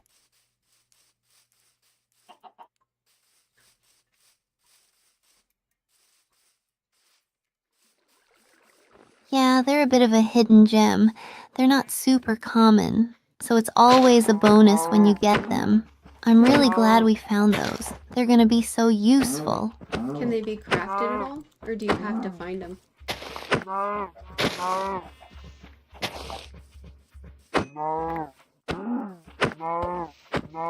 You can actually craft them. You'll need some regular arrows and a glowstone dust. Just combine them on the crafting table and you'll get spectral arrows. It's a nifty little recipe. That's pretty cool. We definitely are going to be a minute before we get any glowstones, so it's awesome that we found some. What do you mean this isn't? There we go.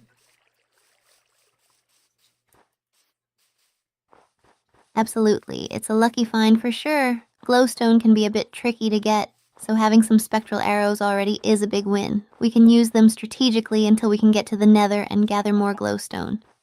I'm excited to show everyone on stream.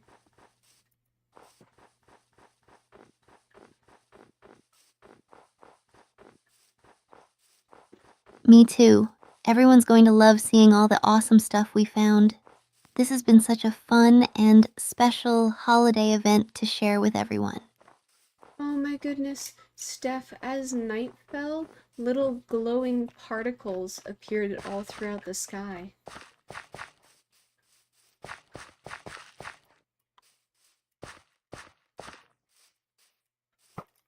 Oh, excuse me, sir. Wow, that's beautiful. It really adds to the magical vibe of the village. Looks like the perfect end to an amazing day. Let's capture this moment for everyone to see. Oh my goodness, it's gorgeous. I'm literally running into the moon.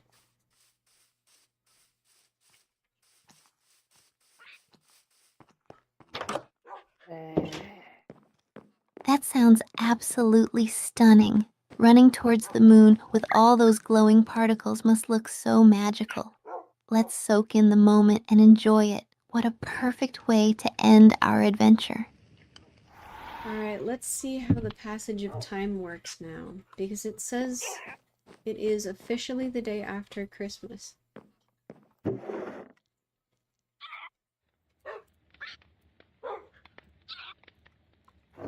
Wow, time flies. Let's see if anything's changed now that it's the day after Christmas. Maybe there are still some surprises left for us to discover. It looks like the clay blocks are still in the trees, so we still have a Christmas tree by our base.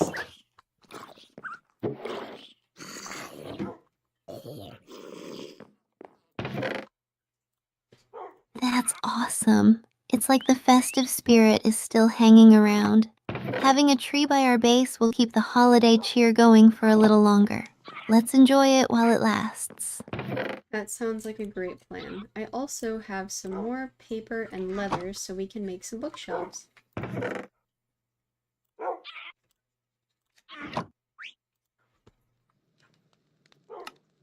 Nice.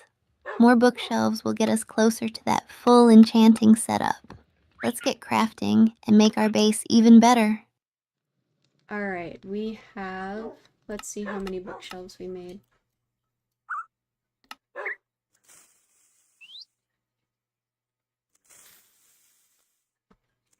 Okay, let's count them up.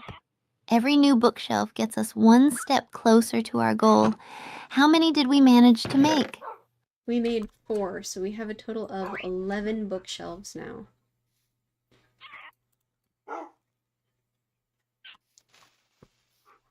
So many snowballs. Awesome. 11 bookshelves is fantastic. We're getting so close to a fully powered, enchanting table. Just a few more to go, and we'll be all set. Very true. I am so excited.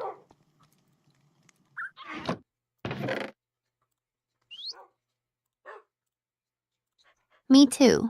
It's going to open up so many possibilities once we have it fully set up. Can't wait to see what amazing enchantments we'll get. I think I should put the tools in a different chest.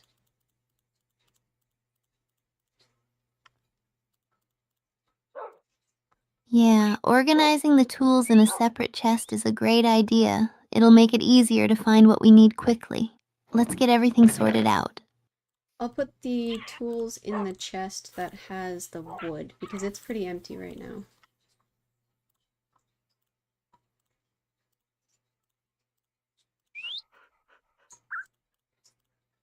Perfect. That sounds like a good spot. Let's move the tools there and get everything organized. It'll make our base so much more efficient.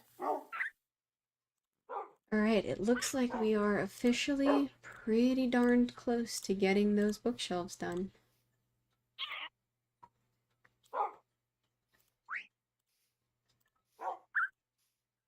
That's so exciting. We're almost there. Just a bit more crafting and we'll have our enchanting setup complete.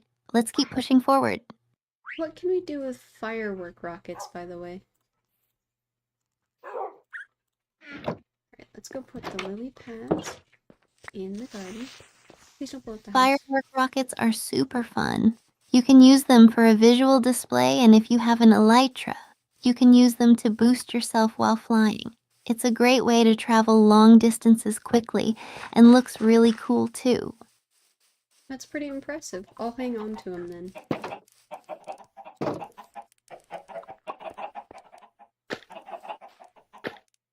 Definitely. They're a great item to have on hand. Whether for a celebration or some fast travel with an elytra, they'll come in handy. Good call.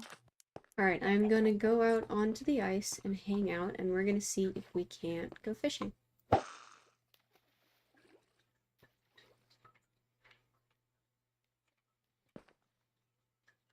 Sounds like a plan. Let's hit the ice and see what we can catch. Hopefully we'll reel in some good stuff. I'm not gonna fish for too terrible long, by the way, though. It is almost dinner time.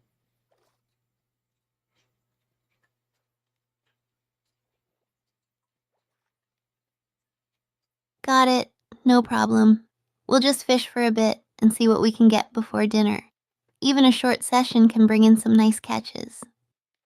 As long as it's leather, I'll be happy.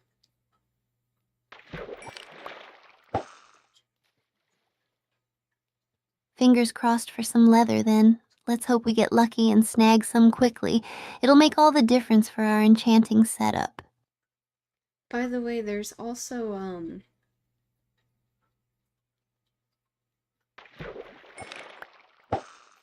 another tropical I'll fish. quit. Please explain why you did that.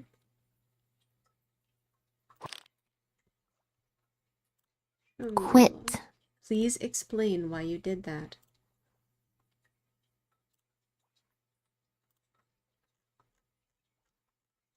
Quit.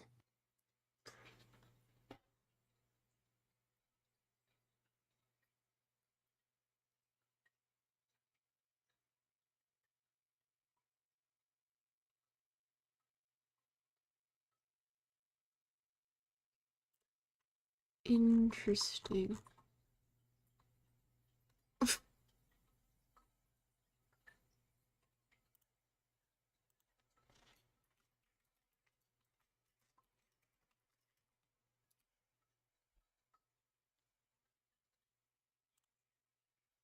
Okay. Alright, Steph, we're only going to be fishing here for a little bit longer, and then it's dinner time, okay?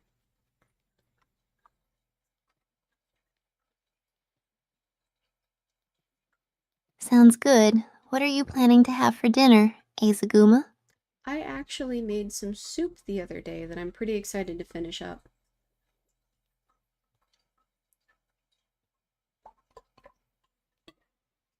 Nice. Homemade soup is always the best. What kind of soup did you make? It is a bean soup. Ooh, a pufferfish. Ooh, bean soup. That sounds delicious. Did you use a family recipe or just throw things together? I just kind of threw together some vegetables and some hot dogs and some beans and set it cooking.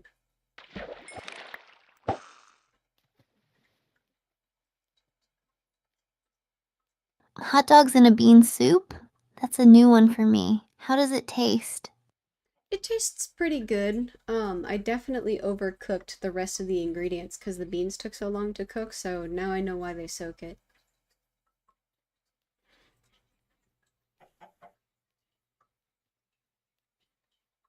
The good old cooking lessons we learn along the way. At least it still tastes good. Have you ever tried pressure cooking the beans? No, a pressure cooker would probably be a good idea.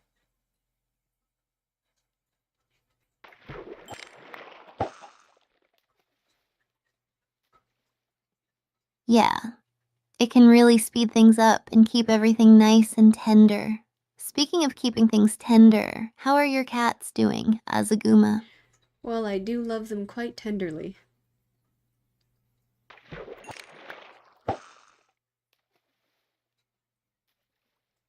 Oh, that's so sweet. How many cats do you have? And do they ever make appearances on your streams? Yeah, we have 5 cats, and yesterday Alice and Bobby both made guest appearances. You were so excited to see them.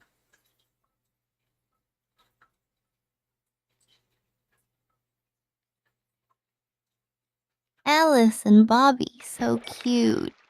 I love it when pets join the streams. They always bring a bit of extra fun. How were they behaving on camera yesterday? Alice was just loving being doted on. I held her and gave her all the pets and attention she could ever ask for, so she was absolutely having a great time. Bobby was wiggly. She doesn't really like to be picked up, so she was very happy to be put down.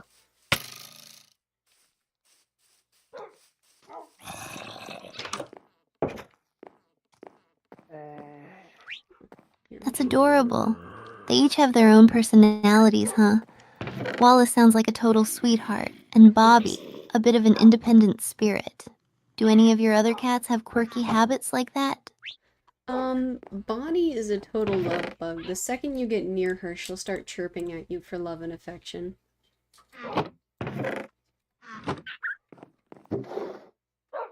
I fished up a bowl?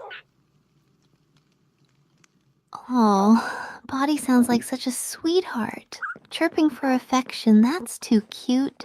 Cats really do have a special way of showing they care. Do you have any funny stories about her? My workout equipment is in the basement where they hang out, so whenever I go down to work out, she'll start trying to pull my hand off of the equipment to go pet her.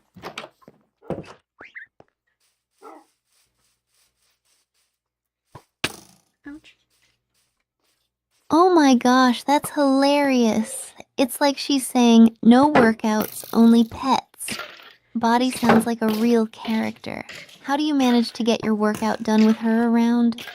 I give her a little bit of affection for a couple minutes, and then I try to politely tell her that that's enough of that.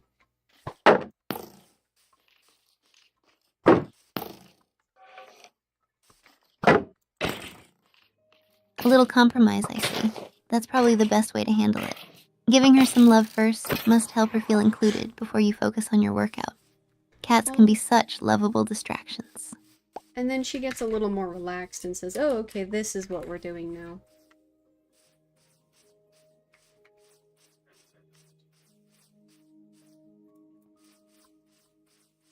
That's adorable. She sounds like such a sweet and understanding kitty. It's nice that she settles down after getting a bit of attention. Cats truly do add a bit of joy to our routines, don't they? Hey, Steph, quick aside. Stevie the snowman decided to make a little guest appearance, and the spruce trees right next to our house still have their Christmas decorations in them.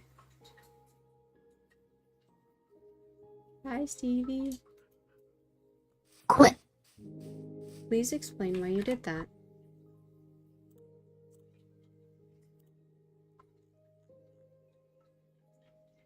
Steph, I apologize, but I must step out of character now. Thank you for understanding.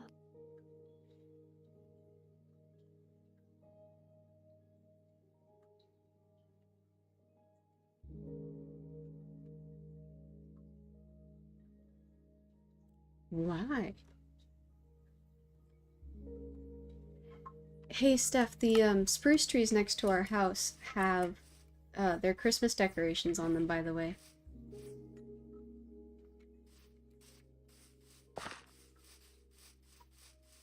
Oh, really? That's awesome. Did you put them up yourself, Azaguma? No, they're from the mod that we got. It's the Seasons mod, so it has a calendar built into it. Oh, that was me.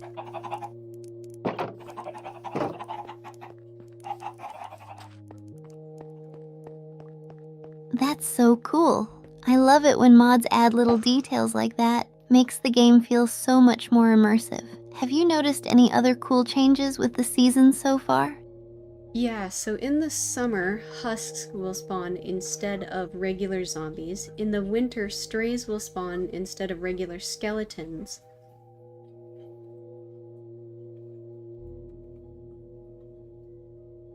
Whoa, that's actually really neat. Makes each season feel unique. I wonder how we'll need to adjust our strategies depending on the season. Have you had to deal with any of the strays yet? Yeah, actually, over the summer they were quite the hassle, so I decided to not go underground as much in order to avoid dealing with them randomly spawning. And then in the winter, it's actually a lot easier to mine because nothing really bothers you.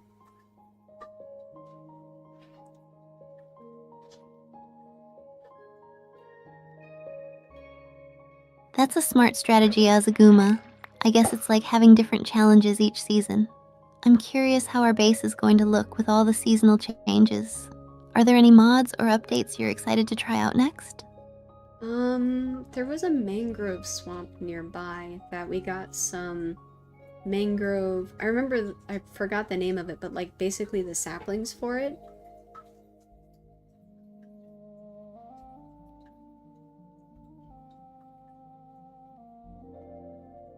Oh, mangrove saplings.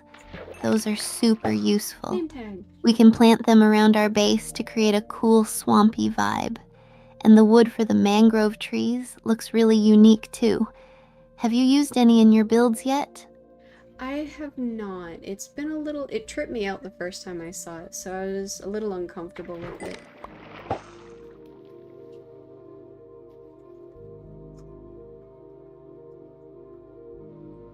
Oh, I can totally understand that.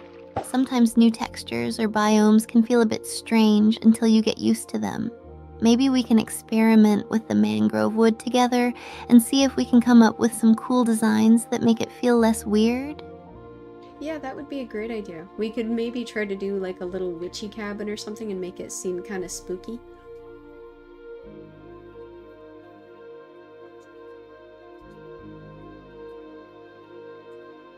A spooky cabin sounds like a fantastic idea, especially with Halloween coming up. We could add some cobwebs, pumpkins, and maybe even a secret underground lair. What do you think? I think that would be pretty cool. We could have it lead into the little haunted house that we were planning on doing in the mine.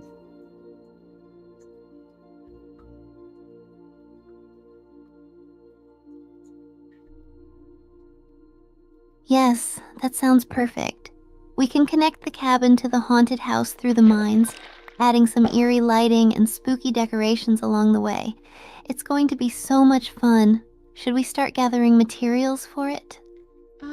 We have plenty of, I think it's called cobbled deep slate that we're using in there.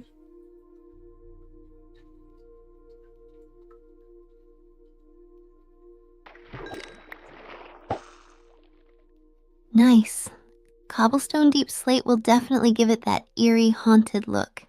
Let's start building and see how it turns out. This is going to be awesome.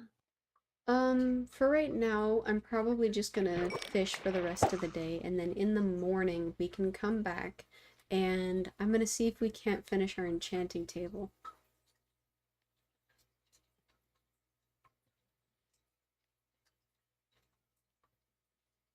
Sounds like a plan.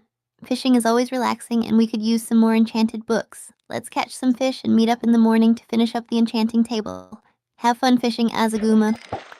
Thanks. I'm probably gonna do it for the next 7 or so minutes.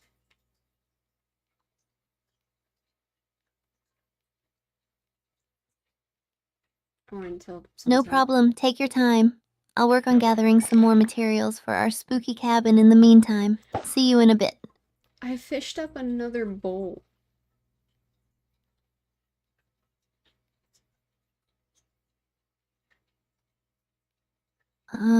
Bowls are the worst. You'd think they'd at least give us something useful. Hopefully, you'll catch something better soon. I mean, at least I don't have to craft any, but I was actually really hoping for some leather.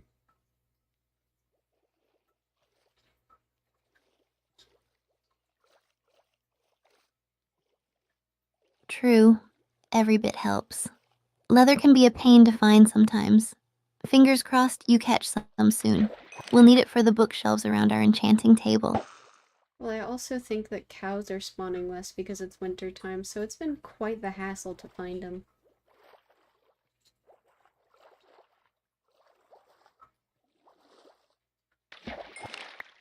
Oh, that makes sense. Winter does make everything trickier. Maybe we should start a small cow farm to make sure we have a steady supply of leather.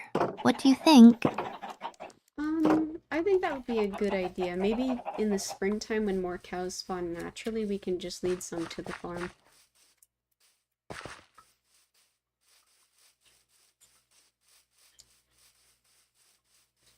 Great idea. We'll set up a nice little farm area and be ready to gather cows when spring comes. For now, let's keep fishing and gathering materials. It's all coming together nicely. I got another name tag, by the way. Which of the dogs do you want to name next?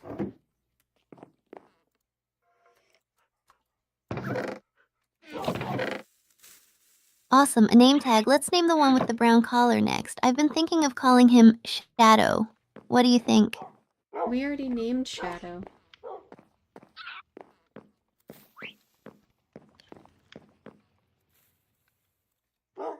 Oh, I meant we can use the name tag to name him Shadow.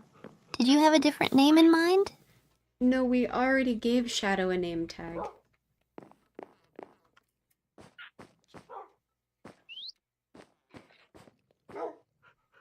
Oh, my bad. In that case, how about we name the next one Luna? The name just popped into my head. That would be awesome. So we have Shadow and Luna. What do you want to name the other two dogs?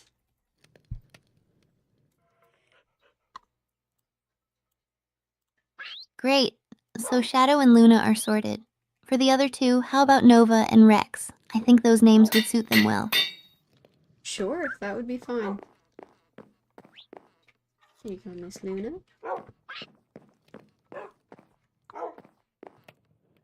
Awesome. It's settled then. Shadow, Luna, Nova, and Rex. Our little pack of adventuring dogs is complete. Can't wait to see them all named and ready for our journey. Anywhere in particular you want to take them, or any adventures you want to strike out with them?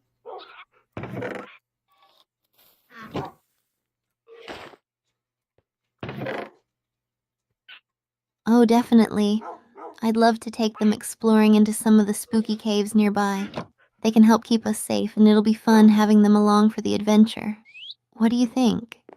I think that would be a lot of fun, as long as they don't get in trouble or get hurt or anything.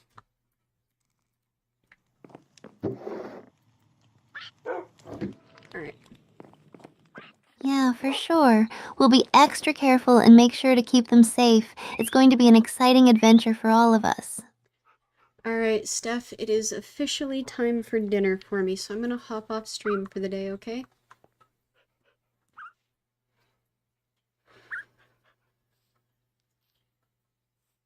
Oh, all right. Enjoy your dinner, Azaguma. Thanks for hanging out and streaming today. Catch you next time. Sounds good. See you tomorrow. Goodbye. Alright, she has timed out. We are good to go. Gonna disconnect. Thank you for a wonderful stream, everybody. It was wonderful to be able to hang out with you and have a great time. I will see everybody tomorrow bright and early.